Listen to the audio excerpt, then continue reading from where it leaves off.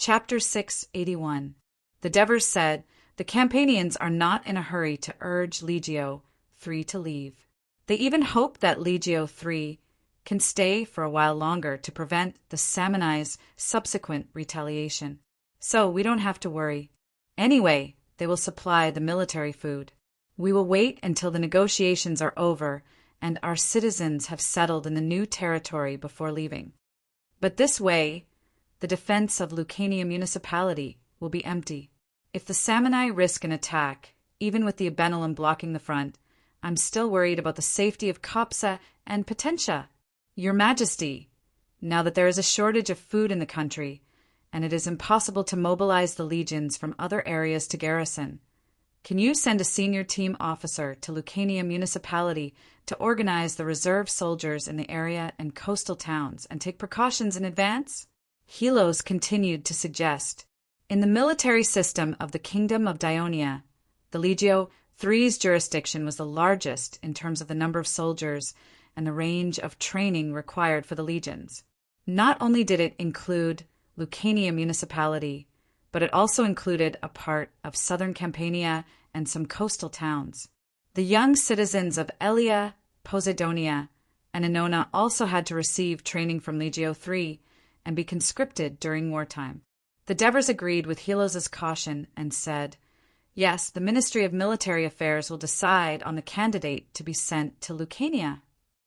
Your Majesty, I recommend Xanthoparis to carry out the task of forming a new legion in Lucania.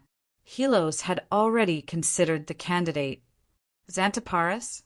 The Devers looked at Helos.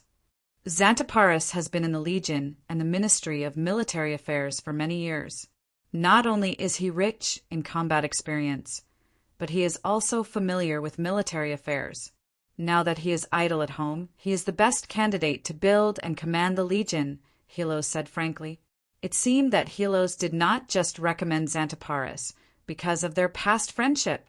After listening to the explanation, the Devers also felt that this candidate was quite suitable. They breathed a sigh of relief and asked, how is his health? He works out every day, so he's quite healthy, Helos replied. As a matter of fact, with the daily reports from the intelligence department, Devers had a good understanding of Xanthoparis's physical condition. He only asked this question to let the others in the room know, in case they objected. Then let's choose him. Devers immediately made a decision. Xanthoparis's removal from his position as a prosecutor in the Ministry of Military Affairs could be considered a form of compensation. Yes, Your Majesty. Next, let's talk about Rome.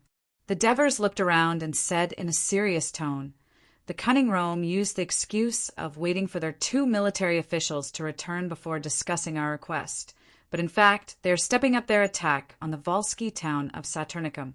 At the same time, they also sent more troops to sneak attack the Volsci coastal town of Antium, attacking the Volsci hinterland.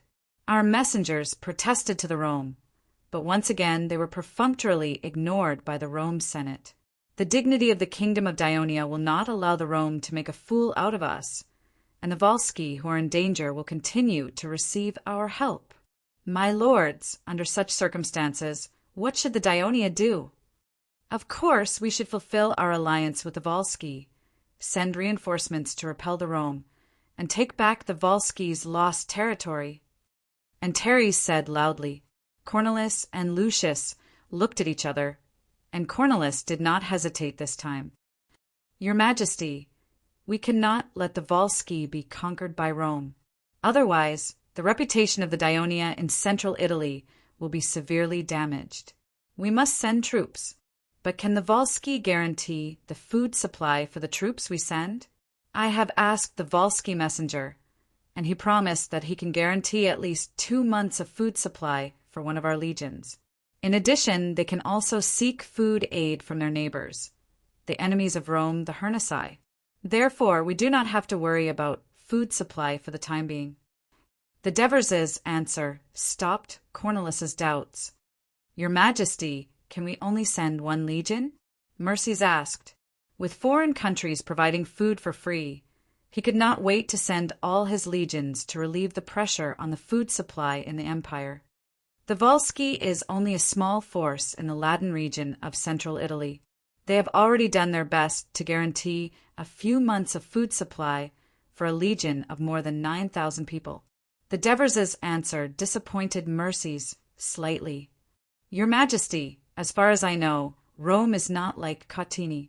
This city-state is very powerful.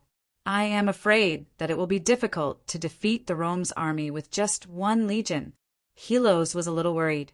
Due to the Devers' influence, he had a better understanding of the situation in Rome. The Devers smiled. Although the military strength of one legion is a little small, we have the powerful Volsci as our ally. In addition, the Volsci are also preparing to join forces with the Hernici, Marsi, and Aquis to fight against Rome. Therefore, although we only have one legion, we are not fighting alone. Moreover, we only need to defeat the Rome, not annihilate them. Therefore, I feel that one legion is enough for the time being. At this point, the Devers asked, Helos, which legion do you think is more suitable to send? Helos thought about it seriously and said, Your Majesty, the 2nd Legion, Legio IV, and 5th Legion participated in the Dauni War. The 8th Legion also started a war against the Sicir in Sicily, and Legio III just finished fighting against the Cottini. Logically, this time it should be the 1st Legion, Legio VI, and 7th Legion. The 9th and 10th Legions have not been established for long and have not participated in any major battles. They lack combat experience and do not have the ability to fight on their own. I think it is best to send the 1st Legion. Legion Commander Amyntas is experienced, and the 1st Legion is the strongest. Sending him to the Latin region shows how much we value the Volsci. After listening to Helos, the Devers were a little hesitant. After more than a decade, the senior generals were either promoted to the Ministry of Military Affairs, such as Helos, Capys, Felicius, Hieronymus, etc., or they were promoted to higher-ranking commanders, such as Alexis and the former Antonios. Some were transferred to local government affairs, such as Epitones, Agathia, and Adrianx. There were also some who were too old or tired of fighting and did nothing at home, such as Xanthoparis and Alpines. Only Amyntas insisted on being the legion commander and did not want to leave, just like Dracos in the past. Divers believed that Dracos was indeed very experienced and brave in battle. The 1st Legion he led also had astonishing combat power and was an incomparably sharp knife. However, Amyntas was impatient and did things carelessly. He was worried about leading an army to fight alone, especially far away from Dionia and fighting against an excellent general like Camillus in Rome. However, the Devers could not say this reason out loud. After all, Amyntas was a veteran general and a Senate senator. He was quite famous, so he said, I remember that the legion commander of Legio VI is Torturas. During the decisive battle against the Mapu alliance, the outstanding performance of the Legio VI under his command left a deep impression on me. This is the first time we are going to help the Volsci. There's no need to send our strongest legion. It is not good to be too enthusiastic. Helos understood the meaning behind the Devers' words. He hesitated for a moment and said, Your Majesty, if we send Legio VI, Lord Amyntas will probably have an opinion if he finds out. The Devers comforted him.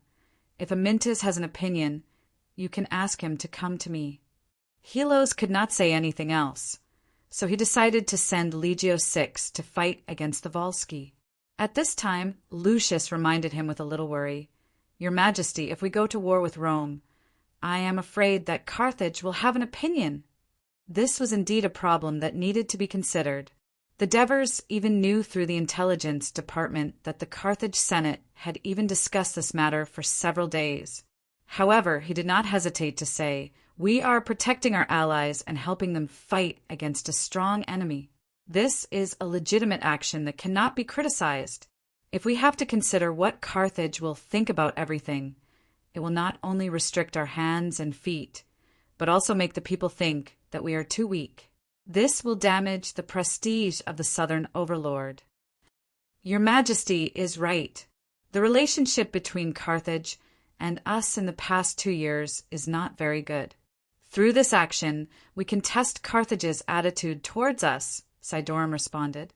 The Devers nodded and said to Helos, "Inform the commander of the 8th Legion, Persosus, to be vigilant, strengthen the defense, and always pay attention to the movement of Carthage in the west of Sicily." At this time the palace herald, Aristides, hurried over and knocked on the door of the office. After getting the permission of the Devers, he walked into the room and handed the papyrus scroll in his hand to the Devers. After reading it, the Devers' face became a little ugly. Facing the curious eyes of the crowd, he said in a deep voice, "Carthage has responded. They killed our merchants and crew without our permission." In the afternoon, after the Devers received the news, the envoy of Carthage rushed to Thurii. This time it was not the old acquaintance of Dionia, Ocherdon, who came, but Predicuba. At the urgent meeting of the Dionia Senate at his request, the leader of the Magonid faction in the Senate of Carthage faced the angry and puzzled gazes of hundreds of Dionia senators, and said loudly with a face full of indignation, "People of Dionia, since we, Carthage, signed a friendly agreement with you more than 10 years ago, we have always been very friendly to you. When you were struggling to resist the army of Syracuse, Carthage selflessly provided you with a lot of resources. When you occupied the territory of Syracuse in Sicily, the situation was very turbulent. It was Carthage who took the initiative to divide the areas under their jurisdiction with you, helping you to stabilize the situation in Sicily. These years, the prosperity of trade in Dionia should be attributed to the merchants of Carthage. But you..." Chapter 682. Predicuba emphasized his tone and snapped, "You have used all kinds of means to attack the merchants of Carthage and restrict them from trading within Dionia. You have also violated the agreement and used tricks to secretly trade with Sardinia. What angers us even more is that you have even coveted our silver mines and repeatedly sent people to the Iberian Peninsula to secretly buy the silver that we were preparing to sell to Tyre. The people of Carthage are angry at the despicable actions of the people of Dionia against Carthage and strongly demand that our Senate retaliate. But based on the long-standing friendship between the two countries, the Senate sent me to protest to you and ask that you ensure that the following points can continue to be maintained." Predicuba's words caused the entire Senate to boil over. The senators, who had been accustomed to the respectful attitude of visiting foreign envoys for more than a decade, were shocked by the arrogant attitude of the people of Carthage and were even angrier. The angry rebukes and curses of the senators of Dionia immediately filled the entire venue. Predicuba was not afraid at all. He turned around and faced the man at the back of the center of the venue. Although it was his first time coming to Thurii, he knew who the real decision-maker of the kingdom was. After receiving the information from Aristides in the morning, the Devers were already mentally prepared, but they did not expect the envoy of Carthage to come so quickly. At this moment he looked calm and said slowly, "Tell me, what is Carthage's request?" As soon as he said this, the venue became much quieter. Predicuba was surprised by the degree to which the Devers controlled the Senate. At the same time, the Devers' face was neither angry nor happy, which gave him a sense of inscrutability. He calmed himself down and said loudly again, "Carthage's request is, first, compensate the several Carthage merchants who were punished in Dionia and allow the Carthage merchants to sell grain in Dionia without any price restrictions. Secondly, stop at once any trade with Sardinia from your towns on the western coast, and never sell anything to it. Thirdly, Dionia shall completely open its domestic market to Carthage, and allow Carthage merchants to trade freely in Dionia without any interference. Fourthly, no vessel of Dionia shall pass through the waters south of the line of Malta, Saurus, Sardinia, and the Balearic Islands. Fifth, do not interfere with any actions of Carthage's ally, Rome, and stop opposing it." After Predicuba said this, the hall became silent. The Devers loosened his grip on the armrest of the wooden chair and looked at the senators, whose eyes were burning with anger. He took a deep breath and shouted, "Senators of Dionia, the elites of the kingdom, can we accept Carthage's rude request?" "No." Angry shouts erupted in the hall, almost tearing the roof off. The guards outside the hall were also startled by the commotion. They looked at each other, trying to guess what was going on inside. At this moment, a soldier suddenly pointed at the square in front of him and said excitedly, "Quick! Look, look, rain. It's rain." Due to the 8 months of drought, the ground of the Victory Square had become dry and cracked. Now, black spots appeared, and the number of black spots increased rapidly. The tourists who were queuing up in front of the fountain to draw water put down the clay pots in their hands and stretched their hands to the sky. Their expressions of disbelief turned into ecstasy. "It's raining! It's finally raining! Thank you, Hades, for bringing us rain." Just when they were in ecstasy, the sound of rolling thunder resounded in the sky. The originally disgusting sunny sky suddenly darkened, and a strong wind suddenly blew. The originally sparse raindrops quickly became denser, and in a moment it became a heavy downpour. When the guard captain rushed into the hall, the Devers suddenly stood up from their wooden chairs, looking down at the Carthage envoy in front of them, and said word by word, "This is the answer of the Senate of Dionia." Predicuba had already expected such a response from Dionia. He raised his head and said in a deep voice, "In this case, Carthage can only cancel the friendly agreement with Dionia. And I want to remind you that Rome is an ally of Carthage. If you go to war with Rome, Carthage will definitely support Rome according to the agreement." The Devers frowned and was about to respond. The guard captain's excited voice rang in the hall, "Your Majesty! My lords! It's raining! It's raining in Turis." These senators, who had always been steady and wise in front of the people, could not hide the excitement in their hearts when they heard this. They completely ignored the important meeting that was being held and immediately ran out of the hall. Although it was still afternoon, the sky in Turis had already darkened. Even though there were eaves blocking the main entrance of the hall, the strong wind still sent large amounts of rain in, completely drenching the entire steps and platform. The thin bolton on the senators' bodies was soon drenched by the rain mixed with the strong wind. But the senators did not feel it at all. They cheered and jumped with joy like the people, and some like Amintes and Matones even rushed into the curtain of rain, enjoying the washing of the rain. Just when the senators were in ecstasy, an excited voice rang in their ears. "This is a divine omen, the omen of Hades. When Syracuse invaded Dionia, Hades resurrected the fountain of Turis, and we defeated the powerful Syracuse. Today, in the face of the threat of Carthage, Pluto has once again sent us the rain that we desperately need. With his blessing, we have nothing to fear." Plesines raised his arms and shouted. His words excited the senators. Even Cornelis, Lysias, and the others who were worried about a war with Carthage gained a lot of confidence. Predicuba did not think much of it. At this moment, the voice of the Devers rang in his ears.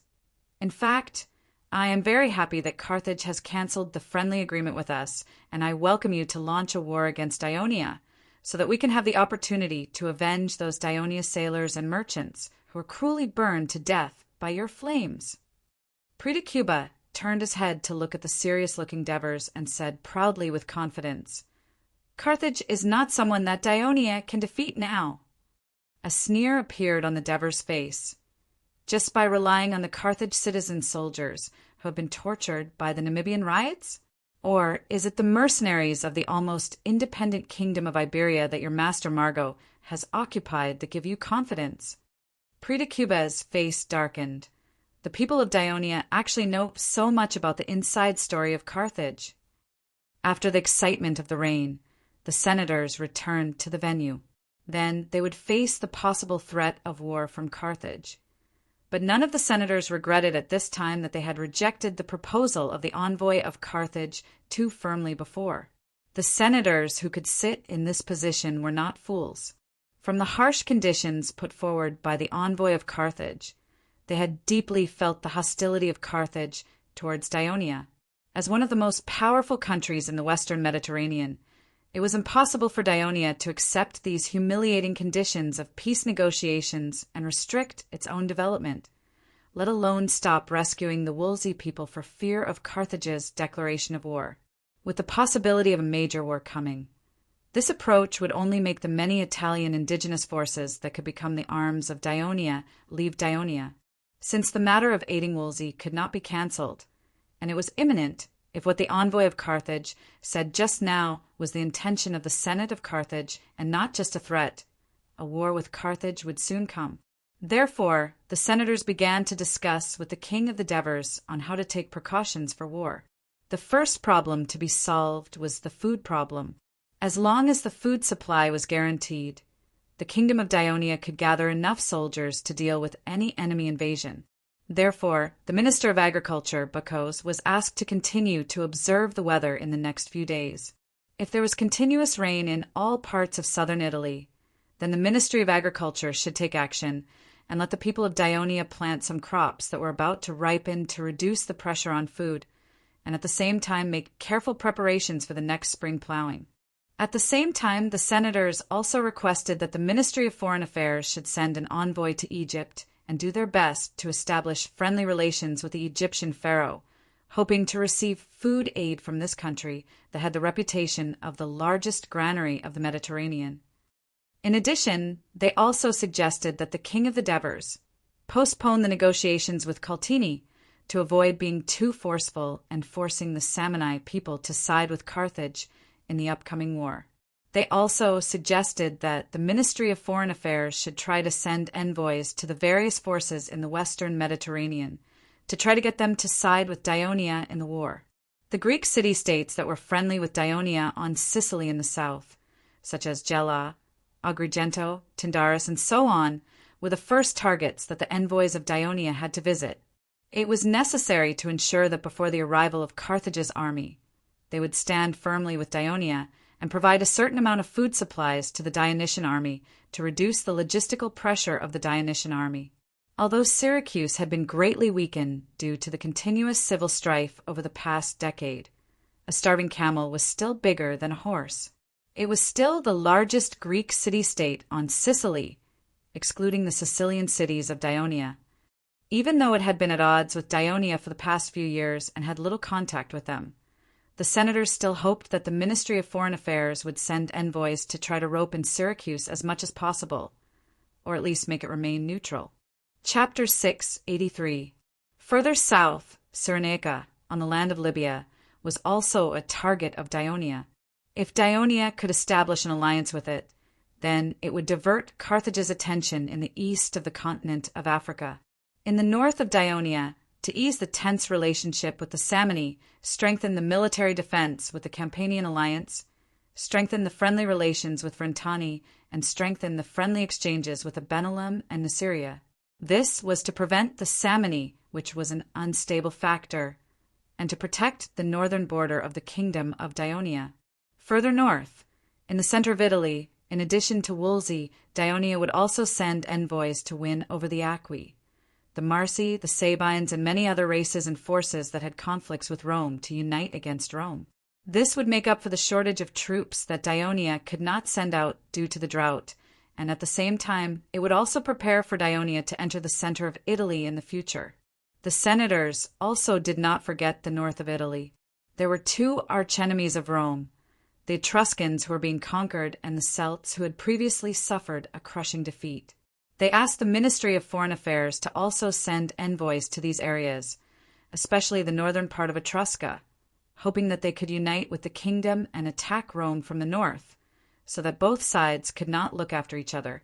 In the west of Dionysia, there were several Greek colonial city-states on the Iberian Peninsula, such as Zakynthos and Hemeroscopion, which divers had proposed that the Ministry of Foreign Affairs send an emissary to contact with the city-states that divers had proposed. In the eyes of the senators, the Iberian Peninsula was too far away from Daionia, but the Devers believed that there was a huge force established by the Carthage Maganid family in the southern part of Iberia, which would be a threat to Daionia, so they had to prepare in advance. As for the east, Sparta, which was far from Daionia, was maintaining a strong position in Greece. If it knew that Daionia, which it feared, was facing the threat of war, not only would it not lend a helping hand, but it would also have other ideas. But the Devers was not too worried about this. Although he did not know much about Greek history in his previous life, he also knew that Sparta's domination of Greece could not last long. Even if he had transmigrated to this era, the butterfly effect caused by it may have changed some of the history that should have happened, but the Thebes and Athens would still be Sparta's #1 enemy. After all, Sparta's own strength and the measures it implemented determined that it could not annex the Thebes, which were not much weaker than it, and would inevitably suffer a backlash from the Thebes. Therefore, Dionysia only focused on Egypt as a friendly target. Of course, no matter how good the preparation was, it ultimately depended on military victory. As for the military deployment, the senators had developed a long-term habit, absolute trust in the Devers' leadership, and some taboos, so they generally did not take the initiative to ask about specific military plans and troop deployments. But in order to reassure the senators, the Devers still took the initiative to let Helos give a detailed account of Dionia's deployment in response to the upcoming war at the Senate meeting. On the northern front, the Ministry of Military Affairs was ready to send a legion to Woolsey to unite with other forces to repel the attack of the Rome. Legio III was still stationed in the territory of the Campania alliance, and at the same time, a general was sent to organize the reserve soldiers in Lucania municipality to restore the defense of this area, strengthen the training of the newly established 11th Legion, improve its combat effectiveness as soon as possible, and prevent the possible invasion of the Simonians. Pucetti's 10th Legion was on standby, ready to quickly reinforce the north at any time. In the south, the 8th Legion began to mobilize, ready to defend against the possible attack of Carthage's army at any time. Once the war started, its commander, Persosus, would be given the authority to expand the army. At the same time, the 7th Legion in the Locri area was also ready at any time. Once the pressure on the battlefield in Sicily increased, it would be transported to Sicily and rendezvous with the 8th Legion. On the naval side, once Carthage started the war, Sicorion would quickly lead the 1st Fleet to the south and rendezvous with the 2nd Fleet stationed in Cadanae. While ensuring the security of the southern waters of Dionia, they would also look for opportunities to fight the Carthage navy. In fact, in the preliminary military plan, except for Legio III and Legio VI, which was about to go to Woolsey, the other troops were still in preparation. They were not even assembled, because this was the only way to reduce unnecessary food consumption. This was only a war plan, and everything had to be adjusted according to the development of the war. In the face of the huge war crisis that was about to come, the elders of Dionia did not argue pointlessly. They scrambled to offer suggestions and improve the plan to deal with the crisis. The meeting lasted until dusk. The Devers returned to the mansion and had dinner. It was already evening, and the heavy downpour of Turiae had turned into a drizzle. Perhaps it had been a long time since they had seen rain, so Christoia and Agnes asked the slaves to move their sleeping mattresses to the porch outside the living room. The two of them lay down and chatted through the thin curtain of rain while enjoying the rain. It was a different kind of atmosphere.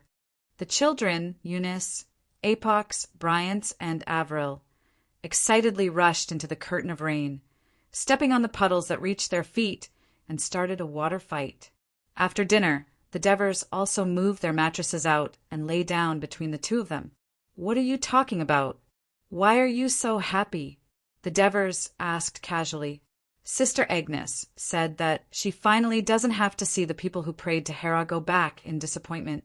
They are so happy that they are jumping and screaming in the temple, and my sister can't bear to chase them out. Christoia turned her body sideways and said to him, Sister Agnes said that she doesn't have to see the people who prayed to Hera anymore.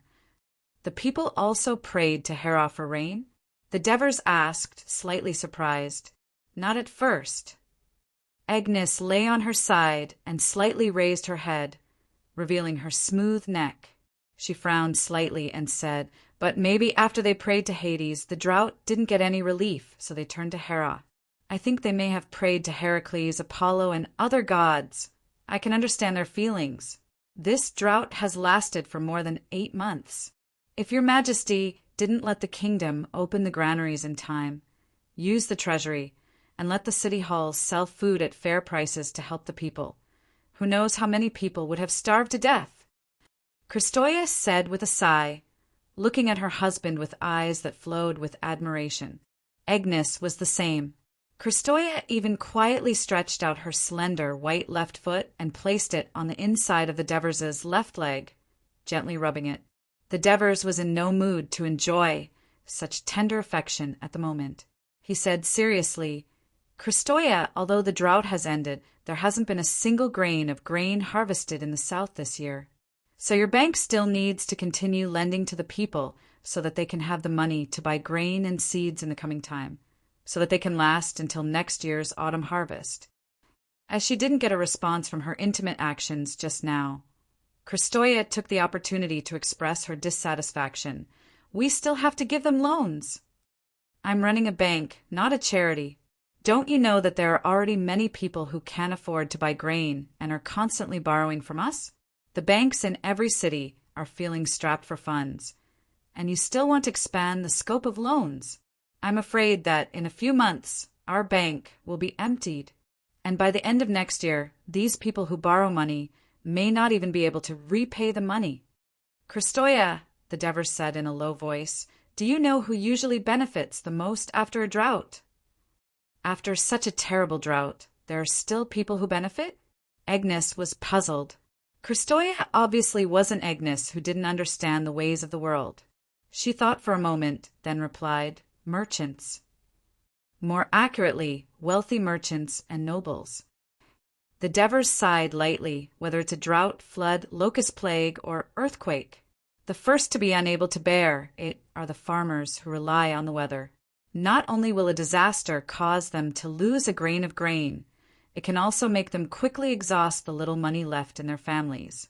In order to survive, they can only borrow from these wealthy nobles and merchants at usury.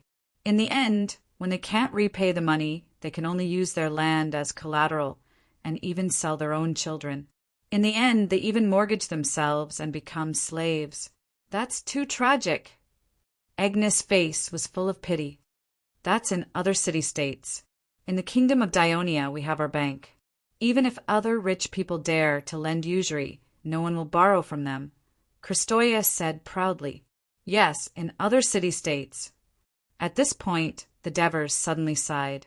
The problem of debt was very serious in many city-states in the Mediterranean. Back then, it was because of debt and land that the people of Athens finally rebelled, forcing Christian to implement the reform of the original democratic system of government in Athens. A few days ago, he had learned from Aristides that the conflict between the nobles and the commoners in the north of Rome had intensified, and the focus was also on land and debt. Thus, he said with a serious face, Christoia, since the bank has already helped them, let's help them to the very end. We're the royal family of Dionia, and the whole kingdom belongs to us. We can't just watch as the people of the kingdom can't afford to buy food and seeds. In the end, they have to borrow usury from the merchants, allowing them to annex their land and even become their slaves. This will not only destroy the stability of the kingdom, but also reduce our source of soldiers and taxes. It will also make these rich people who have annexed large amounts of land a hidden danger that will be difficult to control. So, your bank isn't just used to make money, it's also an important tool for our family to stabilize the kingdom, so that the throne can be passed down for a long time. Chapter 684. His last sentence made Christoia's eyes light up. She smiled and said, Your Majesty, I'm just joking.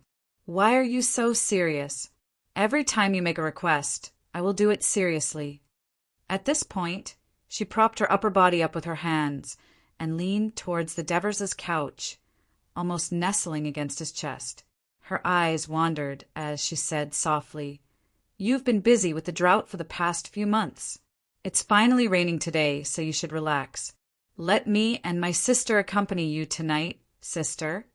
Although Christosia's voice was soft, Agnes could still hear her, and she immediately blushed. The Devers was moved. The drought and the possibility of war had put a lot of pressure on him. He really needed to relax. He was about to tease the shy Agnes when a female slave rushed through the rain, "Master, the guards reported that Elder Amyntas insists on seeing you. It's so late, and Amyntas still wants to see me." The Devers' heart skipped a beat. He gently rubbed Crystal's fragrant shoulders and smiled. "I'll go see Amyntas first. You two wait for me in the bedroom tonight." With that, he got up and went to the study. Seeing the Devers leave, the smile on Crystal's face disappeared. Her expression became serious. "Agnes, don't you think it's strange? It's raining for the first time in 8 months, and His Majesty isn't very happy. It's already so late, but Amyntas still wants to see you. Something important must have happened. I think it's probably war." "War?" Agnes jumped in fright, revealing a look of worry. Crystal stood up from the couch and shouted towards the outside, "Molina! Hurry and bring the children in. They'll catch a cold if they stay in the rain for too long." With that, she looked at Agnes and said in an unquestionable tone, "Tonight the two of us will accompany His Majesty and let him relax. Come to my bedroom." Okay. In the end, Agnes's concern for the Devers prevailed over her shyness, and she nodded hesitantly. In the Devers' study, Amyntas straightforwardly stated his intentions. "Your Majesty, I am here to ask you to send the First Legion to Wolsey to help them repel the people of Rome." The Devers was not surprised. He had already guessed it when he heard that Amyntas had come to see him.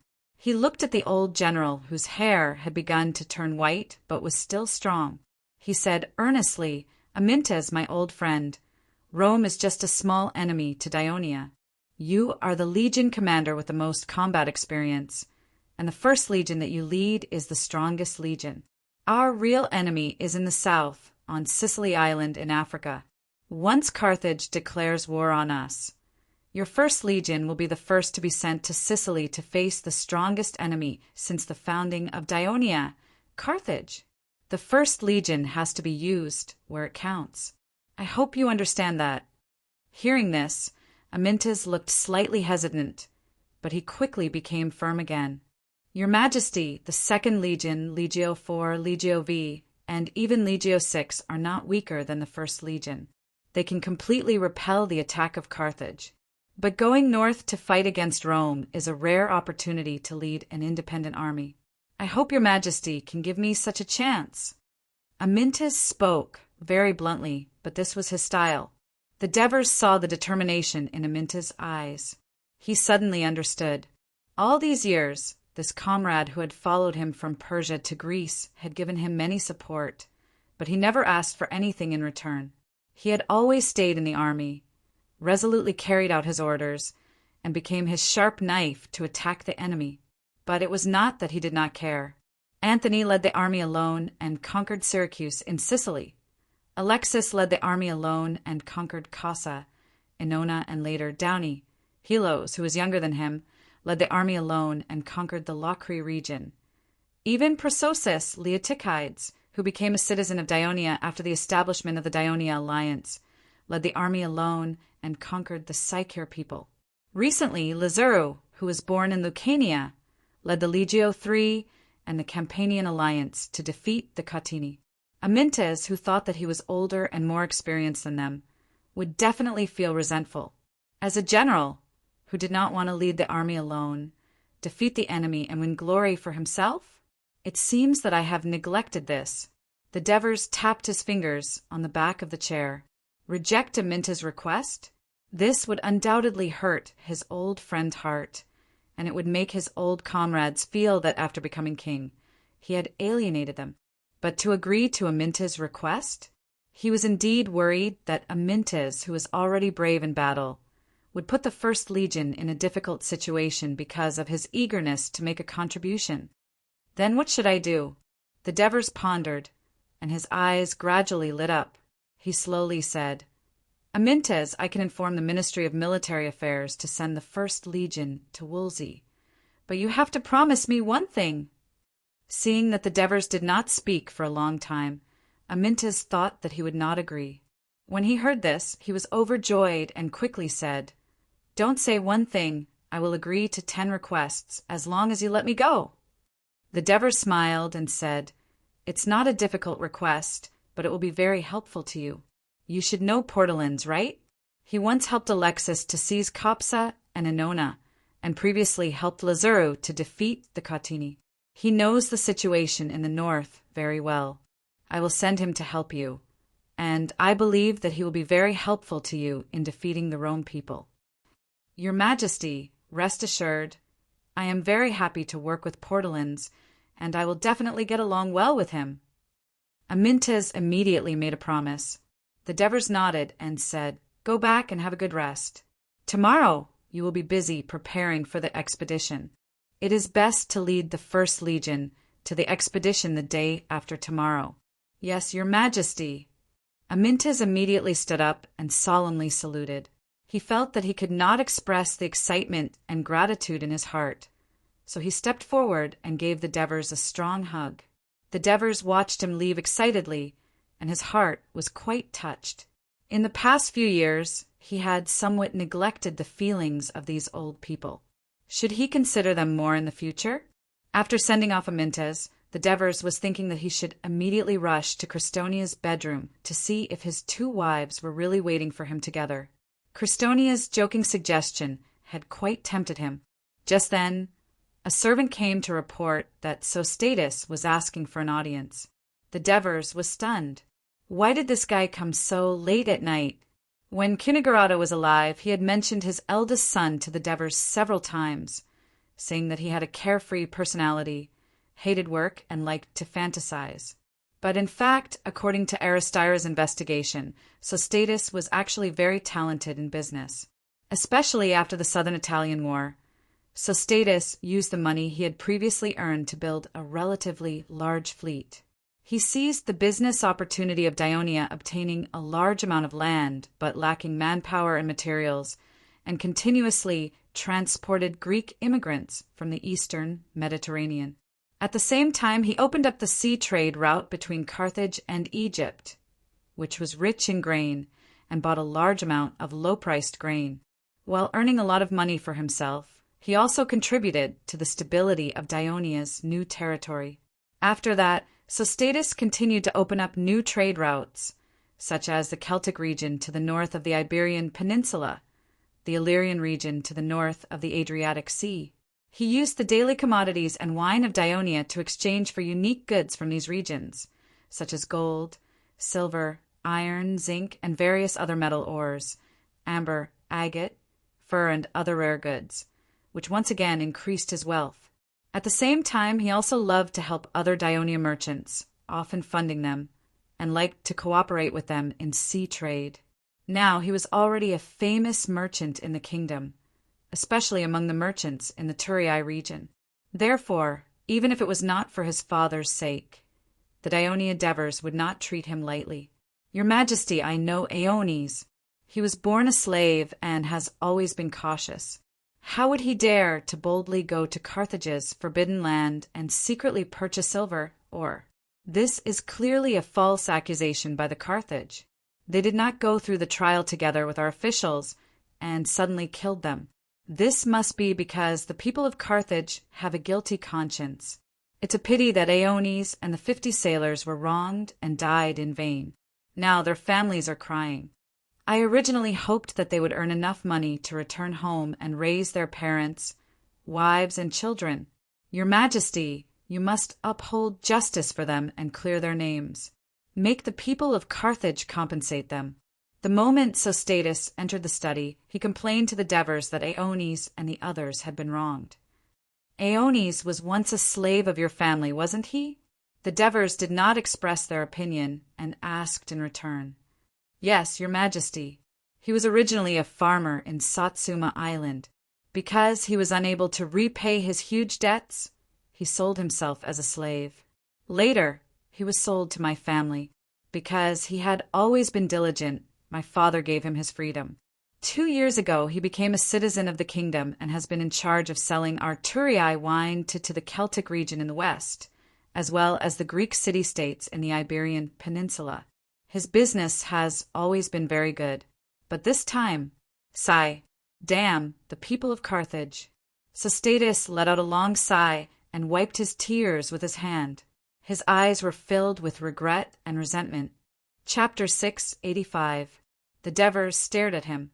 Through his intelligence, he knew that Ioannis was a merchant supported by Sostatus. He was a distributor of the Chamber of Commerce he established, so his expression and behavior were not a pretense. So he said calmly, "I can no longer protest to the Carthage because they have torn up the friendly agreement with our kingdom." "What?"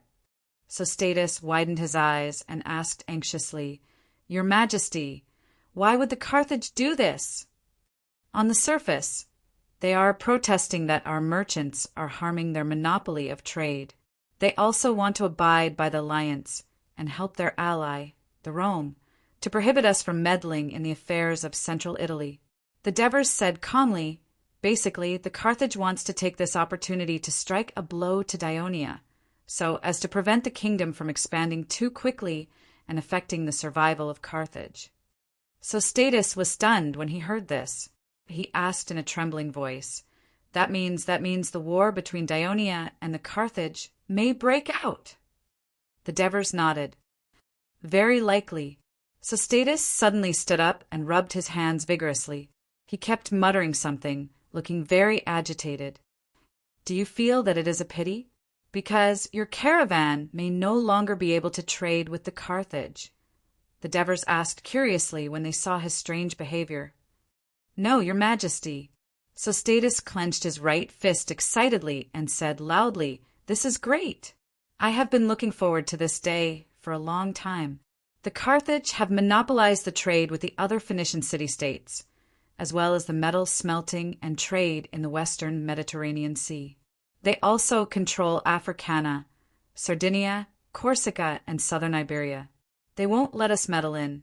We should have used force to break this monopoly long ago and taken all of these away." The Devers had thought that Sostatus was afraid of the coming war. They did not expect him to be happy about the possibility of war. They had underestimated the greed of merchants. Dives stroked his chin and asked, "If a war really breaks out, the powerful Carthage and the powerful Rome are not weak either. Sostatus, aren't you afraid that our Dionysia will be defeated?" "Your Majesty." Sostatus sat down again and said confidently, "All these years I've been to many places to trade, but I've never seen any country or city-state stronger than Dionia. Not to mention your Majesty. With you around, Dionia will not fail. You have a lot of confidence in me." Devers smiled and then said with a solemn expression, "However, there is a reason why the people of Carthage dared to tear up the agreement and support Rome at this time. It is because of the drought that we lack food. Without food, we won't be able to send our troops to fight. We can only passively take a beating. Under such circumstances, even the most powerful commander will not be able to win the war." After hearing this, Sostatus fell into deep thought. After a while, he made up his mind and said in a low voice, "Your Majesty, I am willing to send a fleet to Egypt or the Yoke Sea in the eastern Mediterranean to buy a large amount of food and donate it to the kingdom for free to support the army. I am also willing to call on the other merchants in the kingdom to do the same thing as me. But I hope—" Sostatus did not finish his sentence. He looked at Devers with anticipation. Devers was overjoyed and understood the meaning behind Sostatus' words. He did not think that merchants like Sostatus, who dared to take a gamble before the situation was clear, were greedy. Instead, he admired their courage.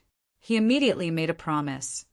"Dionia will never forget these merchants who dared to donate their wealth and help the kingdom in times of crisis. After victory, they will all receive the rewards they need." Sostatus smiled with satisfaction.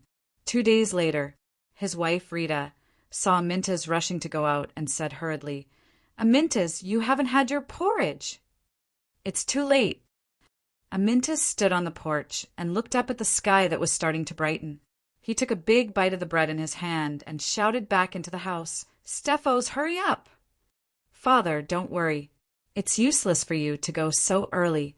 His Majesty, the senators, and the soldiers of the First Legion are probably not here yet." Stephos, who was sitting at the dining table, said, "I am the commander of the expedition. I have to set an example for the whole army. Hurry up, or I will beat you up." Amyntas said impatiently. Stephos stood up helplessly. This was his adoptive father's style. He was already used to it. "Father, don't forget to bring me the spoils of war when you come back." A young boy sitting at the dining table reminded him loudly. Another younger child also shouted, "Father, brother, when I grow up, I want to fight with you and kill the bad guys." Amyntas' attitude towards them was much better. He grinned and said, "Crocus, how can I forget what I said? When I come back, I will bring you a cart full of spoils of war. Phelkes, be a good boy and listen to your mother at home. When you grow up, your father will definitely take you to the battlefield to kill the enemy." In a mansion on the outskirts of the southern city of Turis, Patroclus had already finished his breakfast and spent some time with Cynthia. When the sky was bright, he stood up reluctantly and said, "Cynthia, it's time for me to go." Although Cynthia was also extremely reluctant, she was not an ordinary woman after all. After going forward and giving Patroclus a loving hug, she said with concern, "Be careful and come home as soon as possible." Patroclus smiled confidently and said, "Don't worry, the First Legion will eliminate the enemy as soon as possible and come home as soon as possible. I still want to see the birth of the child with my own eyes." Patroclus caressed his wife's obviously protruding belly with a gentle expression. "You have to take good care of yourself while I'm away. Okay." Cynthia nodded gently. "I'm leaving," Patroclus said loudly, as if he was reminding himself. "Oh, don't forget to bring the helmet that my brother gave you. You'll receive the blessing of the Hades," Cynthia reminded him loudly. The Devers are the descendants of the Hades. This was no longer a rumor, but an irrefutable fact of the kingdom. It was deeply ingrained in the hearts of every citizen, including the royal family. Cynthia firmly believed in this. Therefore, she believed that the helmet given by the son of the Devers, Clotocatax, who also had the bloodline of the Hades, must carry the blessing of the Hades. How could I forget? That's a helmet given by the descendant of the Hades, the future king. Patroclus laughed. It was indeed a good helmet, but the silver surface was too conspicuous, so he painted it black. Cynthia leaned against the courtyard door, her heart filled with longing and worry as she watched her husband leave with the slaves carrying his armor and weapons. At this moment, she deeply understood the feelings that Christonia and Agnes felt every time they saw their father off to war. It is not good weather for an army to assemble for battle in drizzly weather, because it hinders the march. However, the continuous drizzle made the citizens and soldiers of Dionia happy. It meant that the bitter drought was finally over. Therefore, the First Legion and the citizens who came to see them off outside the city of Thurii allowed the drizzle to wet their cheeks, but their expressions were more relaxed. The Devers did not say much to Amyntas, who was dressed in armor. They encouraged him with their usual words. "Amyntas, I await the news of your victory." "Don't worry, your majesty." Amyntas saluted the Devers confidently, then turned to face the 9,000 soldiers, including the First Legion, and waved his right arm with force. "Brothers of the First Legion and the First Legion! Victory! Victory! Victory!" The soldiers' roars resounded throughout the Bari plains. The Devers stood straight and listened to the loud cheers with a solemn expression, but their hearts were filled with excitement. The First Legion's morale is high. Let's hope that we can return victorious in our first battle against the Rome. "Move out." Amyntas gave the order. The bugle sounded. The soldiers in straw raincoats, with weapons and armor on their shoulders, lined up in a long line and marched towards the port. Wolsey was in the north. Why did they have to go to the port? Because the soldiers at the western mountain pass fortress of Thurii reported that because of the continuous rain over the past few days, not only were the roads slippery, but silt and trees fell from the mountains from time to time, blocking the roads. Therefore, the Ministry of Military Affairs decided to let the expeditionary troops not go through the mountains in the west. Instead, they would take a boat to Silatina, then to Treen, and then take a boat north to Wolsey. The whole journey might take even less time. The Devers looked at the imposing soldiers marching towards the port, and his expression gradually turned solemn. He knew that this might be the beginning of a large-scale war. Topyrus felt very aggrieved. He had been trapped in the hotel for 8 or 9 days in a row. The people of Rome blocked the entrance every day, protesting and cursing. The soldiers of Rome guarded the entrance, saying that it was to protect their safety, but in fact it was to restrict them from going out.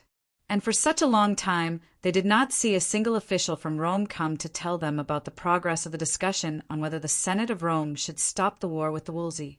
At this time, Topyrus already understood that the people of Rome were obviously stalling.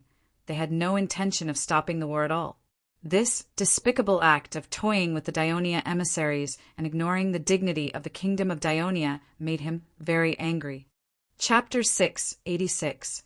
Just as Topyrus was about to leave, an official from Rome finally appeared. He vaguely remembered that the man walking towards him was the senator of Rome, called Paulus. The senators of Rome are even more difficult to meet than the king of Daionia.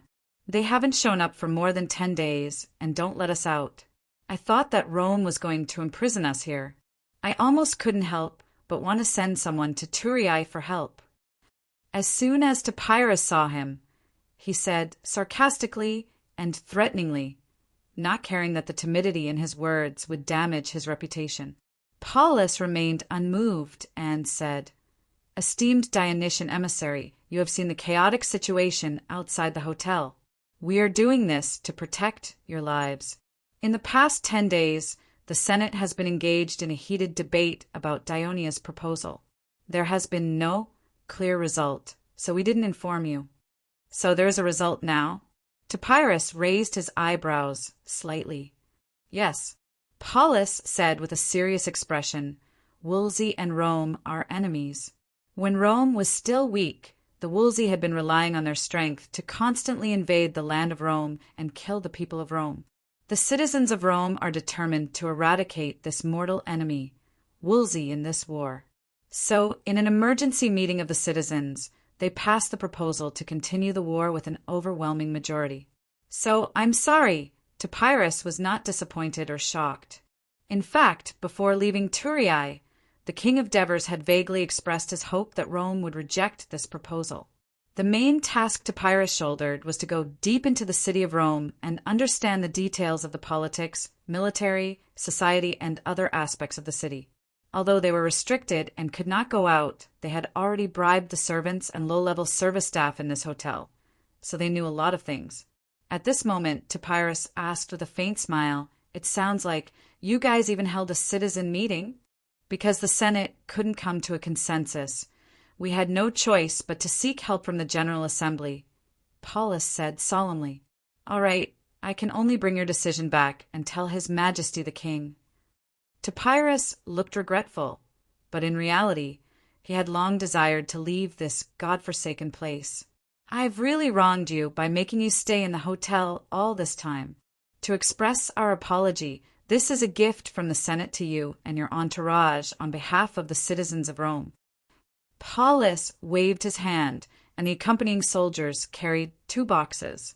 When he opened it, he saw that it was filled to the brim with silver coins, which added up to at least 2 talent. The previous delay was to allow Rome to occupy as much of Volsky's land as possible in order to increase its leverage in negotiations with Daionia. After receiving the explicit support of Carthage yesterday, Rome, who had become more courageous, did not really want to go to war with the kingdom of Daionia after rejecting the proposal of the kingdom of Daionia. Even with the help of Carthage, a war with the kingdom of Daionia would definitely cause some losses to Rome. Therefore, they tried to avoid it as much as possible. Therefore, they used money to bribe the emissaries of Daionia, hoping that they would put in some good words for them. Topyrus blinked and said thank you. He accepted it without any hesitation. Of course, he did not want to keep the money for himself, because according to the law enacted the year before last, accepting gifts from foreign countries was a form of bribery. If he was greedy for money, the Ministry of Supervision would probably receive a report from his entourage in the emissary group not long after he returned to Tully, and they would start accusing him. He just wanted to bring back the money from Rome and hand it over to the Ministry of Finance. It was also a small contribution from his trip to Rome. As for putting in some good words for the Kingdom of Rome, that was impossible. Topyrus would only tell the king of Devers everything he saw and heard in Rome. For the safety of the Dionia emissary group, the Senate of Rome even arranged for a patrol to escort them to the port of Ostia. When Topyrus and his entourage walked out of the hotel, countless Roman citizens shouted at them fiercely, "People of Dionia, Rome does not welcome you. Get out of Rome like a dog. Damn people of Rome! How dare you threaten us with war and try to steal our land? Let me tell you, the people of Rome are not afraid of war. We will kill as many as you come." Not only did they curse, but they also threw things at the Dionia emissary group, but most of them were blocked by the patrol soldiers with long shields. Cassius, the captain of the patrol, apologized repeatedly. "I'm really sorry, these guys are rude and ignorant, but when it comes to war, they are very brave warriors. I hope you don't mind." Was he apologizing? Topyrus' eyes narrowed into slits, and he said faintly, "I heard that there are many rude and ignorant civilians in Rome. When they turn their ferocity against the enemy to the nobles of Rome, I'm afraid you won't feel good either." Cassius' face darkened when he heard that. In the afternoon, the Dionia emissary group left the port of Ostia. The news of the defeat of the Ceutini tribe spread throughout the Samni region, causing a great shock. The alliance of the 4 major tribes of Samni immediately held an emergency meeting at the request of the Ceutini people to discuss how to deal with the matter. The meeting was held in Caudium. Respected leaders, the people of Dionia violated the covenant and sent their army to ambush the people of Ceutini, who went out to plunder in the Campania plain. Caught off guard, our leader, Segavani, and more than 2,000 warriors were captured. More than 3,000 warriors were killed and injured, and all tribes suffered heavy losses. After the battle, the Ceutini alliance immediately sent people to negotiate with the people of Dionia and Campania, but they refused to release our captured tribesmen and leaders, and they arrogantly warned us to stop all hostile activities. Now, the army of Dionia is stationed in Thesala, threatening the territory to the west of Ceutini like a hungry wolf. The tribes living around the towns of Lola, Sessala, and Capua are all afraid of being destroyed, so they have migrated to the mountains. Now the entire Ceutini region is in chaos. I implore the leaders to work together to stop the invasion of the people of Dionia and avenge the dead people of Ceutini, considering that we are all descendants of Savone. The leader of another major tribe living in the city of Caudium, Eusebique, pleaded with a tearful voice. When we entered the city, I think everyone saw the tragedy in Caudium. We can't let the people of Dionia go on like this, or else Caudium's today will be our tomorrow. The leader of the Caracini tribe, Contruk, stood up angrily. The Caracini tribe lived in the middle of the mountains. They were surrounded by the Pentine, Hilpini, and the so-called Samni branch, the Forentani. They were the smallest in number and territory, but they were also the most courageous, adhering to the ancient traditions of the Samni. I said 10 years ago, don't be afraid of the people of Dionia. Even if they kill many of our warriors, we, as the descendants of the wolf god Savone, will fight them to the end. Although Contruk was over 50 years old, his voice was as loud as a bell. He pointed at the leader of the Pentine tribe, Barti. You kneeled to the enemy for the sake of your father and people who were captured. But when your father returned, he committed suicide out of shame. Don't you want revenge? And you? Contruk pointed at the leader of the Hilpini tribe and reprimanded. In the war 10 years ago, your tribe suffered the most casualties, and you even lost large areas of land such as Cosa and Inona. As the leader, you didn't want to avenge them and take back your territory, but instead, you fawned on the enemy like a dog. What happened in the end? The people of Dionia didn't give you any benefits. Instead, they treacherously alienated the friendly relationship between your tribes, causing the Abenelum to not listen to your orders, and instead become friends with the people of Dionia. This is a disgrace. And you, Caudium! Contruk pointed at Eusebic. If it wasn't for your leader supporting those two idiots to sign the alliance with Dionia, he wouldn't have become a prisoner of the enemy today. Look at the areas like Nassyria. The people there have given up their faith in the great wolf god and worshipped the gods of the foreign races. This is a betrayal of their ancestors. This is blasphemy. Today's fiasco is Savon's punishment for all of you. Re-Iskek, Bardani, and Uzbek were ashamed by Kontruk's scolding. Since Kontruk was the leader of the Samanese tribe for nearly 30 years, he was the oldest and had a lot of prestige in the tribal alliance. Therefore, even if they were dissatisfied, they couldn't refute. At this time, Roan, the high priest of the four major Samanese tribes, also said sternly, "The insidious and cunning people of Dionia have sinister intentions against us. Not only do they want to destroy our people, but they also want to replace our great gods with evil gods. They want to destroy our traditions and make us Samanese their slaves. We can't bear it anymore. We must pick up our weapons and fight them to the end. We must drive them out of the mountains, take back our land, and restore our traditional beliefs. It's not enough to drive them out of the mountains. We must give them a heavy blow so that they won't dare to offend us, Samanese again." Kontruk emphasized again, "Give Dionia a heavy blow." That's easy to say. The younger Bardani couldn't help but refute. "Do you know how big the kingdom of Dionia is? How many people are there? They can easily organize an army of 100,000 people. But can we gather 40,000 soldiers?" Chapter 6, 87. Brat, are you still a brave Samanese? Show me your courage. Don't be fooled by the thick iron shells those Greeks wear. A Samanese warrior can easily defeat 3 or 4 Greek soldiers. Kontruk shouted, "Old man!" Bardani was also angered by Kontruk's scolding. He sneered, "You've been in the mountains for too long. You don't understand the situation outside at all. The Dionia soldiers are not comparable to the Greek soldiers. They can become the most terrifying force in Italy in just a dozen years, not because of their numbers." Kontruk was so angry that he roared, "You coward! Coward! You don't deserve to be the great leader of the Pentni army. Whether I deserve to be the great leader of the Pentni army or not, it's up to the people of the Pentni army to decide. There's no need for an outsider who doesn't know anything to talk nonsense here. Everyone, please be quiet.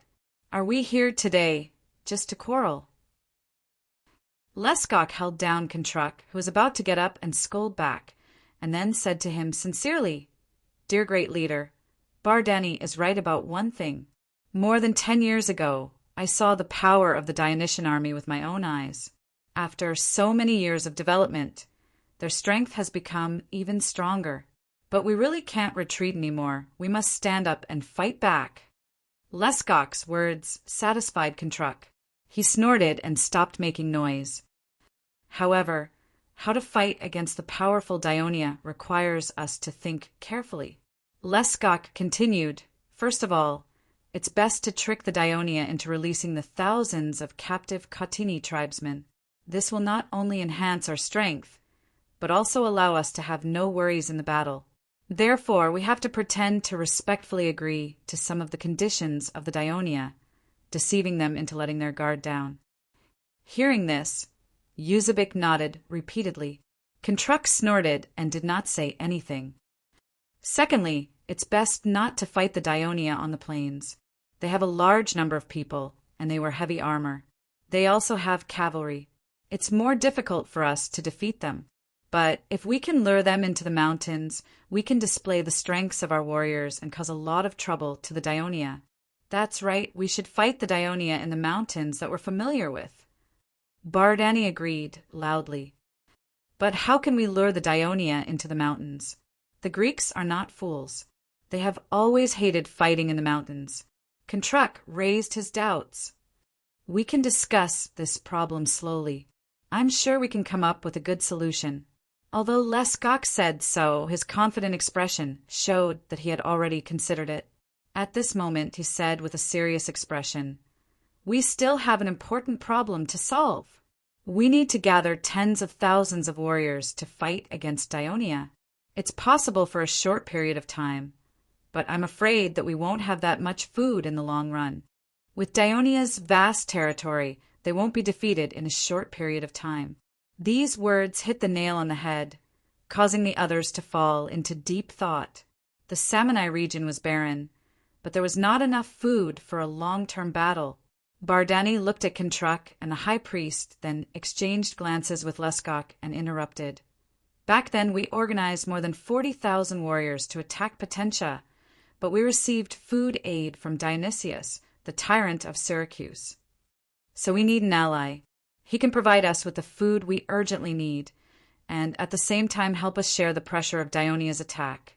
Leskok took the opportunity and said loudly, "Ally? Who's willing to be an ally of the Samanai?" Kintruck said, subconsciously, "For decades, the Samanai had been very powerful in south-central Italy. They had always been the ones who bullied others. They did not need any allies, nor did they have the habit of forming an alliance. Except for a fiasco more than 10 years ago, which forced them to become an ally of Dionia, Kintruck had been brooding over it." Leskok smiled slightly. "Yesterday, Carthage's messenger came to Beneventum. Circei, a Volscian town, bordered to the south by the Tyrrhenian Sea and situated on a promontory. To the west was a mountain, and to the east was a plain, which had been developed into large tracts of farmland by the Volscians. To the north, the coastal area was a series of swamps formed by the convergence of several rivers. This unique topography made Circei easy to defend and difficult to attack, making it an important town for the Volscians. As the mountain races developed, they often had common characteristics. Due to the increase in population, they had to expand to the lowlands to obtain more land to support their population. Therefore, the area of the lowlands that the Volsci now owned was larger than the mountainous area. They also made Circei and another coastal town, Taraka, not far away, as the center of the Volsci alliance. On this day at the beginning of October, a huge fleet sailed from the sea to the south of Selshi. At the forefront of this fleet were 33-oared warships, followed by more than 200 passenger ships, and then another 30 three-oared warships. The entire fleet was surrounded by several dozen small and medium-sized warships. It was a very impressive sight. The Volsci messenger, Mate Bora, pointed at the vague outline of the town on the distant coast and said loudly to Amyntas, "General, look, that's Circei."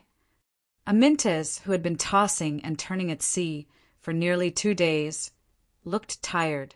However, when he heard this, he immediately perked up. He turned around and said, "Blow the bugle and remind our brothers in the 1st Legion and the Middle-Lades of the 3rd Fleet that we are preparing to enter the port." After giving the order, he said to Mate Bora, "It's a pity that you Volsci don't have a military port. Otherwise, our fleet could directly station at Circei's port. With the cooperation of the warships, it would be easier for us to attack the Romans." Mate Bora immediately said, "General Amyntas, we can immediately start building the military port under your guidance." Although the Volsci had owned the coastal town for decades, they were after all a mountainous race. They were not good at sailing and were not very interested in it. Their shipbuilding skills were lackluster, and the number of warships they owned was also very few. It was the same for Rome. None of the powers in central Italy had a strong navy. By the time your military port is built, the Romans would have long been defeated by us. Amyntas smiled confidently. Mate Bora could only smile apologetically. "General, the warships are starting to turn around." Adjutant Hippograda pointed to the front and reminded him, "The 3rd Fleet has been guarding us for 2 days. It's really hard on them. I believe that I will have the chance to work with Middle-Lades in the future." "I won't thank him this time." Amyntas looked at the warships passing by and ordered, "Get ready to enter the port." Of course, the port of Sels could not be compared to the port of Naples. Not only was it narrow, but it was also less efficient. Hence, the speed at which the Dionia fleet entered the port was very slow. However, there were many high-ranking members of the Volsci alliance who came to welcome the First Legion. Almost all the Volsky towns had sent their important figures. Not only that, but the representatives of the Urunci and Sidixi had also arrived. These two small races living between the Volsky alliance and the Campanian alliance had also been persuaded by the Volsky to join the war. Aminta's translator was temporarily useless because Mate Bora, the Volsky envoy, was there to introduce him to the First Legion. In fact, since the Volsky and Campanians had a good relationship and traded with each other from time to time, most of the high-ranking members of the Volsky alliance could speak Greek. However, their strange pronunciation made it difficult for Amintas to understand them. Sir Amintas, this is the consul of Sels, Tullus. This is the consul of Fundi, Bulerius. This is the consul of Pervernu, Catamontelos. Most of the Volsky towns adopted a system of government with a single consul. The consul would be elected once a year, which was a remnant of the mountain tribes' tradition. In fact, the Volsky alliance was much looser than the Campanian alliance. In theory, every Volsky town was equal in the alliance, and there was no rule about who was the leader. However, the fierce attacks of the Rome forced them to unite even more tightly. With Sels and Pervernu as the center, they fought against the Rome together. Therefore, when they welcomed Amintas, their gratitude was sincere. Amintas was also surprised to see two Dionia representatives. The first was Printos, a staff officer from the Ministry of Military Affairs. After receiving the order from the Ministry of Military Affairs, he came directly from Naples to Sels and waited to meet up with the First Legion. Commander Amintas, I have been ordered to go to the First Legion and listen to your command. Printos, who was dressed in a military uniform, stepped forward and solemnly saluted. After returning the salute, Amintas laughed and said, "What command? I only know that His Majesty sent you here to help me win the war. You have to give me more good suggestions like you did for Alexis and Lazaru." Printos immediately replied, "No problem, as long as the commander is willing to listen." "All right, let's have a good chat later." Amintas smiled and patted his shoulder. He then looked at the other Dionia representative. "Sir Amintas, I am Topyrus from the Ministry of Foreign Affairs. I have been ordered to provide you with some information about Rome." After arriving at Port Ostia, Topyrus received orders from the Devers to come to Sels alone. His Majesty is so considerate of the First Legion.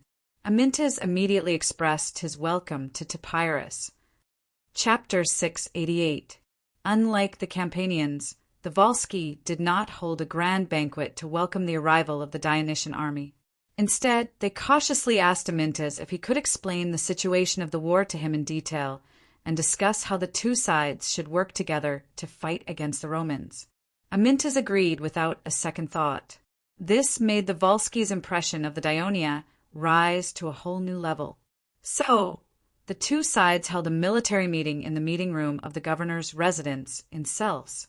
When the cowhide map of Volsky and the surrounding area was unfolded on the table, Amintas and Printos' eyes widened. Although the map was crude and not very accurate, it was at least more detailed than the map of central Italy produced by the Dionian Ministry of Military Affairs. After all, there were many races and forces in this area, and some forces did not welcome outsiders. Besides, the Dionia did not have a base here, so the intelligence department of Aristyras could not send his men to explore the inland.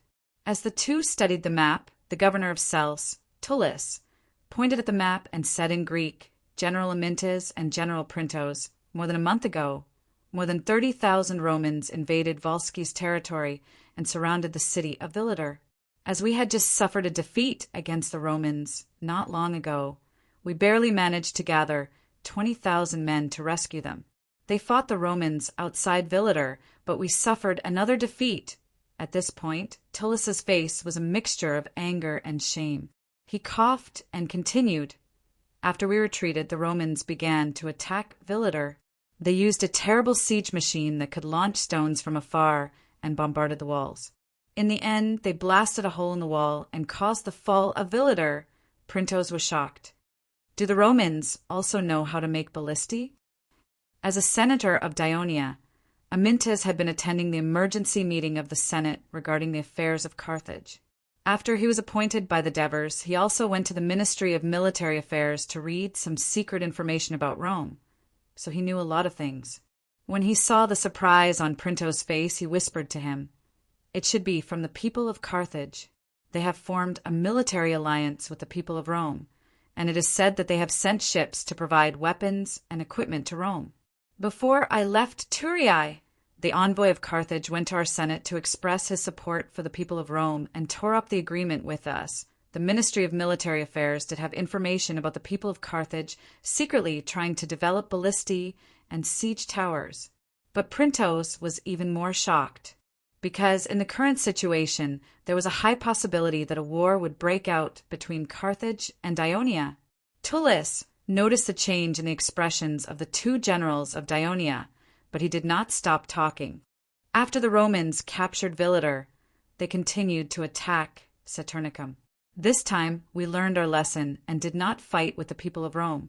Instead, we defended the city with all our strength, so we repelled the attacks of the people of Rome many times. But Tullus said angrily again, 10 days ago, another army of Rome suddenly attacked Antium.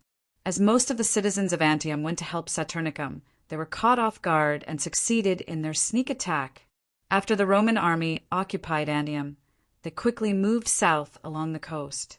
In order to prevent being cut off by them, most of our reinforcements had to withdraw from Saturnicum.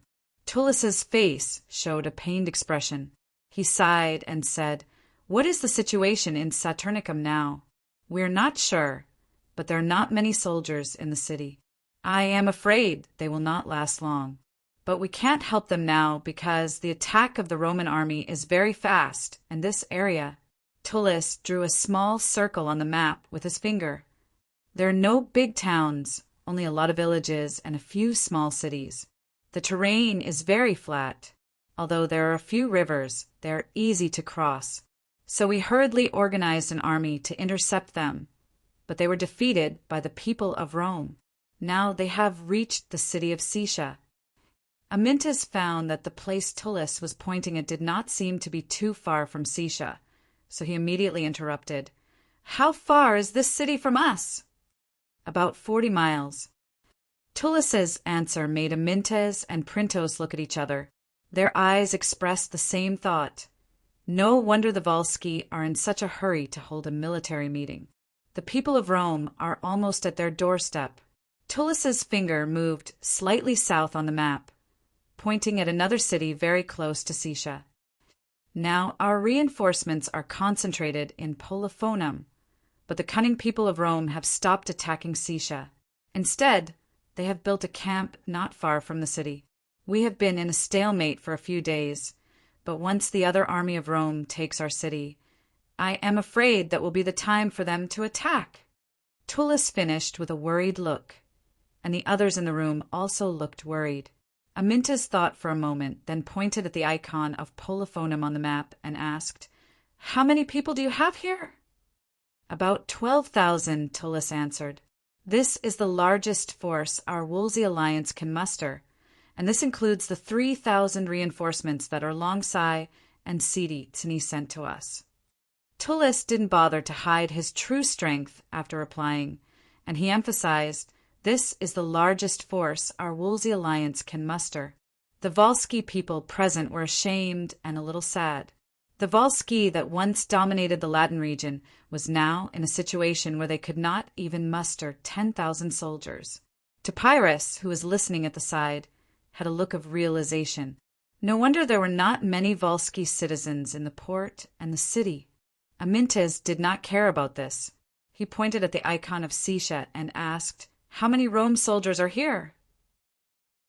"I am afraid there are no less than 12,000, because there are 2 magistrates in the Roman army this time.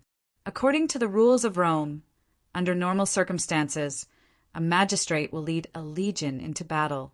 Their legion has about 5,000 soldiers, plus some troops from Rome's allies." Before Tullus could finish, Topyrus could not help but exclaim, "Rome also has a legion!"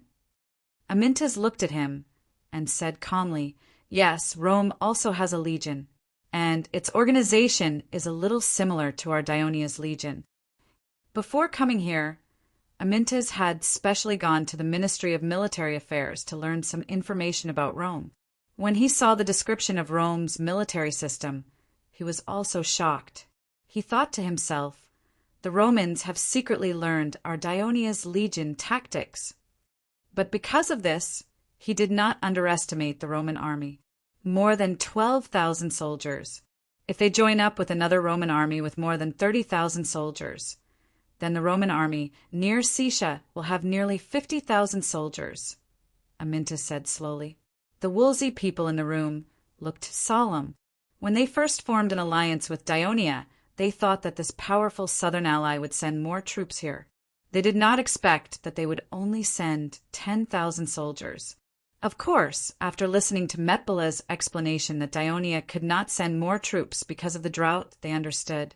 In fact, Wolsey also found it a little difficult to supply food to more than 10,000 Dionysian army and their own army. Amyntas also looked solemn. Of course, he knew that no matter how brave the First Legion was, it was impossible for them to defeat 50,000 Roman soldiers. According to the information, the Roman people had been fighting for a long time, and they were definitely not as easy to deal with as the weak Tarentum people. He stared at the map and thought for a while. Then he pointed to the west of Polevernham and said resolutely, "Tomorrow I will lead my troops to camp here. Then we will see if we can lure the Roman army to fight with us." After Amyntas finished speaking, he looked around the room. When his eyes fell on Printos, he paused for a moment and asked hesitantly, "Printos, do you have any suggestions?" If it was the old Alexis, she would first ask for Printos's opinion and then make her own decision after careful consideration.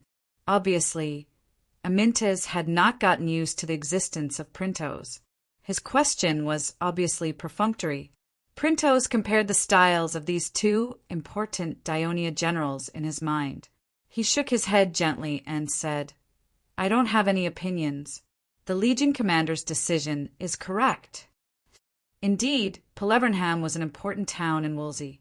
The First Legion was building a camp on the west side of it. The two camps were like horns to each other, which undoubtedly made it difficult for the Roman army to attack. The west side of the camp was the swamp area. This way, they would be able to establish a relatively rough defense line to protect the two most important towns in Wolsey, Trecina, and Selci, as well as the surrounding fields and villages. This also ensured that these towns and villages would continue to provide logistical support to the camp. Of course, if the Roman army gave up the attack on Siscia city and Dionia's camp and forced their way through the large gap between the camp and the swamp area to attack Selci, which was defenseless in the rear, the Roman army would have to take the risk of being beaten up. Printos was analyzing the pros and cons of Amyntas' decision in his mind. Printos expressed his agreement, but before the Wolsey people could say anything, Amyntas had already slammed the table and said, "This matter is settled. Tomorrow morning, I will set off with the army." Chapter 689. The next morning, in the Roman barracks outside the city of Siscia, Camillus got up early as usual. He took the linen cloth that was soaked in water from new poo, washed his face, and had some breakfast. At this time, his son Lucius, who was also the cavalry commander of this army. According to the Roman military system, the cavalry commander was the second in command of an army, entered the main tent as usual to greet his father. "Is there anything unusual?" Camillus asked immediately. "It's the same as before, nothing has changed," Lucius replied casually. Seeing his son's habitual expression, Camillus immediately reminded him cautiously, "Don't let your guard down. The Senate has informed us that they rejected the proposal of the Dionia a few days ago and will continue the war against the Volsci to the end. So, the Dionia are likely to join the war. We must be vigilant and be ready at all times, because the reinforcements of the Dionia may appear at any time. The Senate is right to reject the unreasonable request of the Dionia. How can we give up the victory and land that the citizens of Rome have fought for with their blood and lives just because of the threat of the Dionia?" Lucius said indignantly. He was already in his 40s, but he still retained his hot-bloodedness. He did not inherit his father's gentle and steady character. That being said, this undoubtedly adds a lot of potential difficulties to the war, Camillus said with slight worry. Lucius immediately said, confidently, "Father, in the past 10 years, not only has the land of Rome greatly expanded, but the number of our citizens has also increased rapidly. At the beginning of this year, the Senate counted the number of civil militias of suitable age in the city of Rome and the established colonies. This does not include the Latin allies, not to mention that we have the help of Carthage. It's fine if the Dionia don't come. If they dare to come, they will know the power of the Roman army." Camillus didn't want to argue with his son. He waved his hand and urged, "You should send the cavalry to carry out the reconnaissance mission." After Lucius left, Camillus put on his armor with the help of the servants and began his daily routine of patrolling the barracks. Wherever he went, the soldiers would respectfully call his name. But, in fact, Camillus was not his real name, but a nickname he used in his childhood. It came from the name of a Rome god in the temple. But when he won again and again on the battlefield, his nickname spread, because many citizens thought that he was invincible in battle, as if he was possessed by a god. He took Camillus as his family name and regarded it as an honor. He was the first man in Rome to take a nickname as his family name. He often talked to the soldiers in the barracks in a friendly manner, like an elder talking to a young man. He understood their mental state, and other than encouraging them, he would sometimes help them solve some small problems. So the soldiers loved him, and he himself enjoyed the atmosphere in the barracks. To be honest, he hated the complicated political environment in the Senate. He was afraid to see the fierce conflicts between the commoners and the nobles. Only in the barracks could he relax. Just as Camillus finished patrolling the barracks, the commander of another legion, Magistrate Frius, walked into the tent. According to the rules of the Senate in Rome, when 2 or more magistrates were in charge of the army, they would take turns to command the army. Today it was Camillus's turn. Frius could stay in his tent and not care about anything, but out of respect for Camillus and responsibility for the army, he still came to the tent as a deputy to listen to Camillus's new military deployment. When Frius saw Camillus walk into the tent with a serene expression, he immediately understood that Camillus's strategy today was to defend the barracks. But he still asked, "Camillus, are we still not attacking Satia today?" Camillus comforted him. According to the news brought by the messenger, Quintus's army will launch an attack on Saturnicum today. If they can successfully take it, they will meet up with us in 2 or 3 days, and then we can join forces to attack the Volsci. So don't be anxious for now. How could Frius not be anxious? The citizens of Rome had always been thirsty for military achievements and glory, and Frius was even more so. He urgently needed more military achievements to wash away the humiliation of his previous defeat. It was only because of his previous defeat and Camillus's leniency that he had become more cautious and respected Camillus even more. If only the Volsci could come out of the city and fight with us. Even if they receive reinforcements from the Oronzi and Sidones, and their numbers aren't any less than ours, they still won't be able to defeat the 3-front strategy that you invented, Camillus. And with the help of Carthage's people, our soldiers are far superior in terms of weapons and armor. If we can defeat the last of the Volsci's strength in one fell swoop, we can drive them into the mountains and occupy this fertile land. Frius said confidently. After hearing this, Camillus said seriously, "It's a pity that the Volsci have become cautious. They are all hiding in the city to defend. Even a small city like Sartia has thousands of Volsci soldiers. We won't be able to take it in a short period of time.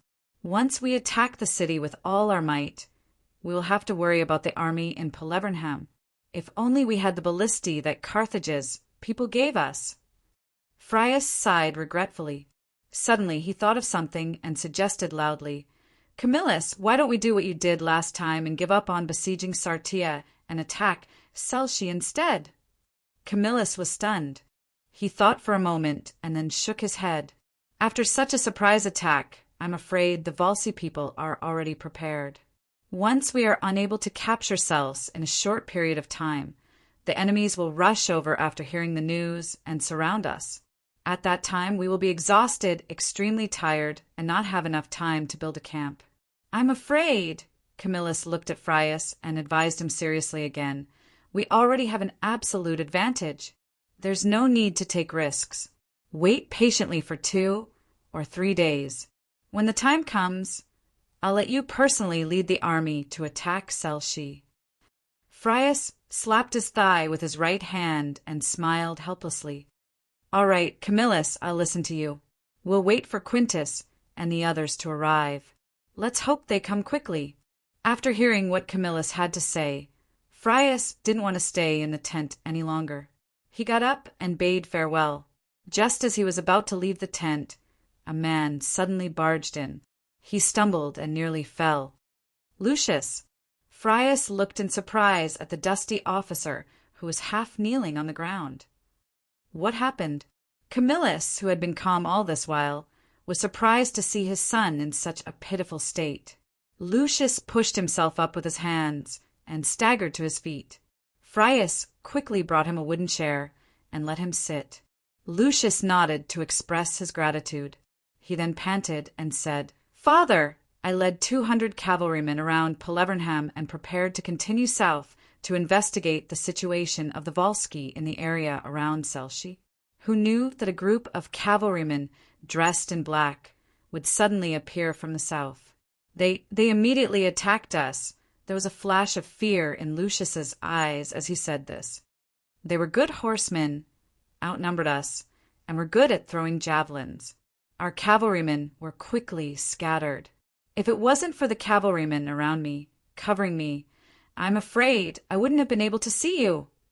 After Lucius finished speaking, the thrilling scene of being chased by the enemy and the javelins whizzing past him from time to time appeared in his mind. The screams of his cavalrymen kept echoing in his ears. His already pale face became even paler. Black cavalrymen. Phraius's heart skipped a beat. He looked at Camillus with a slightly nervous expression. Camillus also looked solemn at the moment. He said in a low voice with uncertainty, Looks like the people of Dionia are here. Lucius had been running all the way and had no time to think about it. When he heard his father's words, he was surprised. Are they from Dionia? I don't remember any cavalrymen dressed in black among the forces around here, and there are so many of them like you said. I only heard from Carthage that the army of Dionia, be it infantry or cavalry, all were the same black. Camillus looked at his son and said in a low voice, So, they can only be the people from Dionia that you threatened to defeat. Lucius lowered his head in shame. How many of our cavalrymen have we lost? Camillus asked again. Because they retreated separately. Some of the cavalrymen have not returned yet, so we can't calculate the casualties for the time being. Lucius said in a low voice. Phraius saw that Camillus was not in a good mood and said worriedly, I'm afraid the cavalrymen of the legion I led were also attacked by the cavalry of Dionia. With Phraius's reminder, Camillus was no longer in the mood to criticize Lucius. There were 10 cavalry platoons in the Roman army, led by Camillus. Every morning, the 2 military officers would send out most of the cavalrymen, some to scout the enemy situation, and some to cooperate with the infantry to collect food from nearby areas. Because the Volsci cavalry was not strong and had suffered a series of defeats, Camillus was not worried about the safety of the scattered cavalrymen. But now he was nervous and immediately ordered, Lucius, immediately send out scouts to the north and urgently inform the infantry platoons and cavalry platoons that are collecting food from the Volsci villages to return to the barracks immediately. Also, remind them to be careful of the attack of the cavalry of Dionia on the way back. Chapter 690. Although it was called a food requisition, it was actually a robbery. As Rome and its allies often fought together, they already had a professional logistical support system. They had specialized quartermasters to prepare food. The main source of food came from the Senate's unified allocation and the alliance's provision of a certain amount of grain according to the treaty. However, the Roman army often requisitioned food from the enemy-occupied areas to weaken the enemy and strengthen themselves. But now, Camillus realized that the scattered infantry platoons were likely to become the targets of the Daionia cavalry. "Frias, we better get the light infantry ready. Once they discover that the Daionia cavalry has circled to the north of our camp to attack our returning soldiers, we will immediately send the light infantry platoons to chase the enemy away and pick up the returning lads." Frias said disapprovingly, "The Daionia cavalry is likely coming from Sels, and it is nearly 40 miles from here. No matter how powerful the Daionia cavalry is, after such a long journey, they will not have the strength to harass our soldiers further north. We don't understand the Daionia, but we must not underestimate them. It's always good to be prepared in advance," Camillus reminded patiently. "All right, I will arrange it," Frias said with a shrug. He was about to turn around and leave the tent when a guard hurried in. "My lords, there are a lot of black cavalry appearing in the south of the camp." Camillus and Frias' hearts tightened, and they hurried out of the tent. In the camp, the news of the cavalry being attacked by unknown cavalry was spreading, causing a commotion among the soldiers. Many of them were whispering to each other about the matter, and they even asked Camillus and Frias, who were passing by. How could they answer them? They hurried to the south wall of the camp, and the walkway on the wall was already filled with soldiers. They looked curiously outside the camp and whispered to each other. The two climbed up the sentry tower and looked out. There were hundreds of black cavalry a few hundred meters away, lined up in a neat formation. In the middle of them were a few large flags, the tips of which were emitting a dazzling golden light. They stood there quietly, although there were only 100 of them. They gave off a feeling that they could not be underestimated. "I heard that the flag of the Dionysian army has a golden statue of their god. It seems like they are Dionia's cavalry," Frias said with a solemn expression. Camillus did not say anything. His eyes were fixed on the few generals with bright tassels on their helmets in the middle of the Daionia cavalry, trying to guess the purpose of the Daionia soldiers appearing in front of the barracks. At this moment, Amyntas was among the cavalrymen, carefully observing the layout of the Rome barracks. A little further forward, Amyntas said as he urged his horse forward. The cavalry had no choice but to follow. An uproar broke out in the Rome camp. "Commander, you can't go any further." Lala, the adjutant, reminded him loudly. "Aristos, you are the son of Scambras." Although Scambras was the oldest in the Senate, he often criticized those who opposed him. He was nicknamed the Roar. "You have inherited his bravery." Amyntas joked in a relaxed manner. "Have you lost your courage after staying in the general staff for a while?" Printos, who was next to him, did not show any reaction on his face. Aristos was not in the mood to joke around. He said anxiously, "Commander, I am worried about your safety. We are still far from the enemy's camp. Besides, we are all riding horses." Amyntas smiled and turned his head to the side. "If the enemy's cavalry rushes out, Leds, your cavalry will protect me, right?" The commander of the 1st Cavalry, Leds, said seriously, "Based on our previous battle with the Rome cavalry, their cavalry is far inferior to ours. So don't worry. No matter how many cavalry they send out, I can guarantee that I will send you back to the camp safely." "Haha, I have been waiting for you to say that. Our cavalry has the upper hand. This is good news." Amyntas laughed as he observed the barracks in Rome. It did not take long for the smile on his face to disappear. Although the Rome soldiers had a great advantage in the battle with the Verci, they did not let their guard down. Their camp was not built hastily.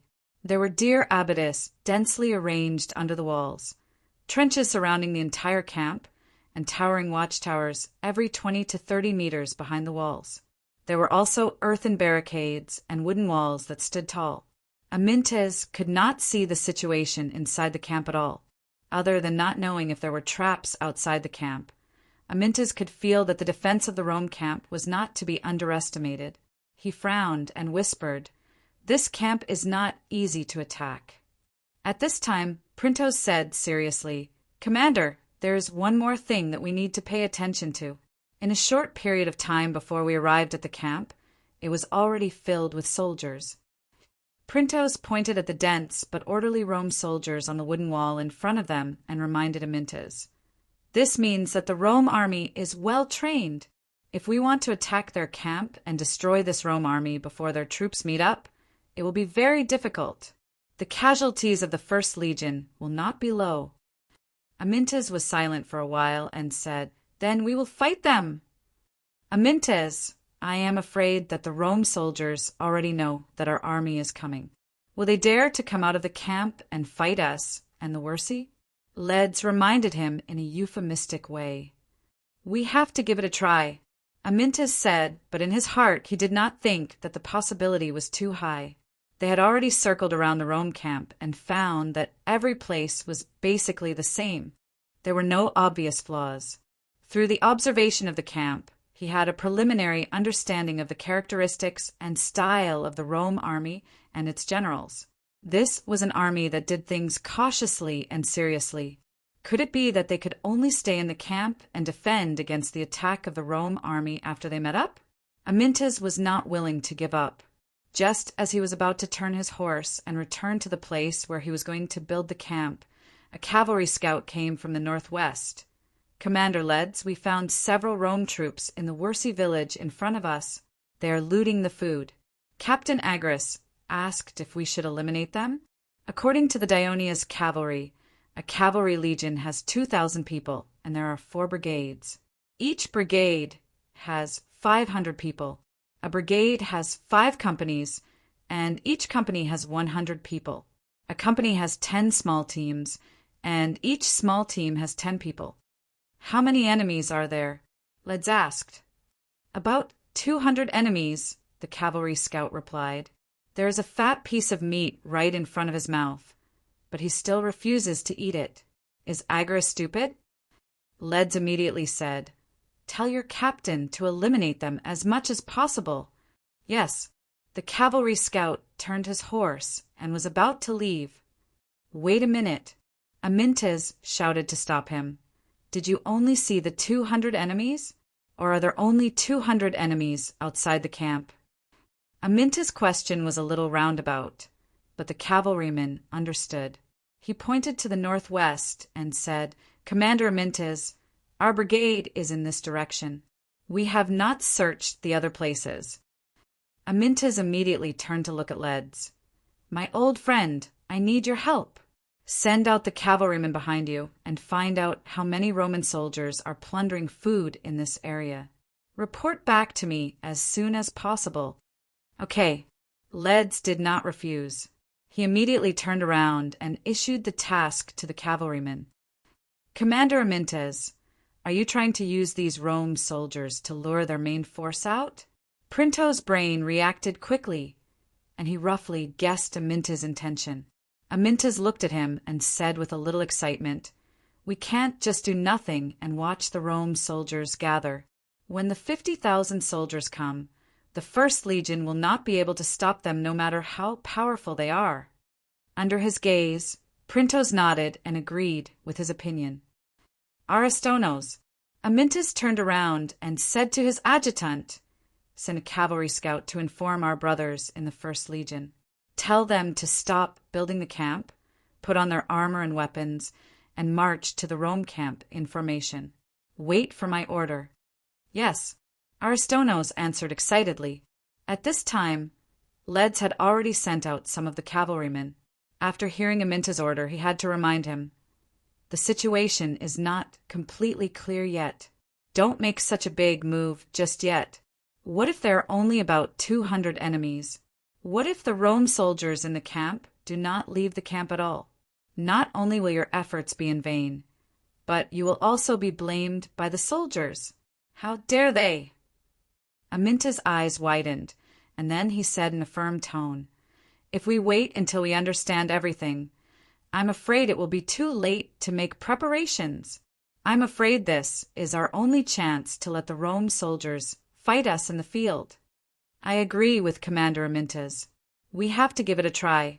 If the final situation is not what we think it is, we can just let the soldiers stay in Pallavernum tonight and continue building the camp tomorrow.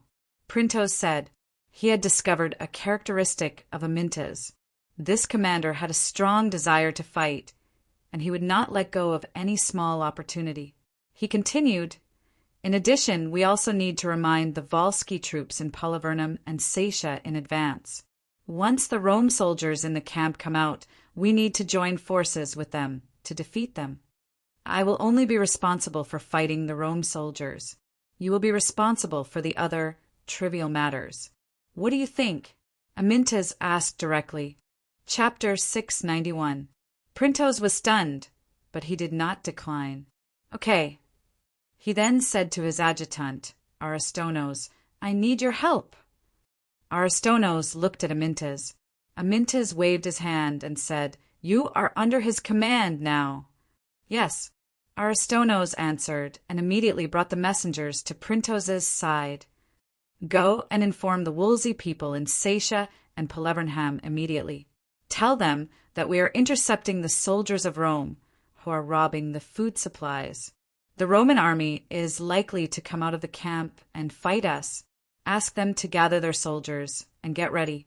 Once we have a large-scale battle with the Romans, ask them to come and support us immediately. After Printos gave the order, the two messengers immediately rode away.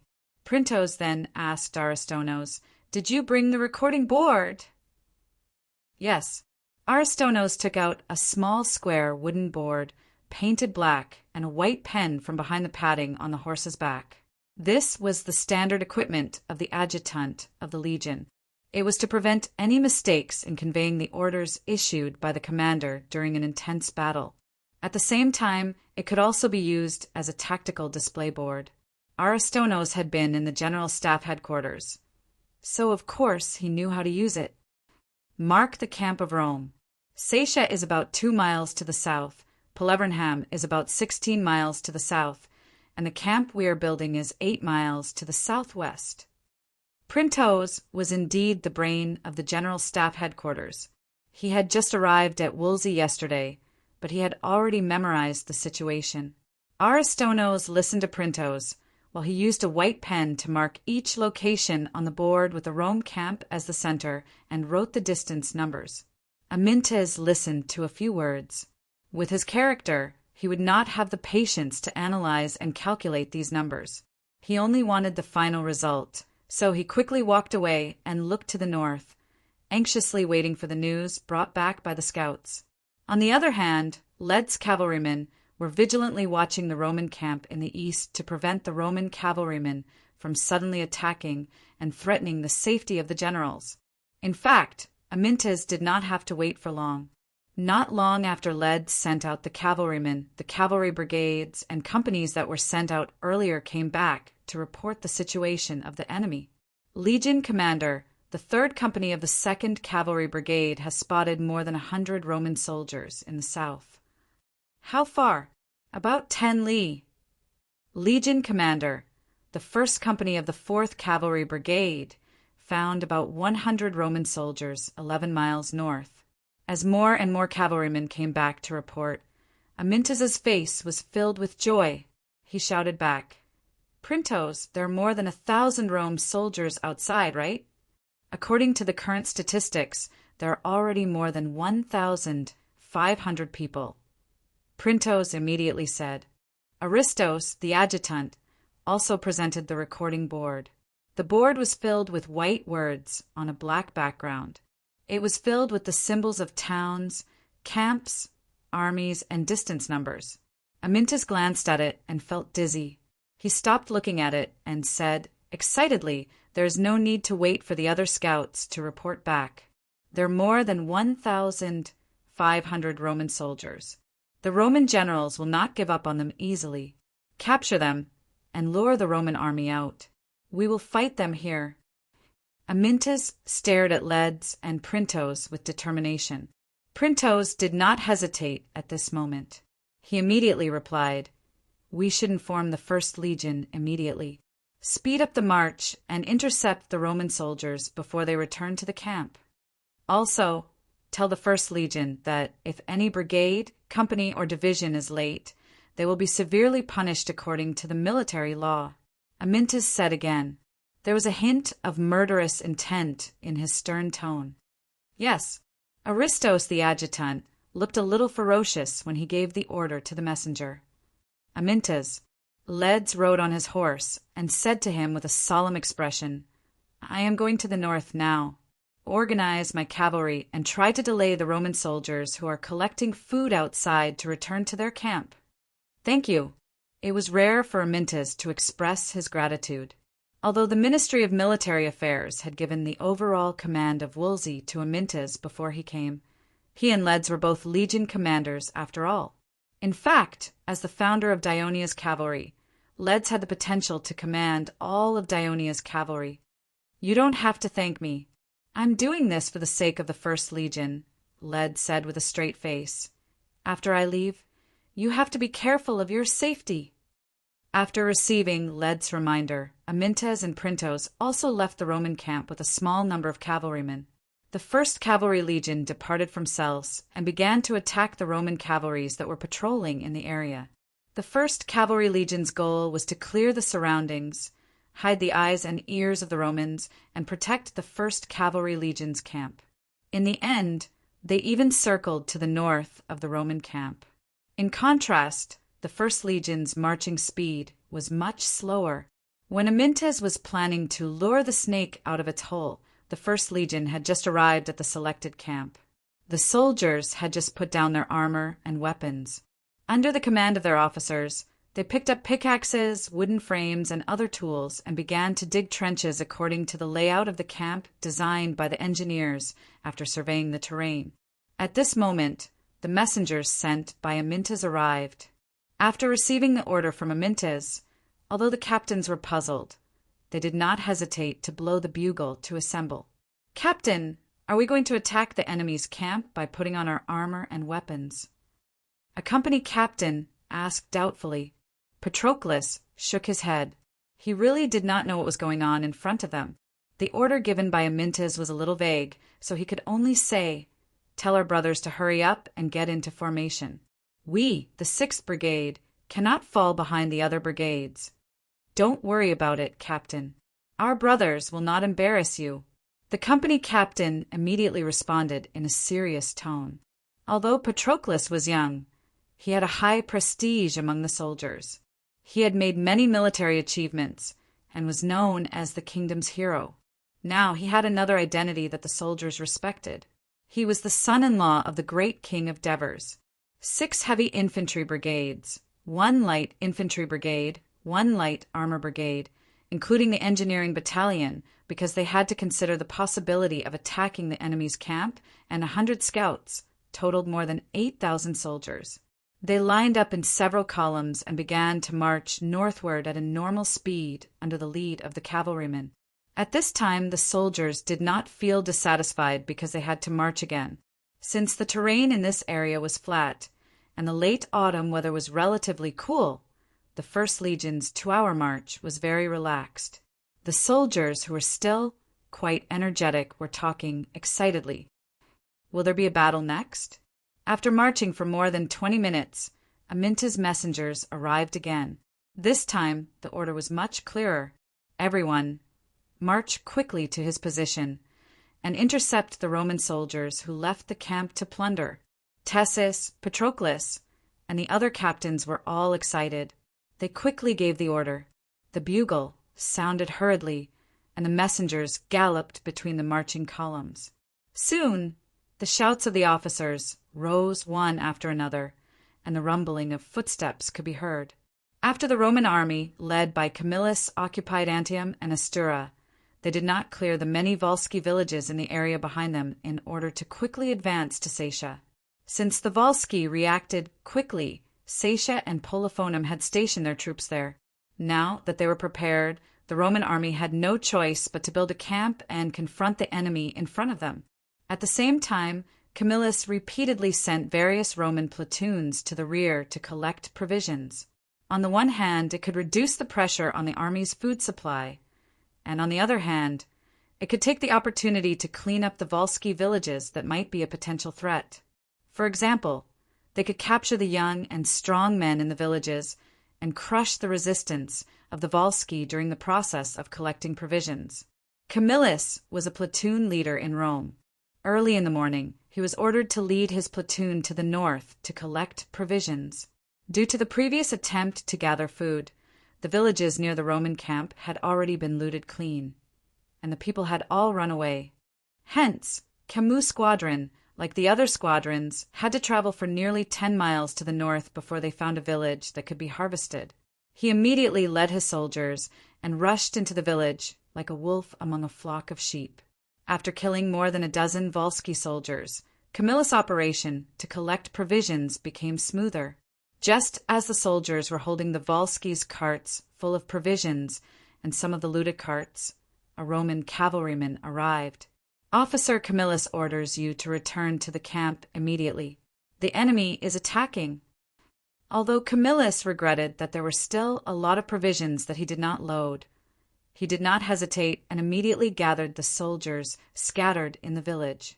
At this time, he saw a lot of black cavalrymen coming from outside the village. They did not look like Volsky cavalrymen. Camillus was confused, but the Roman cavalrymen who could answer his doubts were nowhere to be found. Camillus was not nervous at all. He was used to the incompetence of the Roman cavalrymen. He calmly ordered 120 Roman soldiers to protect the carts filled with provisions. He also grabbed a few Volsky soldiers to lead the pack beasts. The group of people left the village unhurriedly. The black cavalrymen quickly surrounded them and circled around them.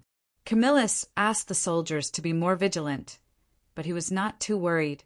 As a veteran, he had seen the attacking methods of the Roman cavalrymen and the cavalry of other forces.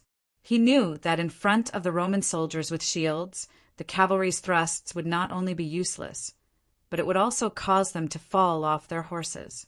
Chapter 692. Camus had participated in the battle led by Camillus to repel the Celts 10 years ago. The ferocious charge of the Celtic cavalry with their great swords and chariots was indeed lethal. But these black knights with spears were obviously not Celts. At that moment he heard a few screams, followed by a soldier's panic shout, "Be careful of the javelins!" Camus instinctively raised his shield to protect himself. When he turned around, he saw a soldier not far away was stabbed in the right chest by a short javelin. The soldier was struggling and screaming on the ground. The Black Knights, who were only a dozen meters away from them, switched their spears to their left hand and held the javelins in their right hand. They slowed down their horses and circled around them, looking for the next opportunity to throw the javelins. Damn it! These enemies know how to throw javelins. Camus was a little panicked. It was his first time encountering such a kind of cavalry. What should I do? Camus thought anxiously. Should I continue forward?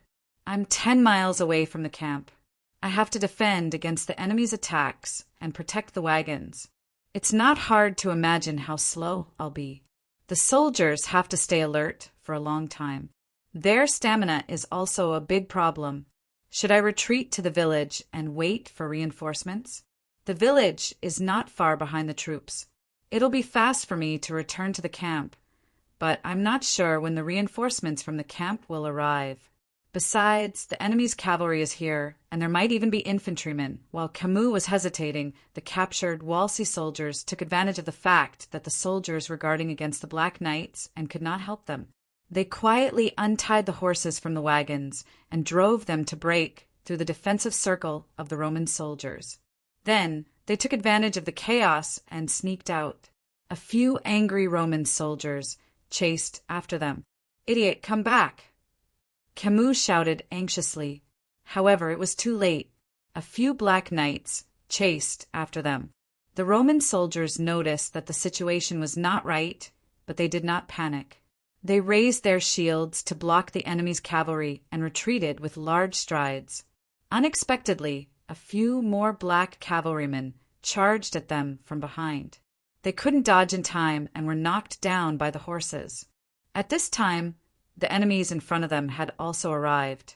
The confused Roman soldiers did not even have time to raise their shields. The enemy on the horse lowered his body and stuck out his spear. Using the speed of the horse, the spear pierced into the body covered by the chain mail. After that, the enemy quickly let go of the spear to avoid being pushed off the horse by the strong recoil. When the Rome soldiers saw the tragic state of their teammates and the skillful cooperation of the enemy cavalry, they were both angry and uneasy. Without the pack animals, it would be difficult to transport the looted goods back. Camus finally made up his mind. He gave up on the pack wagons and gathered the soldiers to form a more compact column. While guarding against the harassment of the enemy cavalry from time to time, they slowly moved toward the camp. The same thing happened to every Rome squadron that went out to collect food. However, some squadrons took the same measures as Camus. While some simply returned to the village and waited for rescue, Camillus and Frius, who were at the camp, soon received news that the troops that went out of the camp were attacked by the Daionia cavalry. Camillus no longer hesitated and immediately made the decision that there were light infantry and cavalry in the police station. They were to immediately rescue the troops that were attacked and repel the Daionia cavalry. Soon, the north gate of the Rome camp opened, and nearly 2,000 light infantry and more than 800 cavalry poured out of the camp. In the beginning, the light infantry in the Rome army was filled by the 4th and 5th class civilians of Rome who were poor and could not afford heavy infantry equipment. However, since Camillus implemented the military reform, and with the help of Carthage, the civilians of Rome could also serve as heavy infantry. However, the equipment was provided by the Senate and would be returned after the war. As a result, the light infantry in the Rome army was mainly provided by the other allies of Rome. At this time, the light infantry and the Rome cavalry spent a lot of time outside the camp before they were divided into more than a dozen groups. Under the leadership of the cavalry scouts, they rushed to their respective targets. Camillus, who was in the main tent, received another shocking news. 7,000 to 8,000 Daionia soldiers were marching quickly towards the camp in Rome. Frius looked at Camillus in surprise. The Daionia have just arrived, and they already want to attack our camp. Camillus pondered for a moment with a solemn expression. He then ordered, "Send out the cavalry scouts to the south to investigate the movements in the cities of Saetia and Palavenum. Once you find any troops coming out, report immediately." Camillus did not believe that the Daionia would dare to attack his camp with only 7,000 to 8,000 soldiers. Therefore, he had to closely monitor the movements of the Volsci. At the same time, he did not dare to let his guard down. He began to mobilize the soldiers to prepare for the defense of the camp. At this time, in the city of Palavenum, the consul Catai Montalos received the news from the messenger of the First Legion of Daionia. He said in surprise, "The First Legion of Daionia is preparing to attack the despicable raiding troops of Rome to lure the main force of Rome out of the camp. They are attempting to engage them in a battle, and they are asking for our cooperation." These Daionia are really impatient. They have just arrived and do not understand the situation, but they already want to fight the Rome, the general of Olonkai's reinforcement said in a strange tone. "At least this shows that the Daionia are sincere in helping our Volsci." The words of Thulus, the consul of Sels, made Oronkai and the general of the city, Tzini's reinforcements, a little embarrassed. They had led their troops to Wolsey for almost half a month, but they had yet to engage in a battle with the Romans. But the Rome army is very strong. Once our troops leave the protection of the city walls and fight with the Rome in the wild, if we lose, our Volsci will be in danger. Terrazinas, consul Toulouse, said worriedly. He was the one who led the reinforcements to Viltri, but they were defeated by the Rome army, which eventually led to the fall of Viltri. As the most powerful kingdom in Italy, Daionia must have the confidence to defeat the Rome army if they dare to propose a battle with the Rome army. Carunas, the former consul of Antium, was eager to take back the occupied town. He shouted, Besides, according to the tradition of us Volsci, how can we let our guests work so hard while the host stands by and does nothing? As the commander-in-chief of the Volsci army, Kitai Montalos finally made up his mind. He called for the messenger of Dionia and said, "Please go back and tell Commander Amyntas that all the soldiers of Volsci are waiting for his order to attack."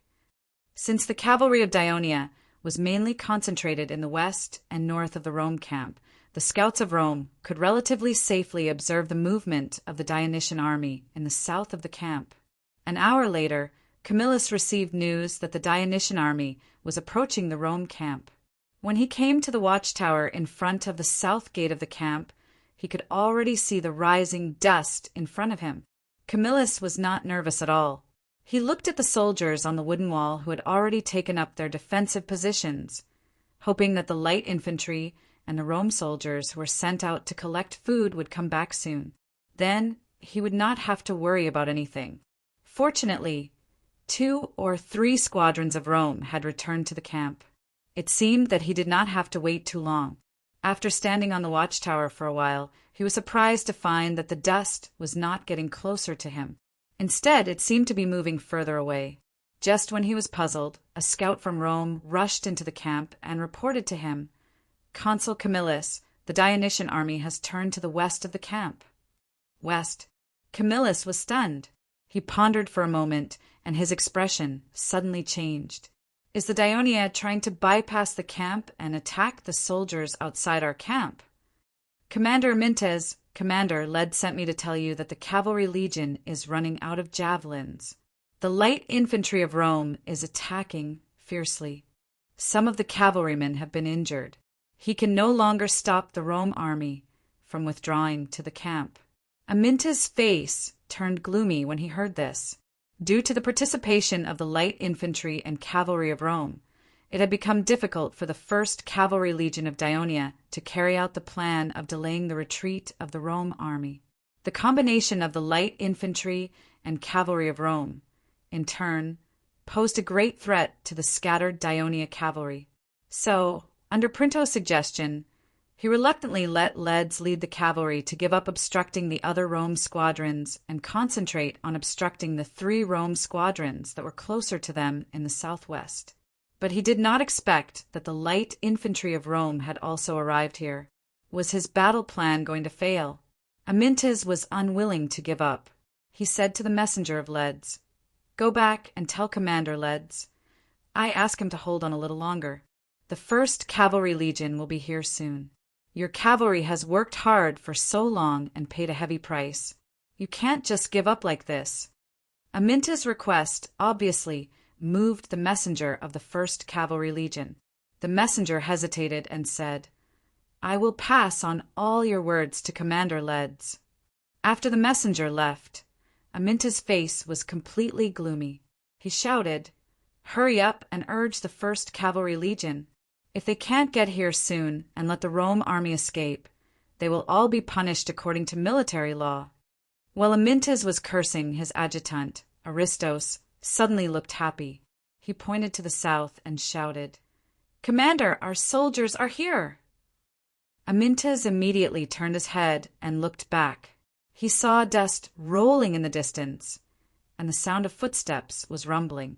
Amyntas immediately grinned. "It seems that if I don't scold them, they will not complete their mission properly."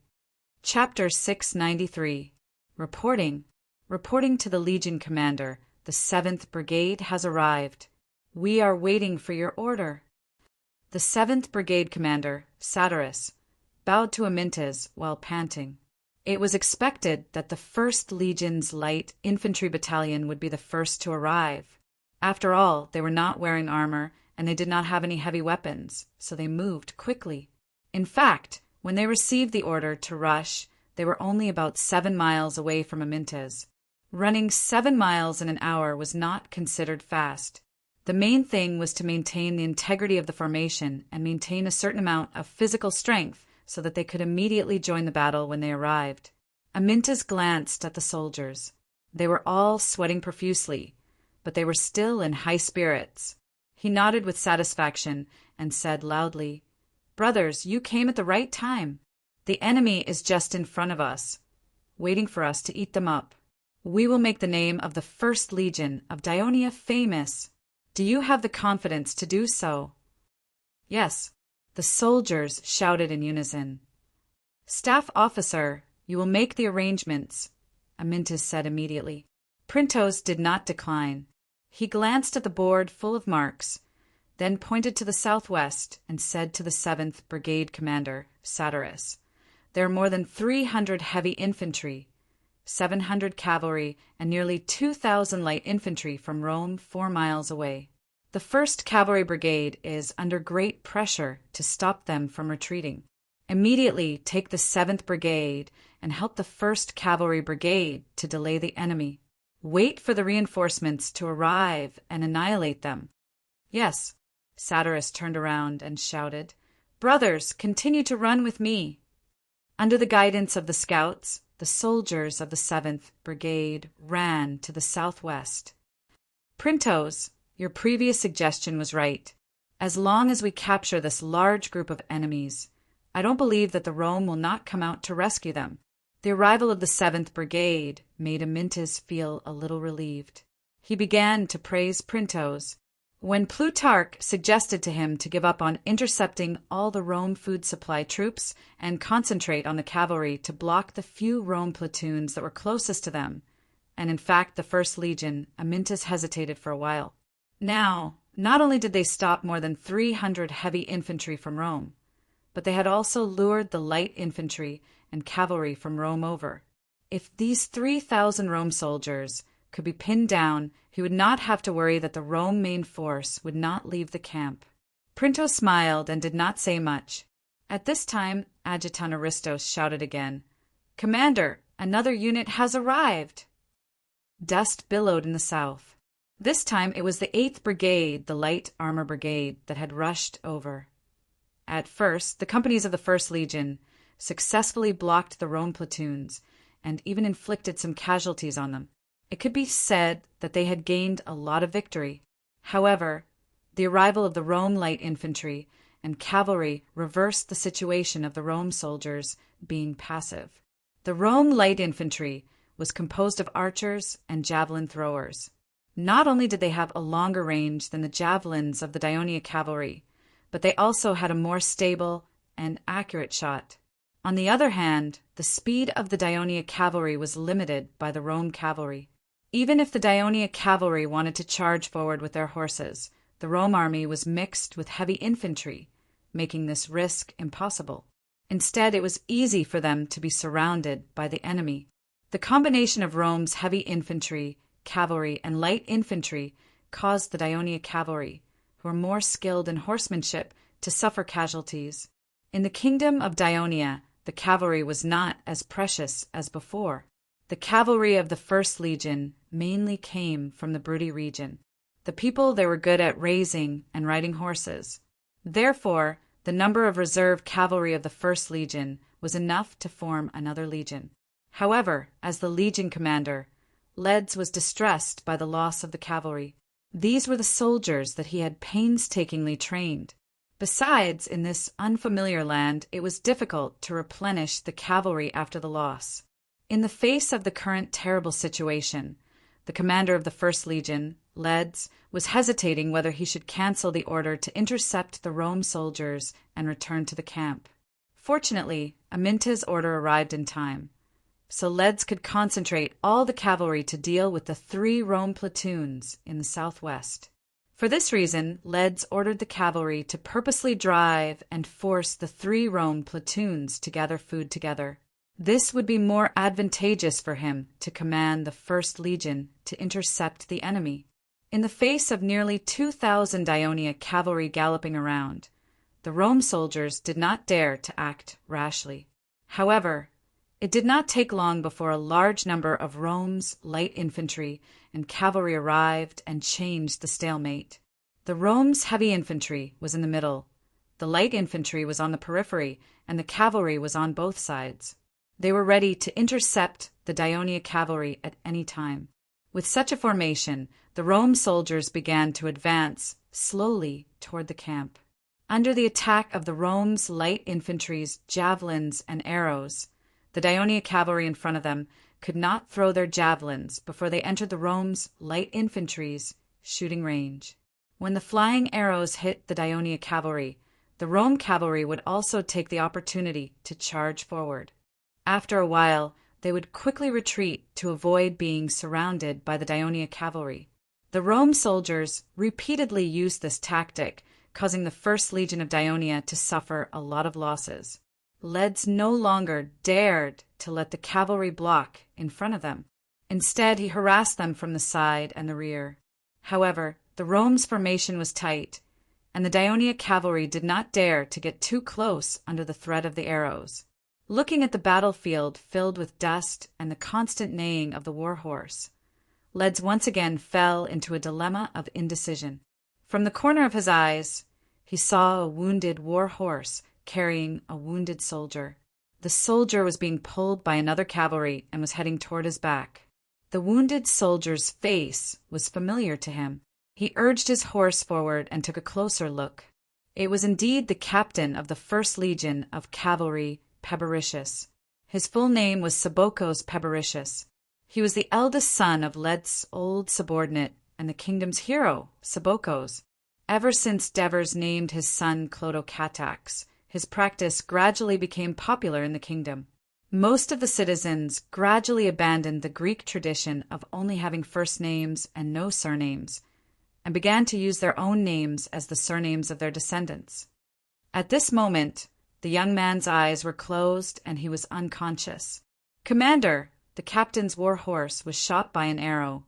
"He fell off the horse and fell into a coma," the cavalry who brought him back reported. "Take care of him." After Leds gave the order, he looked at the front again.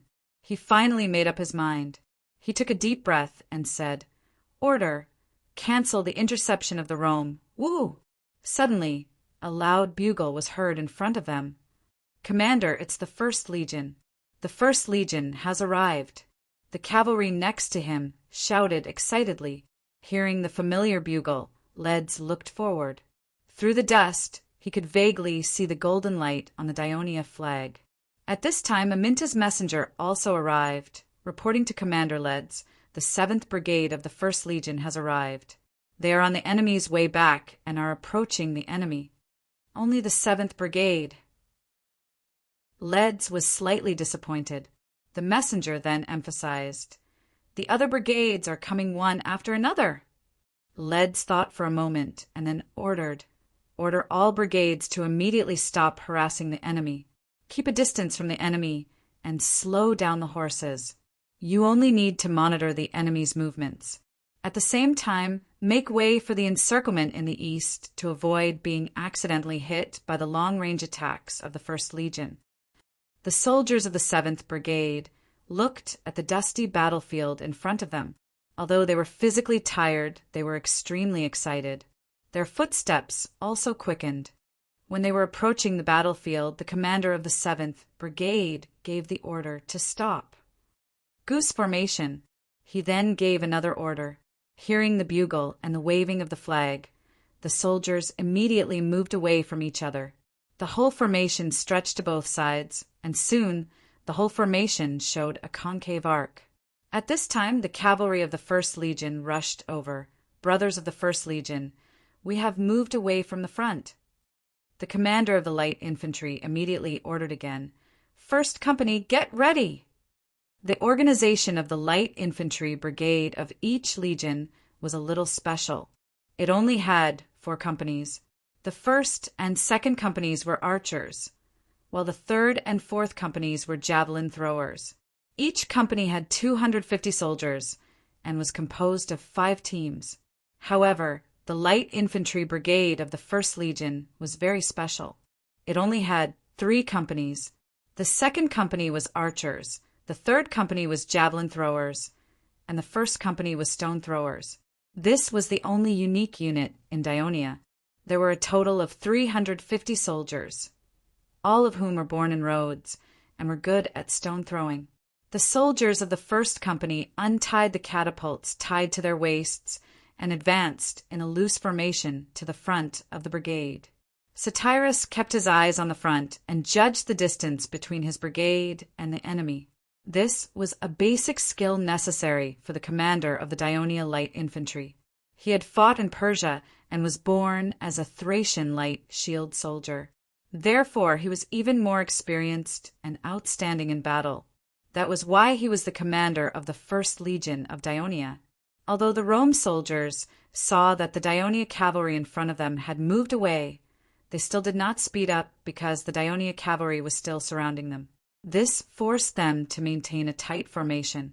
Seeing that the Rome soldiers were only about 300 meters away from his brigade, Satyrus raised his right hand. "First company, attack!" The stone throwers took out a lead pellet the size of an egg from the leather bag on their waist. Compared to 10 years ago, when the stone throwers used pebbles, they had now changed their guns. The lead pellet in the center could not only fly farther, but was also more lethal. Please remember the original domain name of this book, mobile version. Chapter 694. The catapults placed the lead pellets into the leather bag in the middle of the catapult and began to rotate their right arms. The sound of wind whistling could be heard as the catapult spun faster and faster. The Rome soldiers also saw the new enemies a few hundred meters away through the haze of dust. Although they were a little nervous, they had no other choice but to move forward. At this moment, hundreds of lead pellets fell from the sky like hail and accurately sprinkled on the dense formation of the Rome soldiers. Suddenly, screams rang out. Other than the heavy infantrymen in the center who were slightly injured, the light infantrymen who had almost no protection were smashed and bleeding. The Rome cavalry on both sides were also affected. The horses that were hit by the lead pellets screamed and jumped, throwing the unprepared cavalrymen off their horses and almost messing up the Rome formation. This was the first time the Rome soldiers were attacked by the catapults. They were caught off guard and were a little confused. On the other hand, the Daionia cavalry was well prepared. While the Rome soldiers were in a state of confusion, they immediately rode their horses to the enemy and threw the few short javelins they had left. Screams rang out again, but the soldiers who fell were far more injured than just scratching their scalps. When the Rome light infantrymen picked up their bows and javelins and were ready to attack the Daionia cavalry that was retreating, another wave of lead pellets was thrown at them. The continuous attacks made the Rome light infantrymen complain incessantly. These soldiers, who were mainly from the Latin Alliance, were in a state of confusion and low morale. The Rome heavy infantrymen in the center of the formation still remained calm and shouted in unison, "Charge! Kill them!" The first to take action was the Rome cavalry. They hurriedly gathered hundreds of horses and rushed forward desperately. The 4 hooves of the war horse were flying, knocking on the solid ground and making a rumbling sound as if the earth was trembling. Satyrus was still calm and raised his right hand again. "Second company, get ready!" The archers on both sides of the goose formation pulled their bows and released their arrows. The Daionia cavalry also followed the Rome cavalry in a parallel line. When Rome was less than 100 meters away from the 7th Brigade, the 350 Daionia archers released their arrows in unison. The arrows were shot from both sides to the center, forming a crossfire. Although the Roman cavalrymen raised their shields, it was difficult for them to defend against the arrows. They screamed and their horses neighed. They fell to the ground and even hindered the cavalrymen behind them. At this moment, the second volley of arrows arrived, dealing more damage to the Rome cavalry. A small number of Roman cavalrymen who managed to escape the arrows were about to reach the Daonia's catapults. However, they were attacked by the javelins of the 3rd Company of Daionia. As a result, only a few of them survived. The Daiorians took the opportunity to attack the Roman cavalry from both sides, who were in a state of confusion due to the arrows. This skillful combination of attacks caused the charging Roman cavalry to be almost annihilated. At this time, the Rome heavy infantry was still protecting the light infantry as they advanced with difficulty. When they saw the tragic scene in front of them, they were filled with sorrow. At this time, they heard an unfamiliar bugle call from afar. They The enemy's reinforcements were here again. The morale of the Rome soldiers hit rock bottom. At this moment, woo, woo, woo, an even louder and more sonorous bugle call came from afar. Our reinforcements are here. Our reinforcements are here. When the Rome soldiers heard the familiar bugle call, they finally became excited. Reporting to Legion Commander, the Rome army in the camp has been dispatched. There are about 8,000 to 9,000 of them. A scout rushed over and reported to Amyntas. So fast! The swift response of the Rome soldiers surprised Amyntas. Initially, he wanted to let the 7th and 8th Brigades and the cavalry continue to besiege the camp instead of annihilating this part of the enemy. He wanted to lure the Rome soldiers out of the camp. At the same time, he could allow the 6 heavy infantry brigades that had just arrived to rest for a while and recover some of their strength. He did not expect the Rome army to arrive so fast. Obviously, the Daionia light infantry, light armored soldiers, and cavalry could not stop a large force of 8,000 to 9,000 soldiers. Amyntas looked at the sweating Daionia soldiers in front of him. Although they were tired, few of them sat down. Instead, they put down their weapons and gathered in groups of 2s and 3s. They walked and chatted slowly because they knew there would be a battle soon. If they lay down, it would aggravate the soreness in their muscles. It would make their bodies lazy and they would not want to exercise. Amyntas immediately called the 6 heavy infantry brigade captains and said with a serious expression, "Our plan to lure the enemy has succeeded. The enemy's main force has left the camp.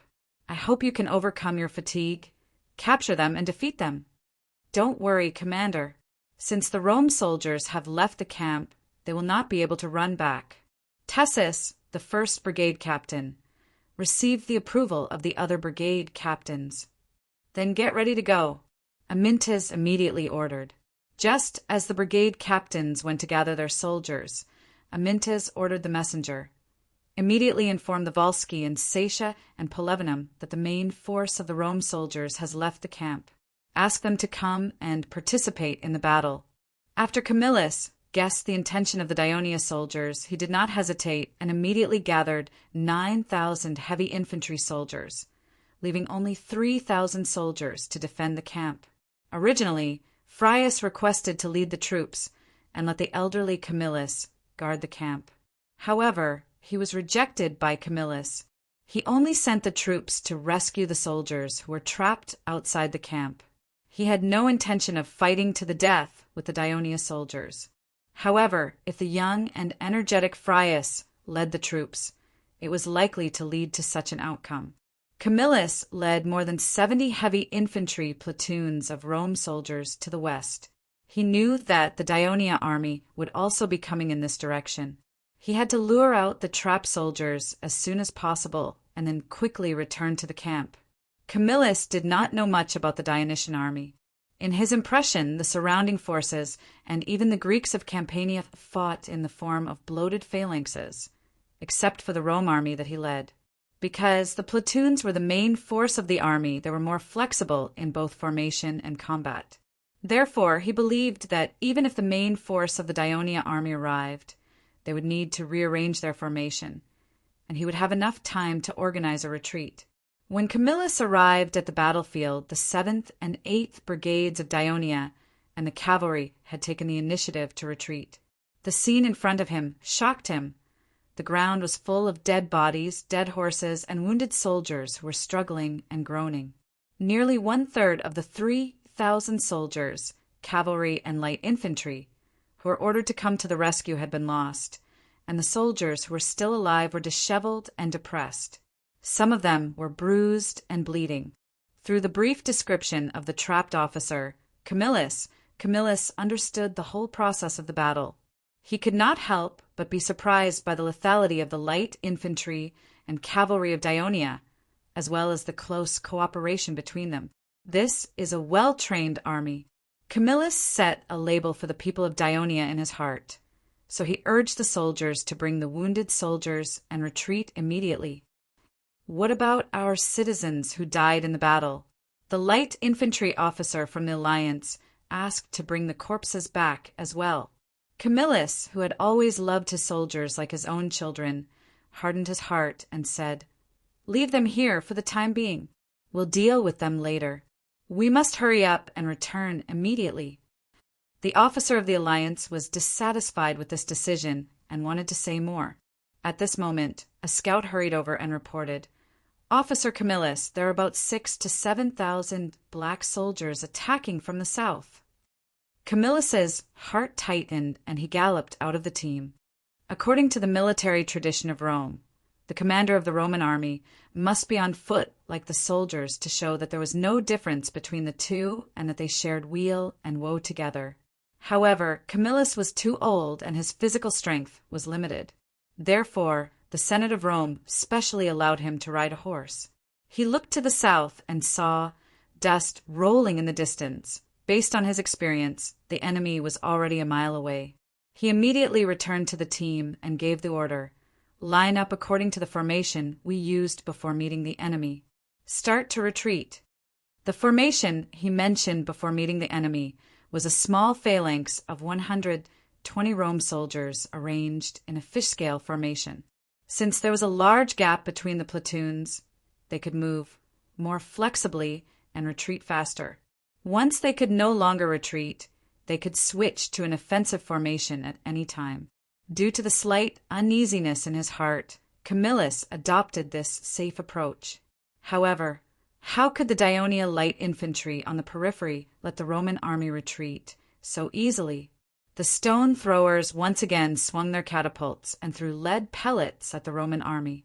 The archers even boldly approached the periphery of the Roman army and got into a shooting position. Camillus had to transfer the Roman light infantry to this side as a precaution. However, the Daionia cavalry galloped in groups around the periphery of the Roman army. From time to time, they would break into the Roman army and get less than 20 meters away from them. It seemed like they were about to launch an assault.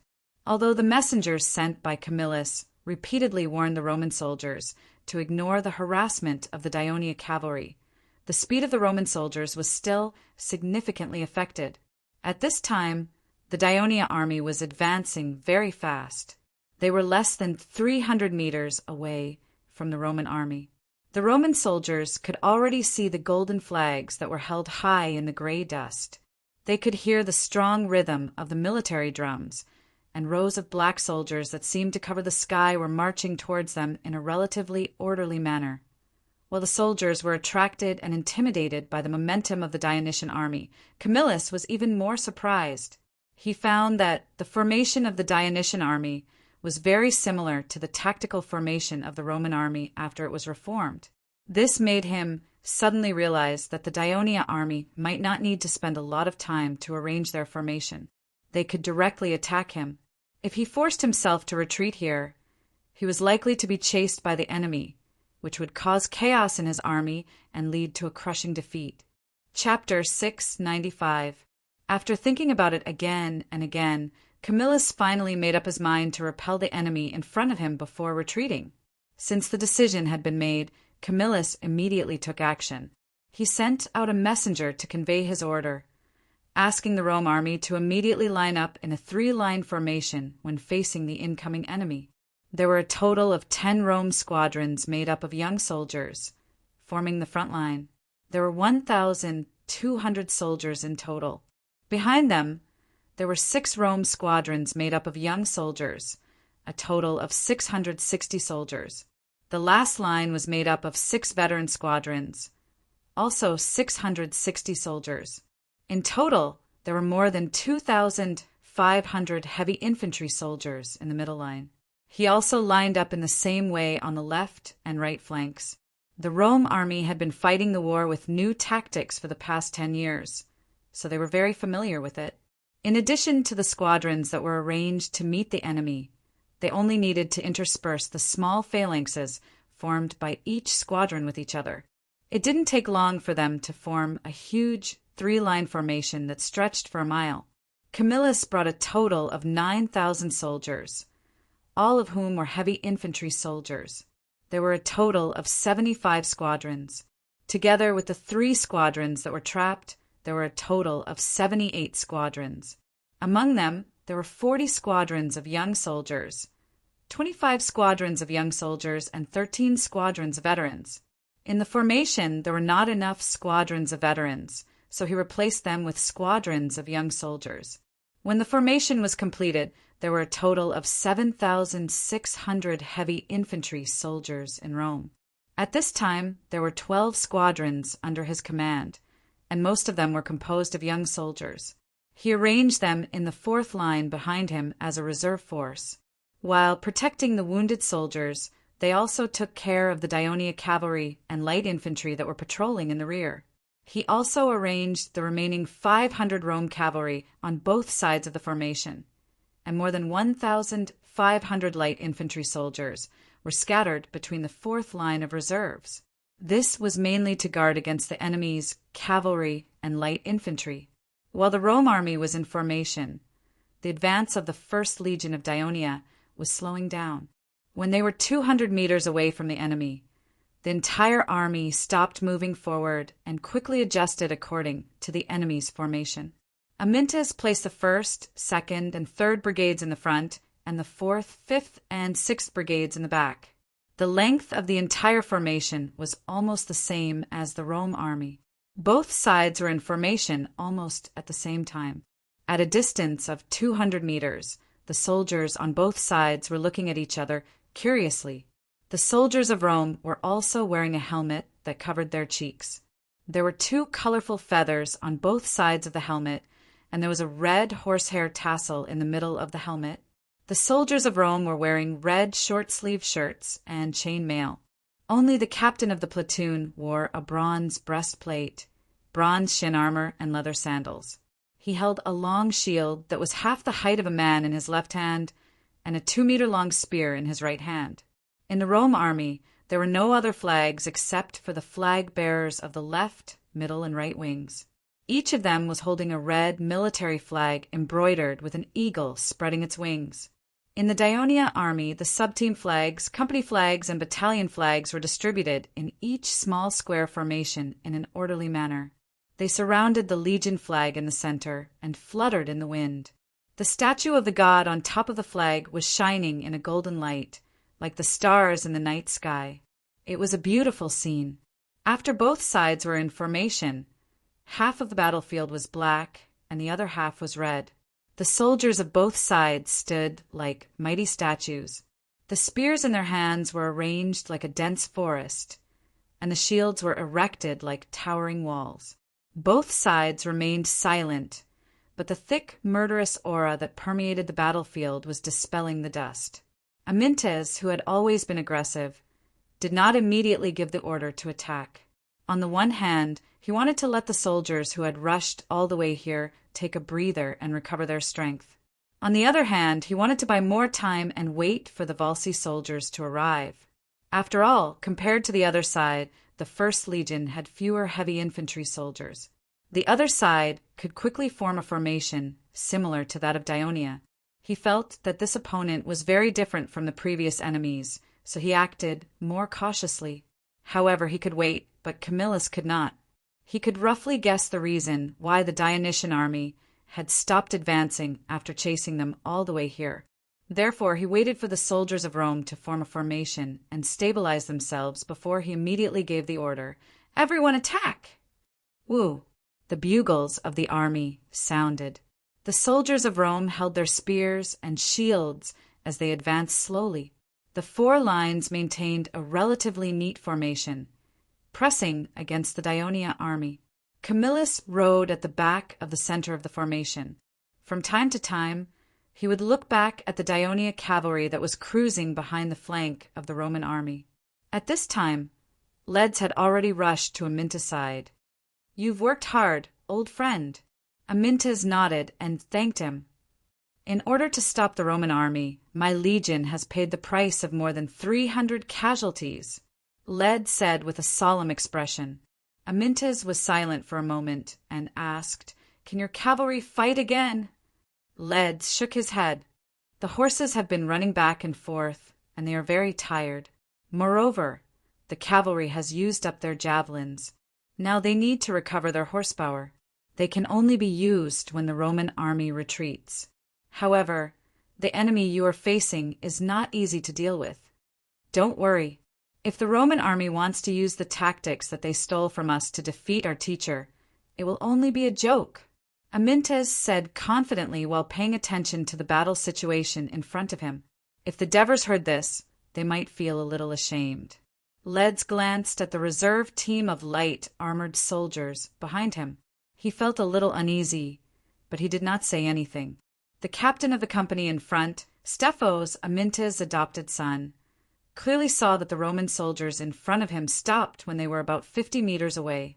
His eyes narrowed slightly, and he shouted, "Brothers, prepare the javelins! Prepare the javelins!" The shouts of the Dionysian army's officers rose and fell one after another. The soldiers had already held the javelins in their hands. Mars! There was an earth-shattering roar from the Roman army. Even though the young Roman soldiers in their 20s had just been running around, they were still full of energy. They strode forward and charged forward. Stephos saw clearly that the Roman soldiers did not tilt their shields above them. Obviously, they did not understand the characteristics of the heavy infantry of Dionia. He sneered. As they moved forward, the speed of the Roman soldiers' charge increased rapidly, creating an indomitable and powerful momentum. The soldiers of the First Legion of Dionia stood still like a mountain. They did not move until the Roman army was about 30 meters away. Javelins. As the officers shouted, the front and back rows of Dionia threw the javelins in their hands at the same time. It was as if a hurricane was blowing on the battlefield. The charging young Roman soldiers stopped abruptly. The dense, heavy javelins flew more than 20 meters and fell into the 10 rows of young Roman soldiers. The javelins easily penetrated their chainmail armor and pinned them to the ground. Dionia's eyes were filled with shock. Dionia's eyes were filled with shock. The heavy javelins that hit the wooden shields were deeply embedded in the surface of the shields. The javelins were bent and dragged to the ground. At this time, most of the inexperienced young Roman soldiers did not continue to charge forward. Instead, they subconsciously pulled up their teammates who were struggling on the ground or tried to pull out the javelins on their shields. This provided enough time for the Dionia soldiers to prepare for the second round of javelins. Therefore, when the second round of javelins was thrown, more Roman soldiers fell to the ground. Camillus, who had always been able to remain calm and wise during the battle, cried out in distress when he saw the scene on the battlefield. He did not expect the Dionia heavy infantry to be able to throw javelins. The young Roman soldiers were caught off guard and suffered a big blow. Of course, what he did not know was that heavy infantry with javelins was the characteristic tactic of the Roman legion. However, in the history of his previous life, this tactic was established because of the war between the Romans and the Simonians. The Simonians, who were good at using javelins, caused the Romans to suffer a lot. That was why the Romans began to learn from their opponents and improved their tactics. This allowed the Roman heavy infantry, which was almost a single unit, to have a mid-range attack capability. Just when the Roman soldiers were suddenly attacked and temporarily fell into chaos, all the flags in the Dionia army pointed forward. The soldiers shouted the name Hades and fiercely pounced on the enemy. Fight! Fight! The platoon jarls and squad jarls of the Roman soldiers who were not injured shouted as they took the lead to rush to the front to fill the gap in the broken battle line. The young soldiers in the back also rushed to the front without hesitation. They wanted to avenge their injured comrades. However, before the Roman soldiers could fill the gap in the front line, the Dionia soldiers had already charged forward. The left, middle, and right front-line troops of both sides collided with each other. Although the front-line troops of both sides were 10 rows thick, compared to the fully equipped 1st, 2nd, and 3rd Brigades of the 1st Legion of Dionia, the Roman young soldiers who had just been hit by the javelins were obviously no match for them in terms of strength. Chapter 696.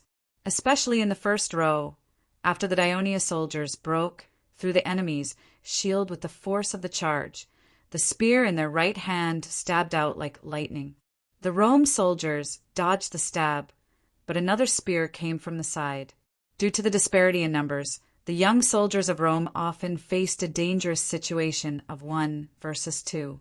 Therefore, although they fought bravely, the casualties were gradually increasing, and the formation was constantly retreating. At the same time, there were constant screams in the formation. Most of them came from the wounded soldiers who were hit by the javelins and lying on the ground. They were trampled many times by their retreating Rome teammates. Their screams gradually became silent, which added to the panic in the hearts of the young soldiers. Camillus, who was riding at the rear of the middle line, looked at the front line that was constantly retreating. He frowned and quickly made a judgment, not only the middle line, but also the left and right flanks. The javelin attack of the Dionia soldiers at the beginning, as well as the swift and violent charge at the right time, caused the brave but not calm young soldiers to panic. Blow the bugle immediately and change the formation. Camillus gave the order without hesitation. Out of trust in their commander, the trumpeters blew the curved bronze bugle without hesitation. It was Lucius, who was next to him, who raised a question to his father. Although the front line of the soldiers is unstable now, they are still fighting tenaciously. If we let them retreat at this time, it will easily increase their casualties. Why don't we change the formation after the battle has stabilized a little? If we issue the order later, the loss will only be greater. Camillus's face showed a little self-blame. I didn't expect to encounter the Dionysian army in Wolsey. I should have learned more about their combat characteristics in detail beforehand. Lucius wanted to comfort him by saying, "Even if you want to know, no one in Rome knows." But looking at the serious expression on Camillus's face, he did not say it out loud. Hearing the bugle, the Roman veteran platoons in the third line began to move forward. When they were about to come into contact with the gap between the adult veteran platoons in the second line, they did not immediately squeeze in and join together to form a complete new line. Instead, they stopped and let the gap that was big enough to fit a platoon's formation remain. Upon hearing the repeated blasts of the bugle, the young Rome soldiers who were struggling to resist the Dionia's attack heaved a sigh of relief. However, under the reminders of the platoon leaders and officers, they still had to work hard to support the front line while retreating slowly. However, under the pressure of the Dionia soldiers' attack, some of the Rome soldiers began to collapse. However, the platoon in the second line was not far behind them. Soon the two sides clashed, with the middle-aged soldiers at the back supporting them. The young soldiers at the front at least had some confidence. The young soldiers who did not have the support of the platoon at the back sped up and retreated into the gap. Then they slipped away through the gap on both sides of the veteran platoon. The Dionia soldiers who had been fighting face to face would also squeeze into this gap. They would then face the situation of being surrounded on three sides. Of course, the young soldiers and the middle-aged soldiers who had not retreated would also face the same situation. Therefore, the lines of the two sides were intertwined like a dog's teeth, tightly biting each other. But as the middle-aged soldier platoons continued to retreat, the young soldiers would eventually completely retreat to the rear, and the middle-aged soldiers and veteran platoons would eventually form a new formation. Amyntas, who was also at the rear of the Dionia army's middle line, had learned from the cavalry patrolling the periphery of the Rome army that the Rome soldiers were changing their formation. He had been leading troops to fight in Dionia for more than 10 years. In the face of the Rome army with similar tactics, how could he not understand what the Rome people were going to do next? Legion commander, we should blow the bugle and let the 4th, 5th, and 6th brigades move forward. While Amyntas was still thinking, Printo suggested. Amyntas hesitated for a moment. He understood why Printos made this suggestion. He must have considered that the Dionia soldiers at the front line had the upper hand in the offensive. If they could continue to strengthen their offensive, it would not be easy for the Rome soldiers to change their formation. On the contrary, it would cause more casualties because of the chaos. But judging from the current situation, the frontline soldiers were not able to do it. This might be because the wave of rapid attacks just now had exhausted the extra physical strength of the frontline soldiers. Otherwise, according to the previous combat characteristics of the First Legion, they would have seized the opportunity to attack the enemy fiercely at this time, causing the enemy's frontline soldiers to retreat and collapse.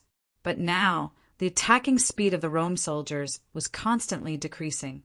Amyntas stared at the situation in front of him. He knew in his heart that once the Rome soldiers changed their formation, the physically exhausted soldiers of the 1st, 2nd, and 3rd Brigades would be at a disadvantage against the new formation of the Rome soldiers. Although he longed for the soldiers to be able to kill the enemy bravely, he did not want them to encounter difficulties and affect the outcome of the battle. So, he finally accepted Printo's suggestion. The Dionia bugle sounded. When the officers and soldiers of the 4th, 5th, and 6th Brigades heard the order, they were not surprised because they had seen the performance of their comrades in the front line. The officers and soldiers who were fighting breathed a sigh of relief. Many of them were so tired that they could not even breathe evenly. Fortunately, the enemy had been retreating. Otherwise, some of the soldiers would have fallen to the ground because of the weakness in their legs. So, the panicked young Rome soldiers saw a strange scene. The enemy, who was chasing them, suddenly began to retreat. When Camillus heard from the scout that the enemy was also retreating and changing their formation, he did not feel lucky that he had escaped. The calmness of the Dionia general and the determination of his soldiers to carry out the order made him frown deeply. At this time, the battle line between the two sides had opened up to a distance of nearly 20 meters. The battlefield that was filled with the sound of killing just now had become a little quiet. There were only dead bodies lying in the middle of the open space and a few wounded soldiers groaning on the ground. Most of them were Rome soldiers. However, the young and old soldiers of Rome, not far away from them, were holding their weapons and staring at the enemy in front of them. No one went to help the wounded soldiers. Camillus understood that the Dionia soldiers could afford to waste time, but his army could not. So he ordered again, "Step up the attack!" While the platoon jarls were shouting, the new Rome soldiers were more cautious. They covered their upper bodies with long shields and moved forward steadily. Obviously, the previous javelin attack had taught them a lesson.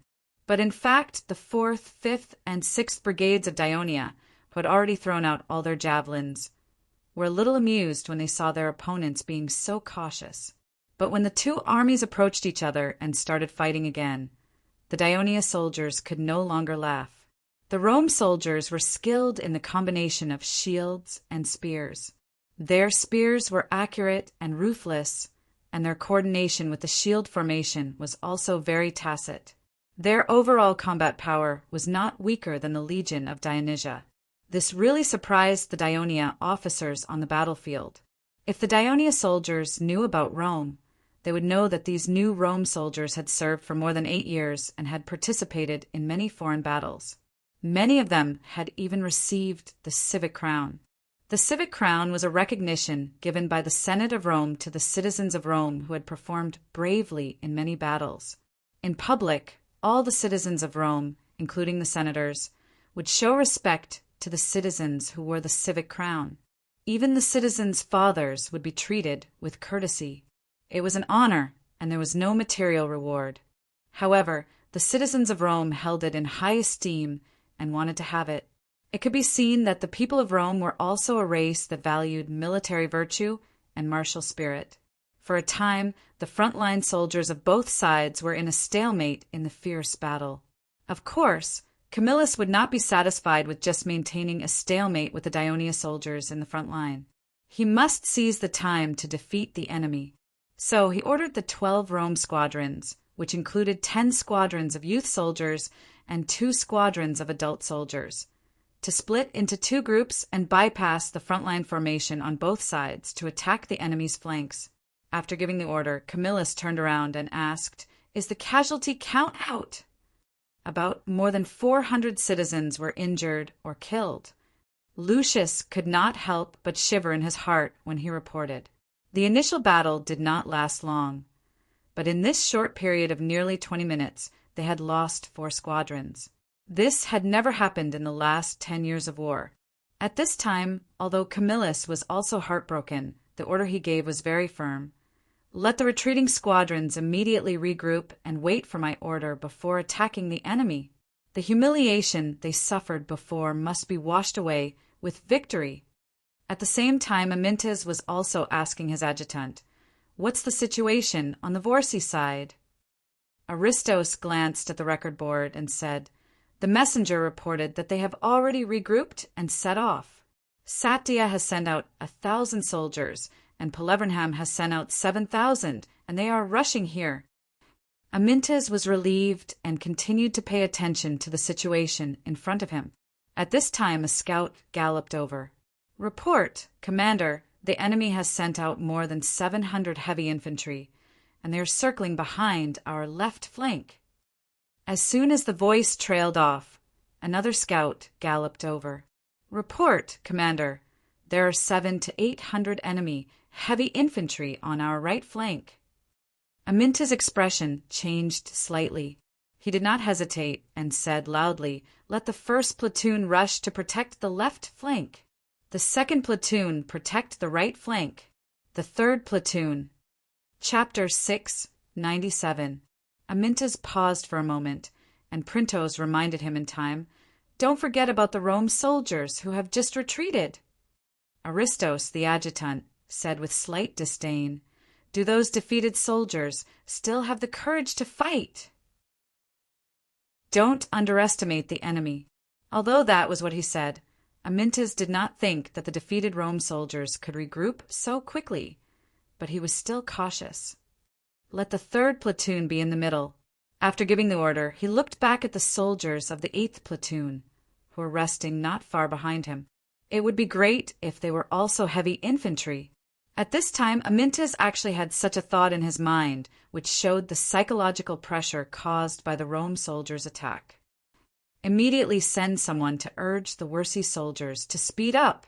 Amyntas was no longer in a relaxed mood. After Stephos led the company to retreat from the front line, they basically maintained the original formation, but most of the soldiers were sitting on the ground, gasping for breath. As soon as the soldiers recovered a little, Captain Tessus ordered, "Brothers of the first platoon, according to the current formation order, immediately turn to the left and face the incoming enemy." While cursing, the soldiers propped up their sore and swollen legs with their spears and picked up their long shields that were already feeling heavy.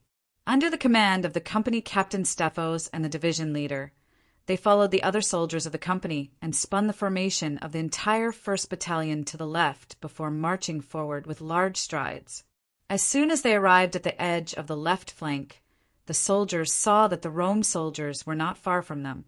When the Rome soldiers saw that the enemy's reinforcements had arrived, they did not stop to regroup. Instead, they lined up in a large phalanx to fight. Instead, they formed small phalanxes and charged at the formation of the 1st platoon of the Daionia.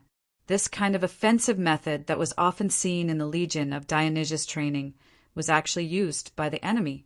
Stephos felt that it was ridiculous and nervous. Shield formation. He gave the order because he had no other choice.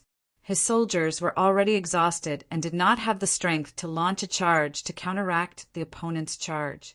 At the same time, the Daionia soldiers at the front line raised their shields with their left arms and steadied themselves in a horse stance. The squad leaders were also reminding them loudly, "Change to your short swords." He switched to a short sword.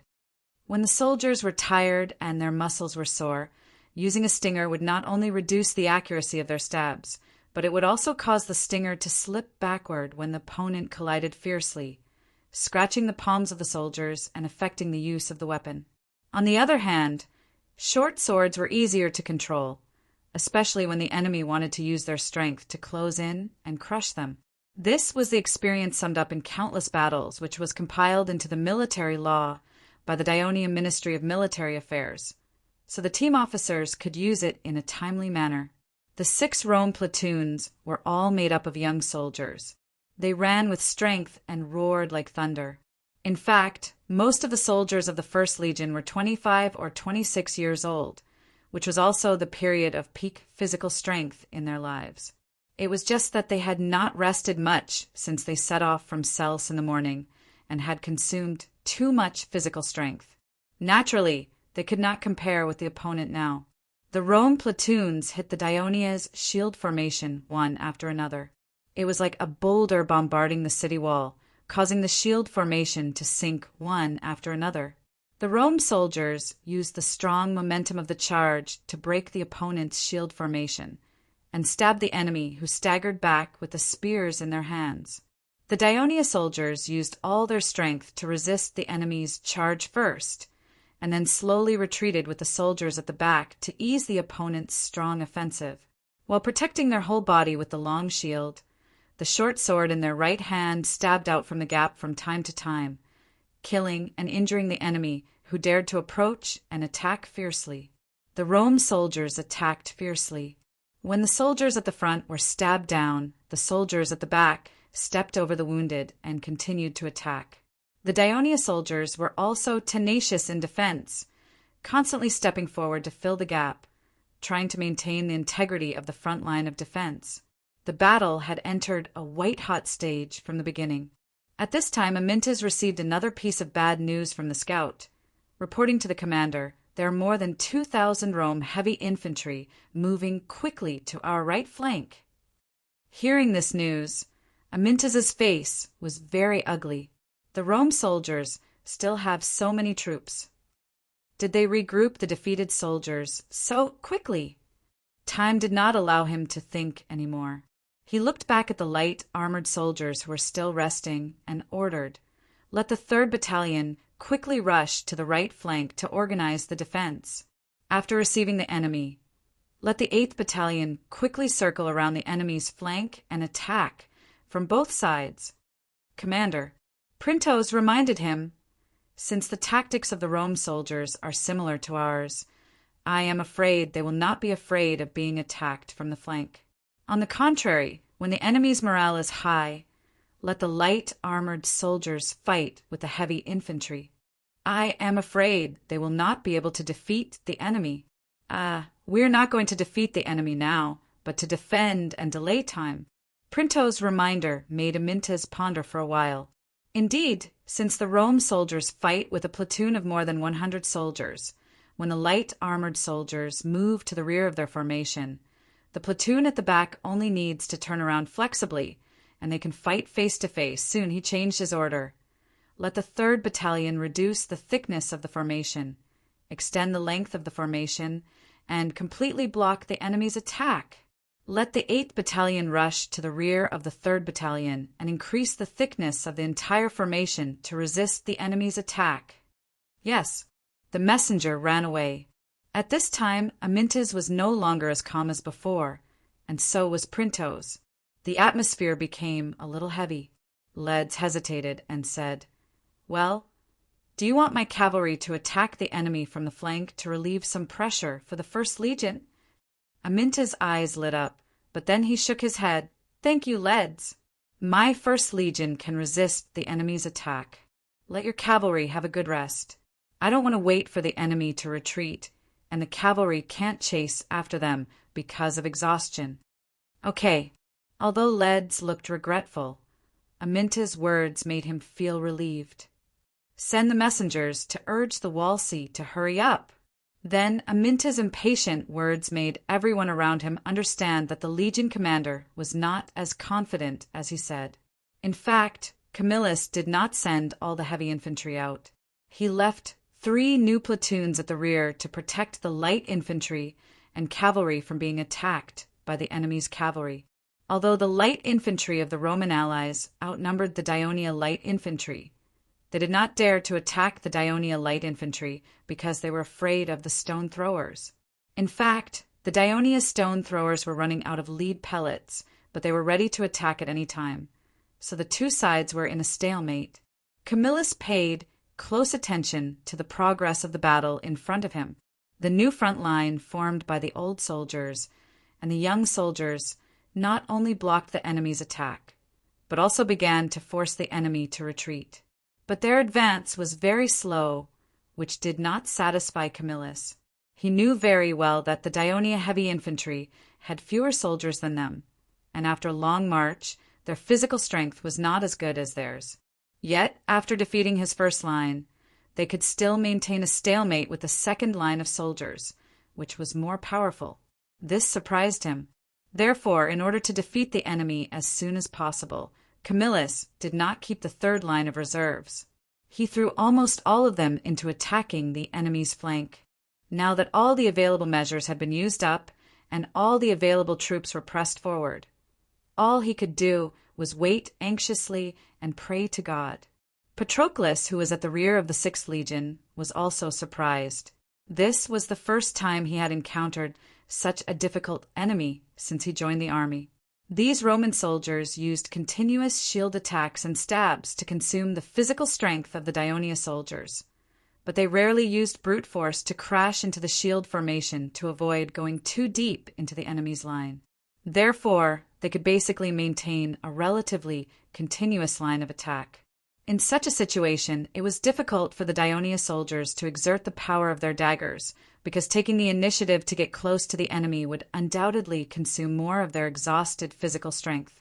Therefore, under the steady and continuous attack of the Roman soldiers, the Daionia's line of defense was forced to retreat slowly.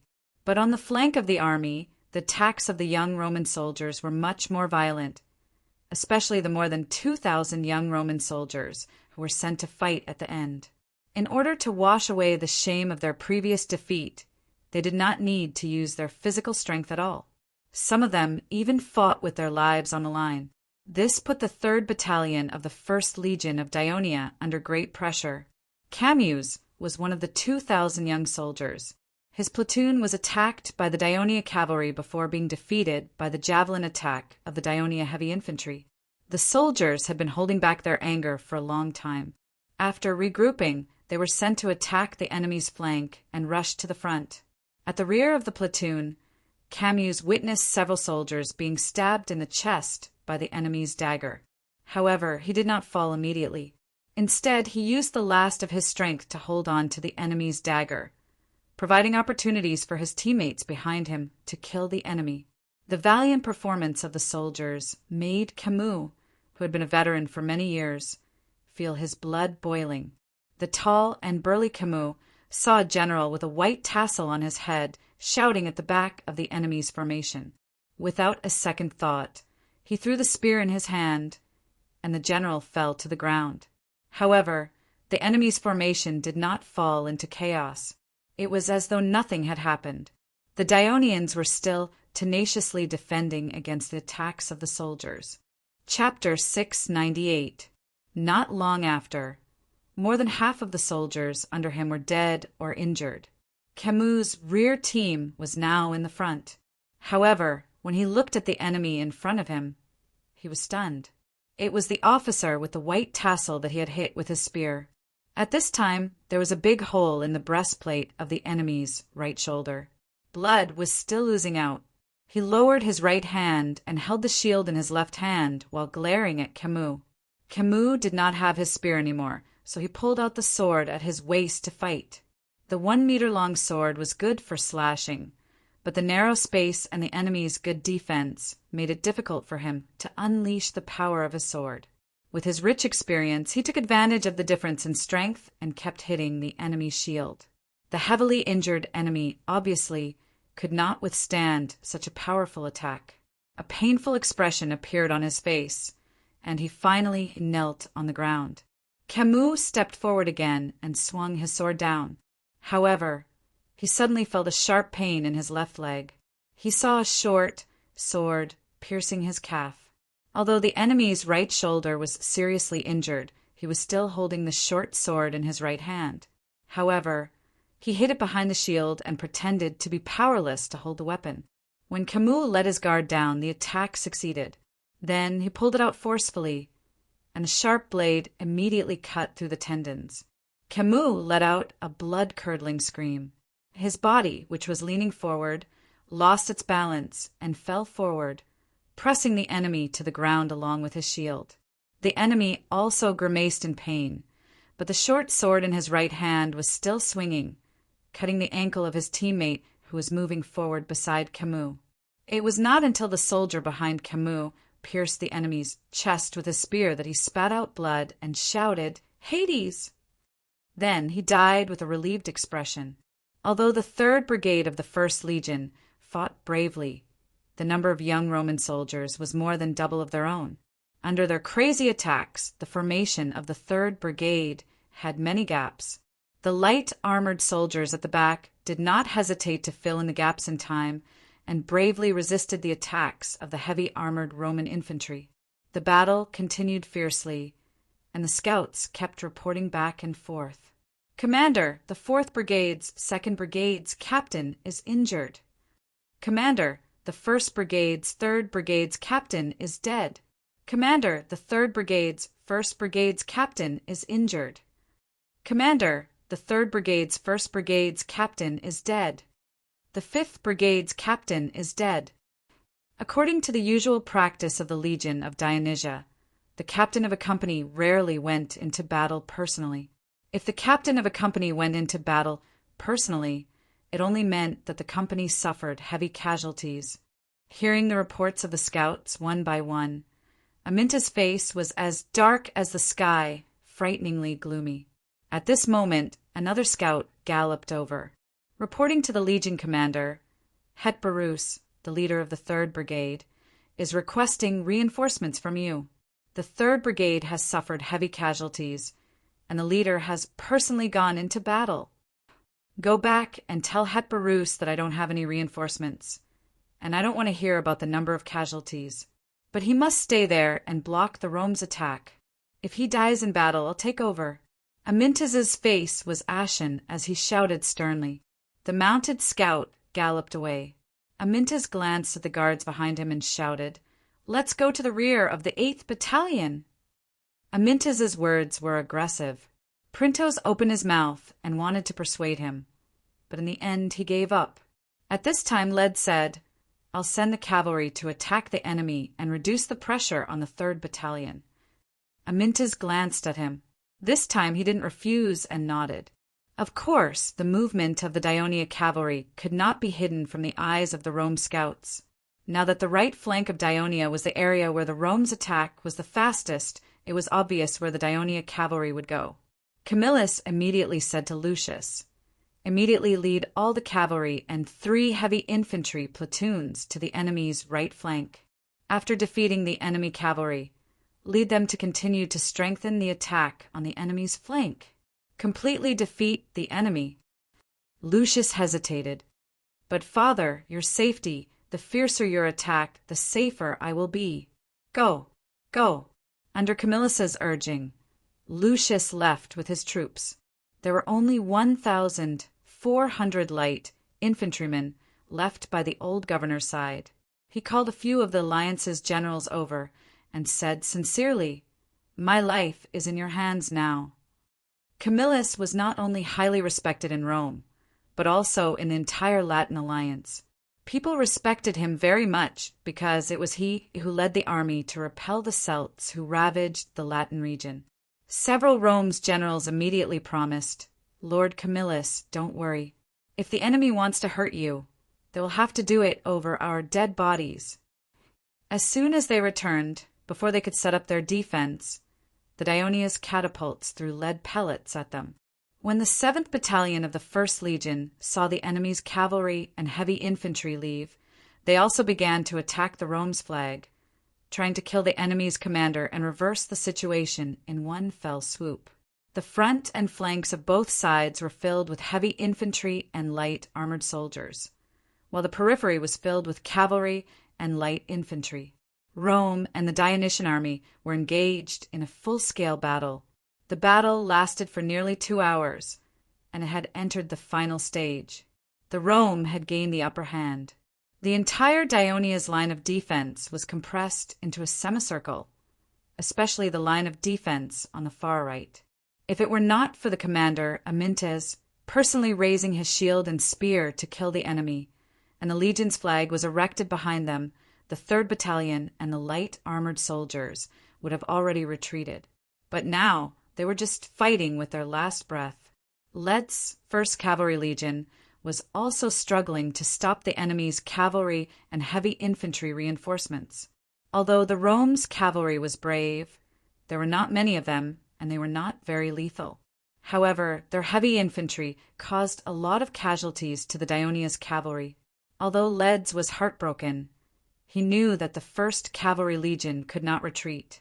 Otherwise, even though there were not many of them, the consequences would be unimaginable if they joined the battle. Just when Leds was worried that he could not stop the advance of the Rome's heavy infantry, a cavalryman shouted, "Commander, look!" In the midst of the dust, Leds turned his head to the south and saw a large number of black shadows in the distance, quickly approaching him. The Volsci! Led's spirit was lifted, and he shouted, "Brothers, hold on a little longer! Our reinforcements are here! Our reinforcements are here!" The first to arrive on the battlefield were more than 1,000 Volsci warriors, led by Corinth, the former consul of Antium, followed by 1,000 Volsci warriors from Sartia. The Antium warriors who departed from Pelevernham arrived earlier than the Wolsey warriors who departed from Setia. This showed how strong their desire for revenge against the Romans was. When they arrived on the battlefield, they did not stop to rest and immediately launched a fierce attack on the Red Rome soldiers. The Rome cavalry was the first to be defeated. Then, the 3 Rome heavy infantry platoons that were being held back by the Daionia cavalry were also attacked. Just as they turned around to defend themselves, Sartia's warriors arrived and surrounded them. The Rome's heavy infantry was better equipped than the Volsci warriors, who only had spears, shields, and helmets. However, they were too few in number, and they had been fighting the Daionia for a long time. Their stamina was depleted, and they were quickly overwhelmed by the Volsci army. Just as the Volsci army arrived on the battlefield, the vanguard of Antium and Sartia continued to charge at the young Rome soldiers who were fighting the Dionia's 3rd Brigade and light armored soldiers. A hurried bugle call sounded from the rear of the Rome army. When the Antium warriors attacked the 3 Rome platoons, Camillus received an urgent report from a cavalry scout. The news that a large number of Volsci warriors had appeared on the battlefield was like a heavy blow to him. It took him a while to recover. At this time, regret and self-blame intertwined in his heart. He thought that with the large number of soldiers and stamina of his army, he could defeat the Daionia first and then retreat. This was the safest way. He did not expect the Daionia to be so difficult to deal with. The battle had lasted for so long. But not only did they fail to defeat the Daionia, but they even attracted the Volsci sound the bugle call for retreat. Camillus suppressed the regret in his heart and immediately gave the order without hesitation. "Officer Camillus, wait a little longer. We'll be able to defeat the Dionians soon." The adjutant hurriedly advised, "The Volsci have just arrived. Perhaps there are not many of them. Our soldiers can definitely stop them. Sound the bugle call for retreat." Camillus still shouted firmly, "Sound the bugle call for retreat." Camillus, who had been on the battlefield for a long time, never took chances in a war. If they were defeated, they had to try their best to save the lives of their soldiers. The bugle call for retreat sounded continuously. The first reaction of all the Rome platoon jarls who heard the bugle call was a little incredulous. From what they saw, their troops now had the upper hand, and some of the platoon jarls could already feel that the enemy on the opposite side could not hold on any longer. But out of absolute trust in their commander, Camillus, they still ordered their soldiers to retreat. The old and young soldiers in the left, middle, and right formation quickly began to retreat, distancing themselves from the enemy on the opposite side. After that, they quickly turned around and retreated in an orderly manner. Patroclus, who had already picked up his shield and spear and was fighting side by side with the soldiers, knew very well why Commander Amyntas asked them to rush here from the place where the camp was built. Therefore, when the enemy suddenly retreated, the pressure on his platoon's defense was instantly relieved. He let out a long sigh of relief and immediately realized that the enemy was going to escape. Could it be the Volsci? Chapter 699. He was not the only one who made the decision. The 4th and 5th platoon captains, as well as the other platoon's captains, quickly made a decision.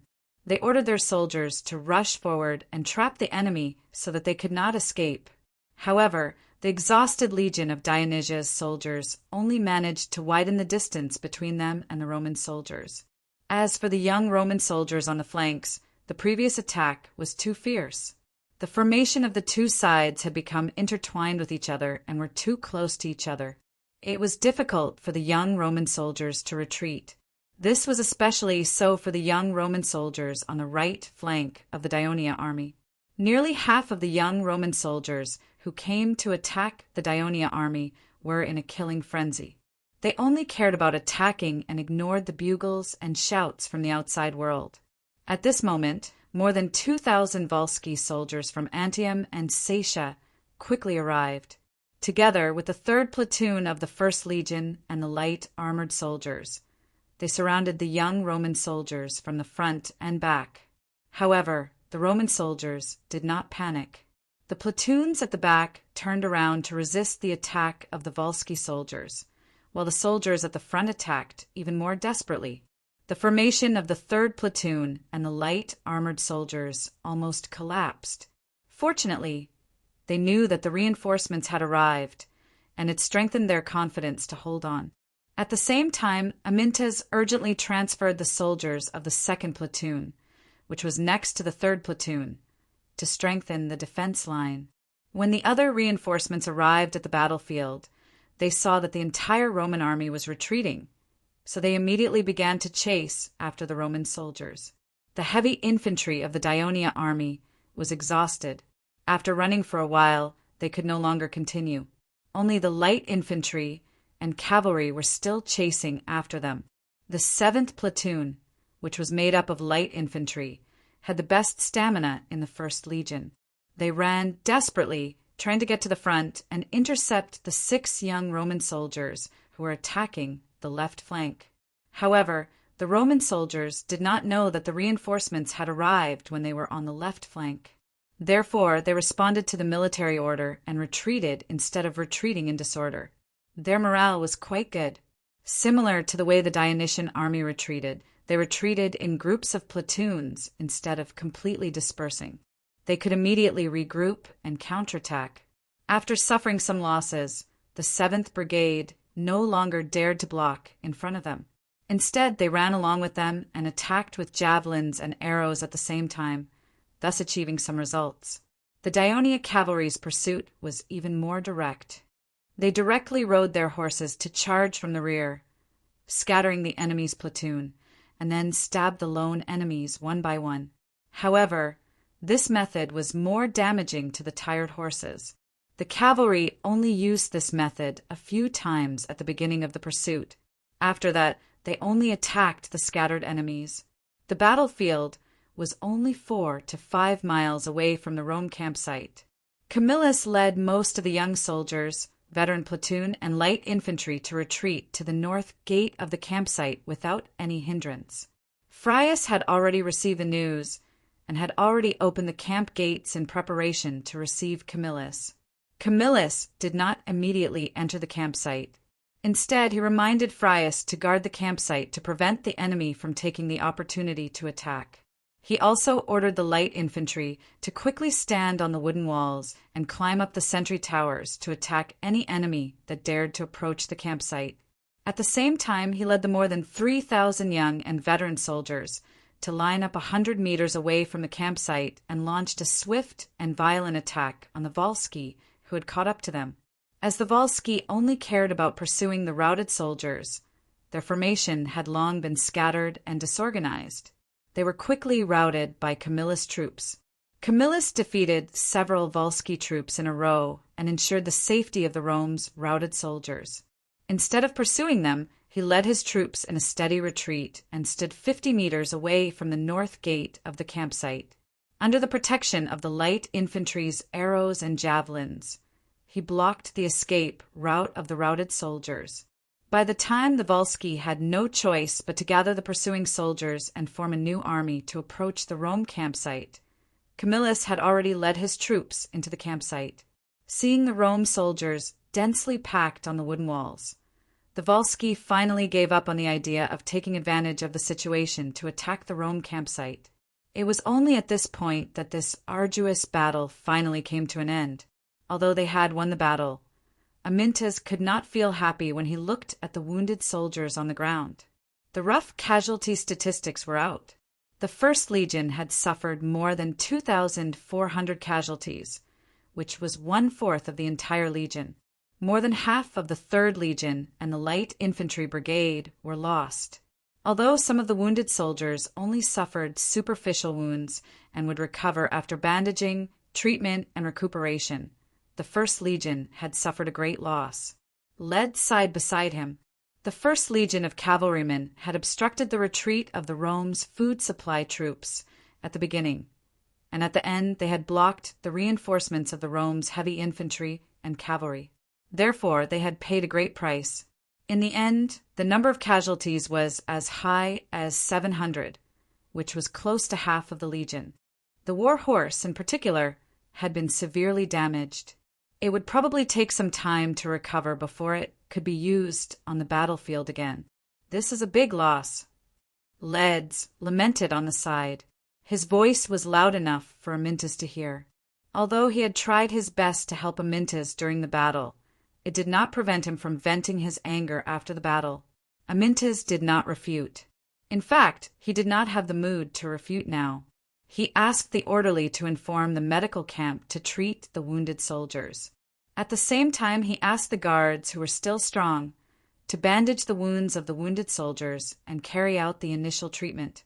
The soldiers had received training in this aspect during the usual military training. At this time, the soldiers of the First Legion were so tired that they did not even have time to take off their helmets and breastplates. They were lying on the ground and sleeping. They did not even react when someone stepped on them. They were too tired after being mistaken as corpses by the guards many times. Amyntas walked in the middle of the soldiers. He was careful not to wake them up. However, his heart was heavy. He had been the commander of the First Legion for 9 years. He was very familiar with all the soldiers and officers in the army. Now that he saw these soldiers and officers, who he used to get along with and fought side by side under his command, lying in a pool of blood one by one, how could he not feel distressed? At the same time, he was also blaming himself. Although the king of Devers told him several times to pay attention to the Roman army before he left, he still underestimated the people of Rome. Otherwise, he would not have ordered the soldiers of the First Legion to attack an enemy that outnumbered them after a long march. He treated the people of Rome like the Messapi, Pacetti, and Doni that the legion of Dionysia had fought against in the past. However, it turned out that the king of Devers was right to worry. This army, which was somewhat similar to Dionia in terms of organization and tactics, was indeed stronger than the previous enemies of Dionia. If the First Legion had more stamina and more people, they would not have been so passive. Rome, Amyntas thought as he walked. In front of him, Hetberus stood up shakily. His right arm was bandaged and there was a long bloodstain on his forehead. He could only force a military salute with his left hand. Commander, lie down, Hetberus. Amyntas said hurriedly, facing the commander of the Third Legion. He showed a rare, gentle, and concerned smile. Commander, brothers of the Third Legion. Hetberus looked sad. Before he finished his sentence, tears were already welling up in his eyes. Amyntas' smile froze on his face.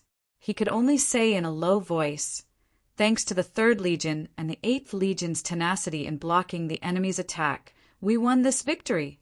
The medical camp will do their best to save your soldiers. You have to receive treatment and recover as soon as possible. The First Legion can't do without you." After saying this, Amyntas left in a hurry. At this time the adjutant, Aristonos, came over and whispered, "Commander, Stephos suffered some minor injuries. It's not a big deal." These children of the old Dionia elders were familiar with each other. "His injuries are too light." Amyntas' sigh stunned Aristonos. In the main tent of the camp in Rome, Camillus briefly described the battle to Phraates. After listening, Phraates could not help but gasp. "Camillus, are you saying that the Dionia army marched all the way from Sels to the south of our camp and without stopping in the middle, launched an attack on our supply troops. And then they even resisted the continuous attack of more than 9,000 heavy infantry, and finally waited for the arrival of Wolsey's reinforcements. Yes. Camillus sighed and said with a solemn expression, "The key is that we have more people than them, more than 9,000 heavy infantrymen, 2,000 light infantrymen, and 700 cavalry.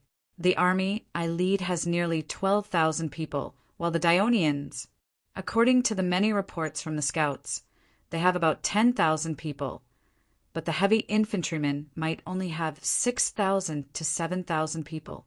But even with such an army that is weaker than us and has fewer people, our Roman soldiers fought fiercely for more than 2 hours without being able to defeat them.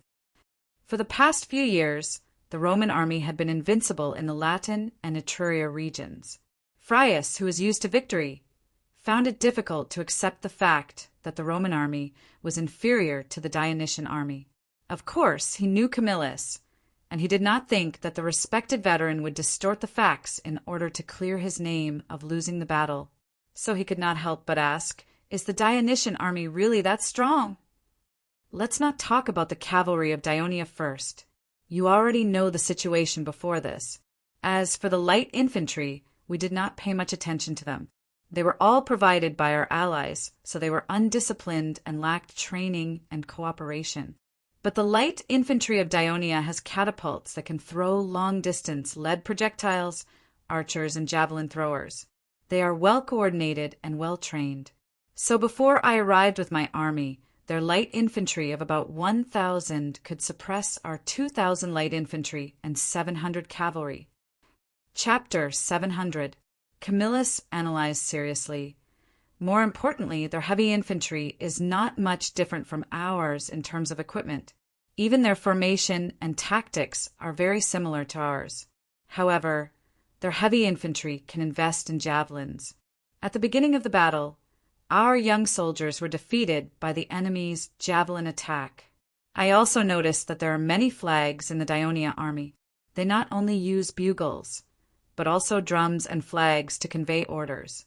Therefore, the platoons of Dionia are more closely connected, and the speed at which they carry out orders is faster than us.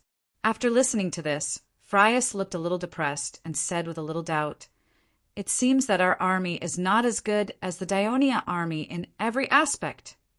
Maybe this army is the strongest in Dionia. The other armies may not have such strong fighting strength and fighting spirit. Camillus did not have any illusions. He said frankly, "Judging from the organizational ability and fighting level of this Dionysian army, I'm afraid that the other Dionysian army is not too weak. Otherwise, Dionia would not have become a powerful kingdom in just a few years. Besides, the kingdom of Dionia owns the entire southern land, and they have more soldiers than us. Provoking such a powerful opponent will be a big problem for Rome." At this point, Camillus looked worried. Frius suddenly thought of something and encouraged himself and Camillus. "Don't forget, we still have a powerful ally, Carthage. They have promised that if Dionia dares to declare war on us, they will declare war on Dionia. With Carthage attacking from the south, it is impossible for Dionia to send more troops here. We, Rome, have the advantage in fighting in Latin, which belongs to us." Camillus wanted to say something, but did not. At this time, the adjutant walked into the big tent with a solemn face. "My lords, the casualties of the army are out. A total of 4,460 heavy infantry soldiers are missing. 423 cavalry soldiers are missing, and 740 light infantry soldiers are missing. A total of 5,623 soldiers did not return to the camp. 5,623. That's half of the soldiers who left the camp." Frius' surprised expression was a little exaggerated. He then realized that Camillus was beside him and quickly said, "In fact, there may not be so many casualties and captured soldiers. Some soldiers may have run away, and when the enemy retreats, they will return. So the sentries in the camp must pay attention to screening, and at the same time arrange the troops, and be ready to help them return to the camp at any time. Although Camillus had already expected this huge number was still unbearable for him. He could not help but cough repeatedly, and his adjutant hurriedly stepped forward to massage his back. After a long while, Camillus finally recovered. His face was gloomy, and he said in a low voice, "This battle caused so many casualties among the soldiers, and it was all because of my mistakes in commanding. I will write a letter to the Senate and ask for punishment. I also want to remind them to be more vigilant against the Dionysian army, and to use their troops cautiously." Hearing Camillus's words, Phraates heaved a sigh of relief. Although he respected Camillus, it did not mean that he wanted to bear the responsibility of this failure with Camillus. He did not want this failure to affect his future career in Rome, but he still pretended to be loyal and said, "Camillus, how can this be your responsibility alone? You and I are both commanders of this army, and the decision to leave the camp to rescue the enemy was made by both of us." Camillus waved his hand. "Don't say any more. This is all my fault. I have underestimated the Dionia, otherwise I would have immediately led the soldiers back after receiving the food supply team. You can't rely on luck in war." Camillus sighed deeply with remorse, then reminded him, "Not only did we lose so many soldiers, but some of them are also injured and won't be able to fight the enemy for a while. The number of soldiers who can fight in the camp is greatly reduced. Phraates, I suggest that you strengthen the camp's defenses tomorrow. No matter how the enemy provokes you, do not leave the camp to fight the enemy." No matter how young Phraates was, the performance of the Dionysian army had shocked him. He did not dare to risk his career and the lives of his soldiers, so he nodded and said, "You are right, Camillus. We should hold the camp until Quintus arrives with his troops." For the Volsci, this was a rare victory against Rome in 10 years, even though they were not the main force in the battle. When the Roman soldiers, who had no hope of breaking out of the encirclement, finally surrendered to the Volsci warriors, or when the Volsci warriors injured and captured the lagging Roman soldiers in the process of pursuing them, the Volsci soldiers who escorted the Roman soldiers back were filled with pride of victory. But the Volsci leaders knew very well who brought this victory. Under the lead of Consul Tullus of Sels and Consul Catimentelos of Pelevernham, they found Amyntas, who was treating the wounded soldiers. "General Amyntas, I didn't expect you to bring us such a rare victory the day after you led your army to Volsci. It is clear that Dionia is sincerely helping us. Thank you very much. Thank you very much," Tullus said with a sincere expression. Catimentelos immediately took over the conversation and expressed his apology excitedly. "Please forgive my previous prejudice. When Tullus told me that Dionia only sent 10,000 troops, I even complained, 'Only 10,000 reinforcements. What can they do when the Roman army is invading with tens of thousands of troops?' But you and your soldiers have proved the strength of the Dionysian army with your heroic performance. Please accept my respect for you." The consul of an important Volsci town immediately greeted Amyntas with the most honorable Volsci etiquette. Amyntas hurriedly helped him up and said humbly, "I'm just a warrior. My mission is to follow the orders of the kingdom and fight the enemy. If you want to thank someone, you should thank His Majesty the Devers who sent us here. The best thing we Volsci have done in recent years is to ally with the great Dionia. We are honored to fight side by side with the brave warriors of Dionia. Let's defeat the Roman soldiers together." Corlenus, the former consul of Antium, said loudly, "Yes, that's right." The other high-ranking Volsci officials also echoed loudly. Hearing these sincere words and looking at their excited expressions, Amyntas suddenly realized that the First Legion had made such a huge sacrifice to obtain this victory was very important. At this time, Catimentelos made a sincere request to the commander of the First Legion of Dionia. "General Amyntas, since the Roman soldiers have suffered this defeat, they don't have many soldiers left in their camp. We have decided to attack the Roman camp and completely destroy the enemy. I hope you can help us." Amyntas was stunned.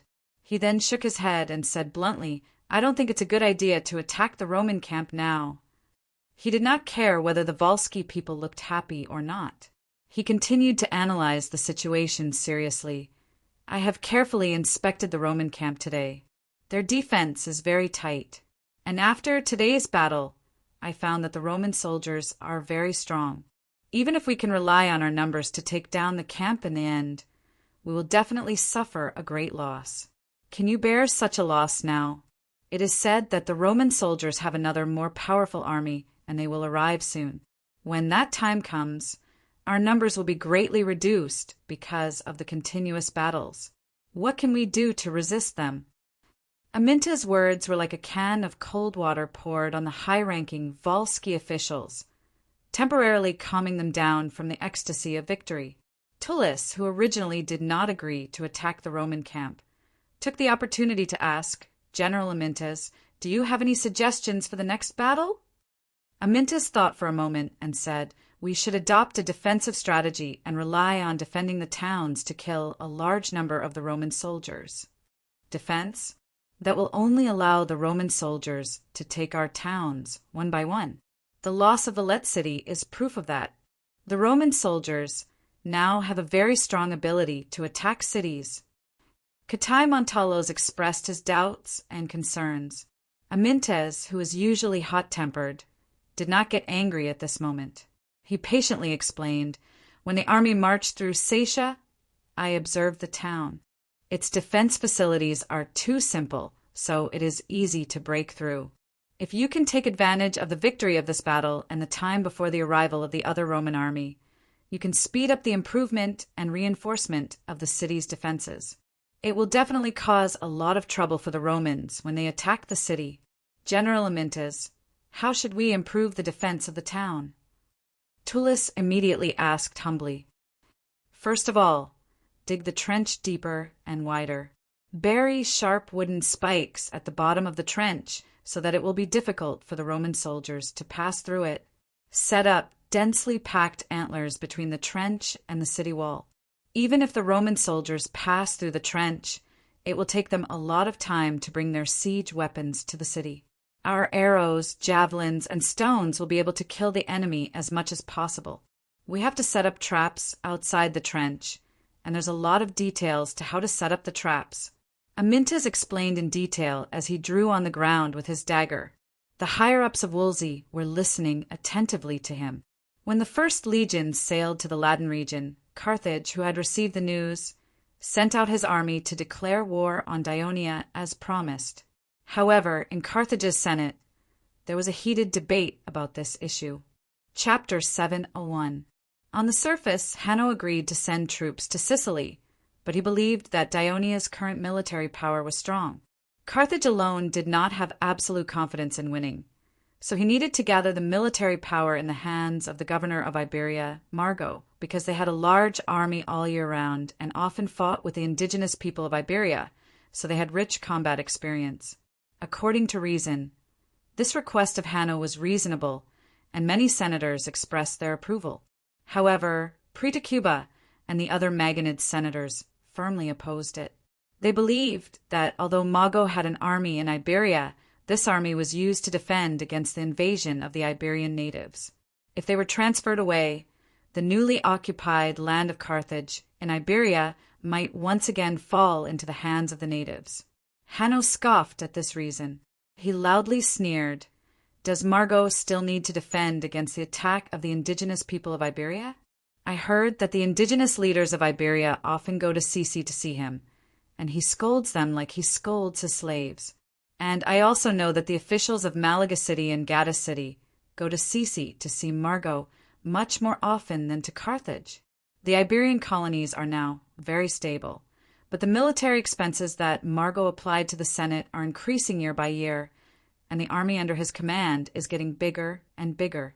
I don't know who he is using this army to defend against. Shouldn't he use this army supported by Carthage's gold and silver to serve Carthage? If he doesn't agree, then does he have other ideas? What Hanno said could be said to hit the nail on the head. Pretacuba found it difficult to refute for a while, and many senators who had accepted bribes from Margo could not speak for him at this time. Hanno's proposal was also supported by the neutral senators. In the end, Hanno even said harsh words. If Margot does not send troops, Carthage will not send troops to Sicily. The meeting ended in discord. Soon, rumors began to spread in the city of Carthage. Hanno is afraid of Dionia, so he doesn't dare to send his army to fight. He's determined to violate the agreement with his close ally Rome. However, another rumor was widely spread. Margot refused to send troops recruited with the taxes of the citizens of Carthage to fight against Ionia because he wanted to be the king of Iberia. This rumor caused an uproar in the city of Carthage. Many people gathered in front of the Senate to protest, scolding Margot as a traitor and strongly demanding that the Senate revoke his position as governor of Iberia and transfer him back to Carthage for trial. When the news spread to the south of Iberia, Margot and the others were somewhat depressed. They knew very well that this was the disadvantage of not being in the center of power for Carthage, so it was difficult for him to control the situation. Although the Maganid family had a stable foundation in Iberia, once it left Carthage, it would become a rootless tree. Of course, they didn't want to be abandoned by the people of Carthage. Hanno's approach could be said to have hit their soft spot. After a discussion with Hacker, Margot quickly made a decision. So, a few days later, Predicuba proposed at the Senate meeting, "My lords, as a citizen of Carthage, Margot, the governor of Iberia, is certainly willing to send his troops to fight, but he wants to be the commander of the attack on Sicily." Indeed, with Margot's identity and military qualifications, no one among the citizens of Carthage dared to compete with him for the position of commander of the expedition. But how could Hanno let him do as he wished? Tepinlaco immediately stood up and expressed his opposition. The situation in the Iberian Peninsula is complicated, and there are many fierce indigenous people. Once Lord Margot leaves, and the new governor is not familiar with the situation there, I am afraid it will lead to instability in the newly occupied Iberia region. Wouldn't the efforts of these years be in vain? So it is better for Lord Margot to stay in Iberia and only need to send the army over. Predicuba immediately retorted, "My lords, you should all know that the members of the Iberian army are complicated. Most of them are foreign mercenaries. If they are commanded by outsiders, I am afraid they will not listen to orders. Not only will it not achieve the effect of the battle, but it will also cause chaos. If the Senate is really worried about the safety of the new Iberian territory, I recommend Hasdrubal, the son of Himilco, to be the commander of the expedition. He has led the army to defeat the indigenous people in Iberia many times. He has rich combat experience and is a rare general talent in Carthage." Replacing Margot with Hasdrubal, the effect is still the same. Margot has a good idea. Hanno sneered in his heart. As a result, the Hanoverian senators all expressed their opposition, and even Oakton shouted excitedly, "An army supported by Carthage's taxes does not listen to Carthage's orders, but is willing to listen to the command of only one person. Isn't this dangerous? Do we dare to give the command of the army to such a person and put the city of Carthage in possible danger?" Oakton's words could be said to be quite harsh, but he said the problem that many senators were worried about. The main members of the Maganid family had gone to Iberia, and they could not return to Carthage a few times a year. They also had a large army in their hands that was almost not composed of Carthage citizens. This in itself had already worried the Senate. Now that the command of the army was given to the Maganid family, it was obviously not what the senators wanted. On this issue, the leader of the neutral party, Esseruba, was in agreement with Hanno. In the end, with the support of the majority of the senators in the Senate, a resolution was passed. Malefio, the military governor of Namibia, would be the commander of the army and Margot would not have to go, but Iberia must send no less than 20,000 troops to fight. This resolution was not only the opposite of the result that Margot and the others expected, but also greatly harmed their interests.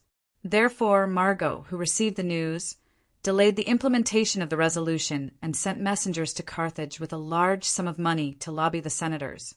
In the back and forth wrangling between the two sides, the dispatch of troops to Sicily had been delayed. Just as the Senate of Carthage was arguing about the expedition, the Council of Syracuse was also engaged in a fierce debate. More than a decade ago, Syracuse was still the largest Greek city-state in Sicily and even the most powerful city-state in the entire Greek world. Under the rule of the tyrant Dionysius, the people of Syracuse defeated the powerful Carthage people, conquered most of the land of Sicily, and became the overlord of Sicily. Dionysius even led nearly 100,000 troops north and crossed the sea to attack Greece in an attempt to expand his territory.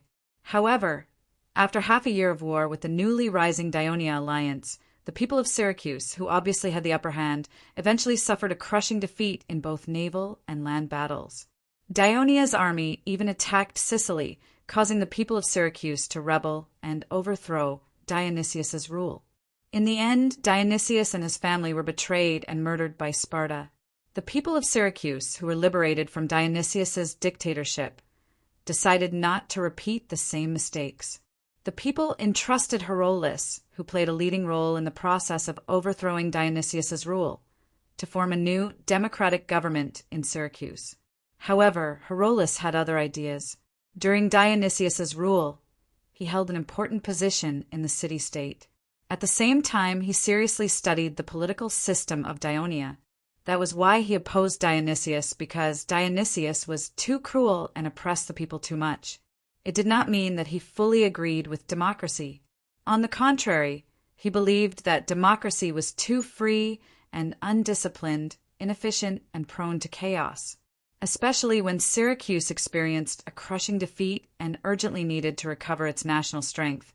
He should centralize power and quickly make various decisions that were beneficial to the city-state's development. That was why he delayed forming a new government. Instead, he used his position as the highest leader during the war to frequently issue various decisions. These decisions were often made by him alone without discussing with anyone else, which was criticized by the people. During this period of time, there were two things that caused his reputation to plummet among the people. First, an important democratic figure in Syracuse, Diogenes, was arrested for vehemently opposing Dionysius's rule. He was supposed to be sentenced to death, but with the help of a friend, he actually escaped imprisonment and escaped from Sicily. After Dionysius's rule was overthrown, he actually brought a few warships and some soldiers back to Syracuse. Based on his heroic deeds against Dionysius, the people gave him a warm welcome and elected him as a general in the citizens' assembly. They hoped that he would enter Syracuse's wartime General Executive Committee and counterbalance Herolas's growing power. However, Herolas actually vetoed the results of the citizens' assembly and emphasized that any decision must be approved by him. This matter made the people very angry. However, in a previous decision issued by Herolas, a large amount of fertile land that Dionysius had once distributed to the mercenaries was distributed to the civilians in the port, and they were given full citizenship. Therefore, it was fully supported by the people and free people in the port area. In addition, in the wartime General Executive Committee, Falcus, Stesicus, and the others were all friends of Herolas and his supporters, so it seemed that his power was unshakable. The second matter was that although Daionia agreed to release the captured Syracuse soldiers and sailors, the Devers put forward a condition.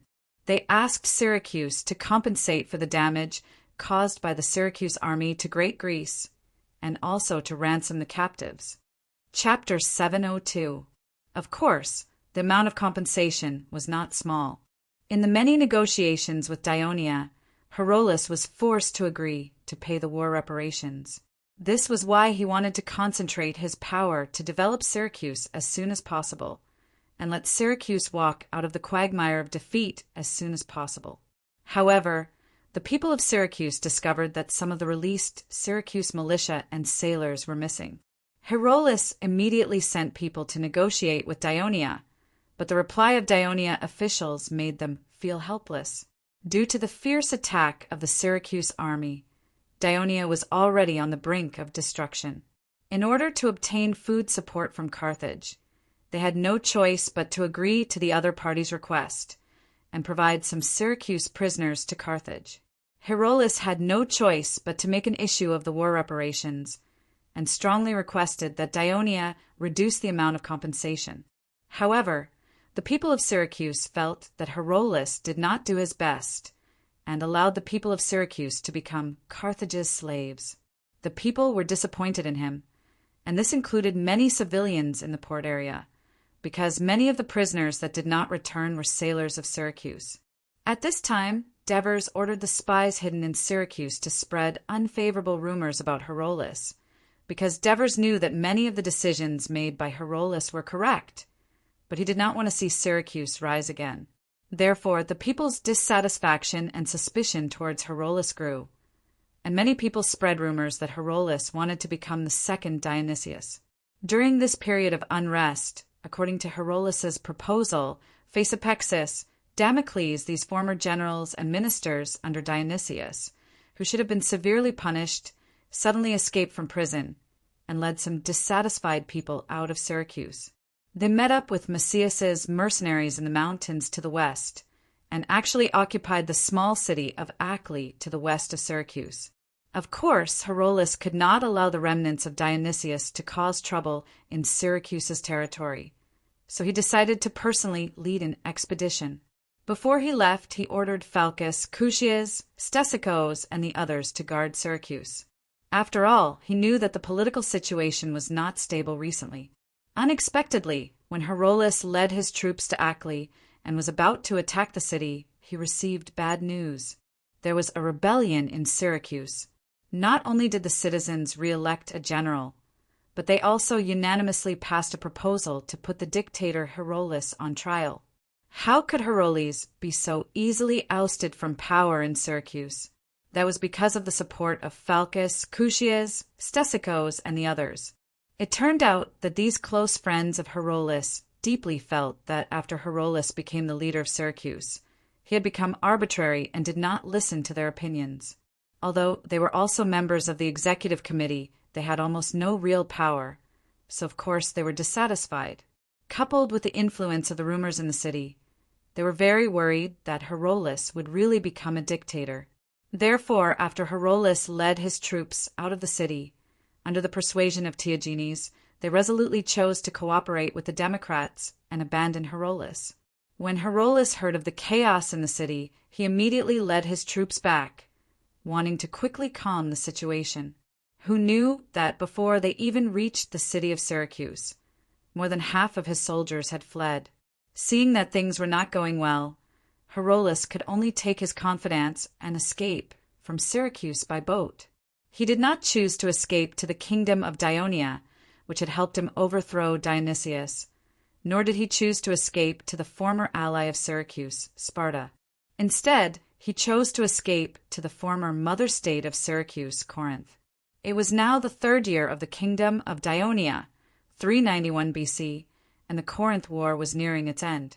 In order to prevent a situation like Herolas's, the Democrats in power in Syracuse elected 25 generals, led by Stesicos and Phalcus, to manage the affairs of the city.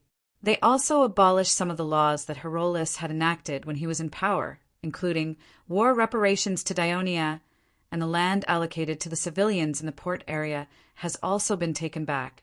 This not only worsened the diplomatic situation in Syracuse, but also made the people in the port area very angry.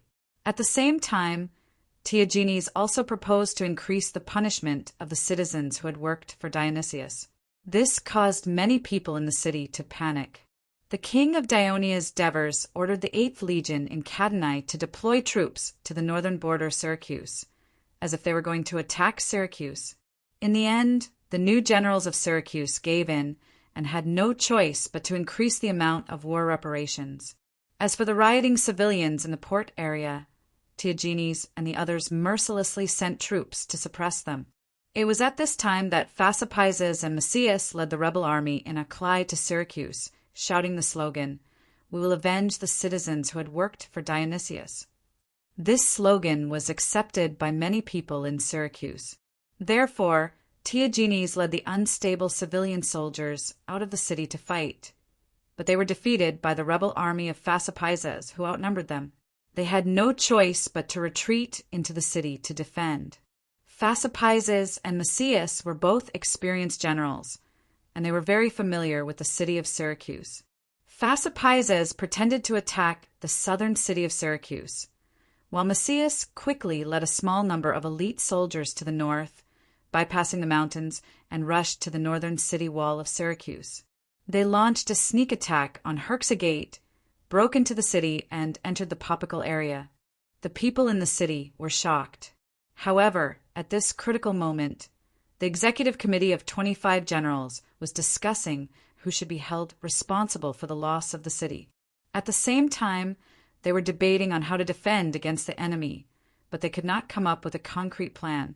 It was not until Macias's army approached the inner city that the generals hurriedly gathered their troops to face the enemy. Naturally, they failed again. The panicked Democrats had no choice but to retreat to Ortygia Island, while Phasaphizes took the opportunity to enter the city and meet up with Macias. The original mercenaries under his command took the opportunity to retaliate in the city, causing the people to suffer unspeakably. Far away in Corinth, Herolas had been paying attention to the developments in Syracuse. At this time, after learning of the tragic situation of the people, as a patriot, how could he stand by and do nothing? Therefore, he requested some reinforcements from the government of Corinth and led them back to Ortygia. It was already the 6th year of the kingdom of Dionia, 388 BC. The people of Syracuse warmly welcomed the return of Herolas and begged him to forgive their betrayal. On the island of Ortygia, Herolas gave a heartfelt speech. He said, "No matter how the people of Syracuse treat him, he will come to protect this country and its people without hesitation. If he cannot save his mother, he would rather die on the ruins of his country." The people of Syracuse, including his former friends and political enemies, were deeply moved by his words. The people all shouted, "Save Syracuse! Save Syracuse!" Herolas saw that the morale was high and the people could be trusted. He immediately formed an army, opened the long-closed city gate of Ortygia, rushed out of the isthmus, and launched a fierce attack on the rebel army. Phasaphizes and Macias hurriedly led their troops to meet the enemy. When the people in the city heard that the leader was Herolas, they all responded. The rebel army was defeated, and in the end Macias died in battle. Phasaphizes was also captured, and the rebel army was basically wiped out. Herolas, who had won a complete victory, had his prestige greatly increased. Therefore, he did not hold a public meeting and brazenly abolished the General Executive Committee and stripped Tyagenes Phalcus and the other 25 generals of their power. The people actually did not object to this. And this time, when he regained power, Herolas clearly wanted to establish a political system in Syracuse similar to Dionia, but at the same time mixed with Corinth's system. This was a political system where a few elites ruled the majority. For this reason, he relied more on Corinth to help him complete this task. Over the past few years, the turmoil in Syracuse had caused the people to suffer greatly. Furthermore, Herolas had reinstated the law he had enacted in Syracuse, and many people had benefited from it.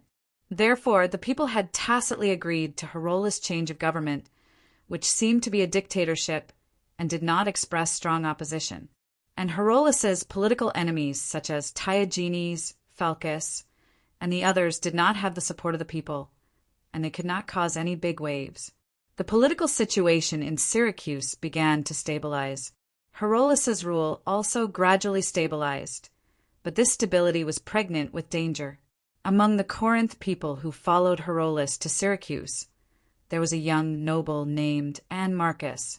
Because of his bravery in battle, he was recognized by Herolas and became the chief of the city guards to protect the safety of Syracuse. At the same time, he also served as Herolas' palace captain, but he was jealous of Herolas' achievements and vainly tried to replace him. In the 8th year of the kingdom of Dionia, 386 BC, when Herolas went to the temple of Apollo to offer sacrifices, an assassin bribed by Marcus assassinated the general of Syracuse. Then, Marcus seized the opportunity to usurp the supreme power of Syracuse. In order to consolidate his power, he wantonly promoted Corinth people, and the people of Syracuse complained about this. A few months later, during the harvest celebration of Demeter, Herolus's widow publicly revealed the truth of her husband's assassination. The people were angry, and they gathered together to overthrow Marcus's rule. Marcus also gathered his army to suppress them, but in the end he suffered a crushing defeat and died in the chaos. Chapter 703. When the power once again fell into the hands of the Democrats in Syracuse, Tiagenes, Falcus, Stesicus, and the others, having learned their lesson, did not create a strange government with 25 generals like before. Instead, they restored Syracuse's traditional democratic government with 10 generals, a council of 100, and a citizens' assembly. They also continued some of the policies and laws implemented during the reign of Herolas. At the same time, they continued to pay reparations to Dionia. In the years after the defeat of Dionia, the political situation in Syracuse had been in turmoil. It not only exhausted the energy and enthusiasm of the people, but also made some elites disappointed with the future of Syracuse. Pharisanus, for example, accepted the invitation of the Dionia Academy to teach in Turiae. At the same time, he wrote letters to the king of the Devers several times, asking him to reduce the reparations demanded from Syracuse. It was not until the 11th year of the kingdom of Dionia that the Devers generously wrote off the reparations. The political situation in Syracuse had once again stabilized and began to gradually recover its vitality. However, during the previous turmoil, Syracuse's agriculture and trade were hit hard. Many free people and merchants fled and chose the booming Cadenai.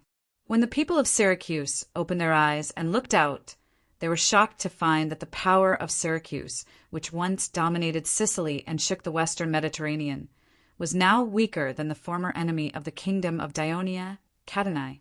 The former allies around Syracuse, such as Carmendolina, Gela, Agrigento, and many others, had long since severed their ties with Syracuse. Instead, they went to curry favor with Dionia. The people of Syracuse cherished the glory of the past, but they also hated the culprit who caused all of it, Dionia. Most of the taxes collected by Syracuse were used to pay reparations. So a strange phenomenon arose in Sicily. While all the Greek city-states of Sicily were on friendly terms with the kingdom of Dionia, Syracuse, from top to bottom, was alienating this powerful neighbor. They refused every invitation from Dionia to celebrate, but had many disputes and conflicts with Leontini and Taunus, the allies of Dionia, over the frontier lands. Carthage had witnessed Syracuse's performance. Therefore, this time Carthage sent an emissary with a mission of getting Syracuse to join the alliance against the kingdom of Dionia. In Syracuse's city hall, the 10 Syracuse generals all had solemn expressions after envoy Carthage walked out of the meeting room. I don't understand. Dionia and Carthage have been maintaining friendly relations for more than 10 years. Why is there a war all of a sudden? General Hicktas from the port area asked in confusion. Compared to the people of Syracuse in other areas, the civilians of the port area still had a good impression of Dionia. This was because the civilians of the port area finally organized themselves with the help of Dionia and rebelled against Dionysius' tyranny. Thus, they became a force that could not be ignored in the political arena of Syracuse. Don't you understand? The reason why Carthage and Dionia could maintain friendly relations for more than 10 years was that they needed time to recover their strength. In fact, not only Sicily, the entire western Mediterranean can't accommodate 2 powerful countries. They will inevitably go to war because of the conflict of interests. In the past, it was Carthage and Syracuse. Now it's just Dionia. Palinisus's voice was low, as if he was recalling the past of Syracuse. As an official who once served Dionysius, he did not participate in the war to suppress the rebels due to the opposition of his sailors after the riot. Therefore, he escaped punishment later. In the war to overthrow the murderer Marcus, he fought bravely and made great contributions. He was recognized by the people and was elected as a general several times. If a war breaks out between Dionia and Carthage, it will be a great opportunity for Syracuse. Ever since Dionia occupied the cities of Cadanae, Naxos, and Sicily in Sicily, they have greatly influenced Syracuse. The free citizens prefer to live in Cadanae and Naxos. The merchant ships prefer to trade in Cadanae, and the other cities in Sicily are more willing to interact with them. If this continues, when will Syracuse ever regain its former glory? Chief General Tiagenes was obviously in favor of cooperating with Carthage to fight against Dionia. But can Carthage defeat Dionia? Cushias was worried. More than 10 years ago, he had experienced the war that decided the hegemony of Greece in the western Mediterranean. He had seen and heard that a legion of Dionia landed in Sicily and defeated an army of tens of thousands led by Macias.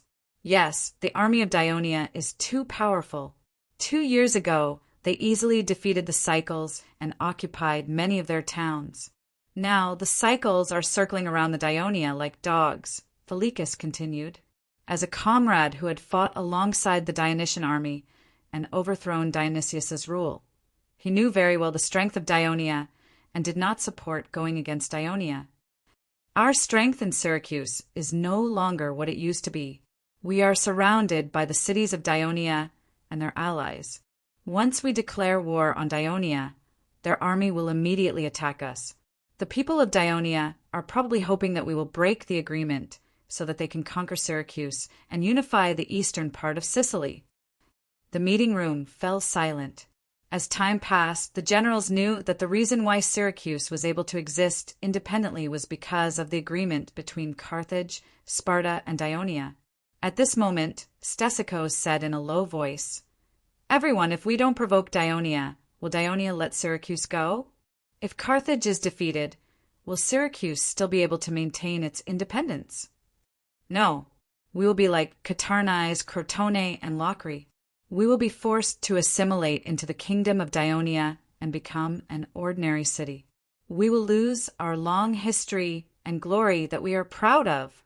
Therefore, I believe that helping Carthage is also helping ourselves." Stesichos' words moved the other generals. "Everyone, you have only seen the strength of Dionia, but Carthage is also very strong. Over the years, the people of Carthage have conquered Namibia in the interior of Africa and also conquered the southern part of the Iberian Peninsula. Their land is even wider than the kingdom of Dionia. More than 10 years ago, when Carthage was fighting with us, he was able to organize an army of 100,000 people. Now he can easily do that." Tiagenes waved his arms excitedly, trying to convince the other generals. "Also, don't forget about Carthage's ally Rome, who is about to go to war with Dionia. It is also very powerful and is the overlord of central Italy. It has strong heavy infantry and will not be easy to deal with. When Carthage and Rome join hands, it is already difficult for Dionia to resist. Moreover, according to the voice of the messenger of Carthage, they have other helpers. Dionia has fallen into the encirclement of Carthage. What are we waiting for if we don't join them now?" The people of Syracuse had close military and trade contacts with the west coast of Italy for decades, especially with the Campanian alliance. Although the Campanian alliance had recently sided with Dionia, the people of Syracuse did not reduce their attention there, so they knew the situation in Rome better. More than 10 years ago, Dionysius also put Dionia in a tight encirclement. What happened in the end? "We all know it very well," Hyctes said lightly. "But this time is different." Tiagenes glared at him and wanted to continue persuading. Hyctes said coldly, "It is indeed different this time. Compared to more than 10 years ago, Dionia's territory has increased several times, and so has its strength." Tiagenes was speechless and did not know what to say for a moment. At this time, Phalippus said in a low voice, "I think we should do this. Let's not agree to Carthage's people first. This way, we won't blindly put Syracuse in danger. If Carthage really does declare war on Dionia and has a great advantage, then it is not too late for us to join them." "I agree." Cushias immediately expressed his approval. "This is the prudent approach." Soon, the other generals agreed, one after another, including Stesichos. In the end, Tiagenes nodded helplessly, but he was very angry in his heart. He could be said to be the most powerless chief general in Syracuse for many years. The other generals either participated in the rebellion against Dionysius and had a deep friendship and many supporters, or were representatives of some special groups of people. After he escaped from Syracuse, his roots in the city had long been swept away, and because he first provoked a rebellion against Herolas, after Herolas successfully returned, he was once again suppressed, and the people who supported him that he had painstakingly gathered once again left him. The reason why Tiagenes, who did not have the support of a powerful force, could be the chief general for 2 consecutive years was because the citizens of Syracuse needed a person like him, who was not powerful but had a reputation, to balance a group of powerful former friends of Herolas and avoid a dictatorship. However, the stubborn and strong-willed Tiagenes always believed that he was the one who could help Syracuse regain its former glory.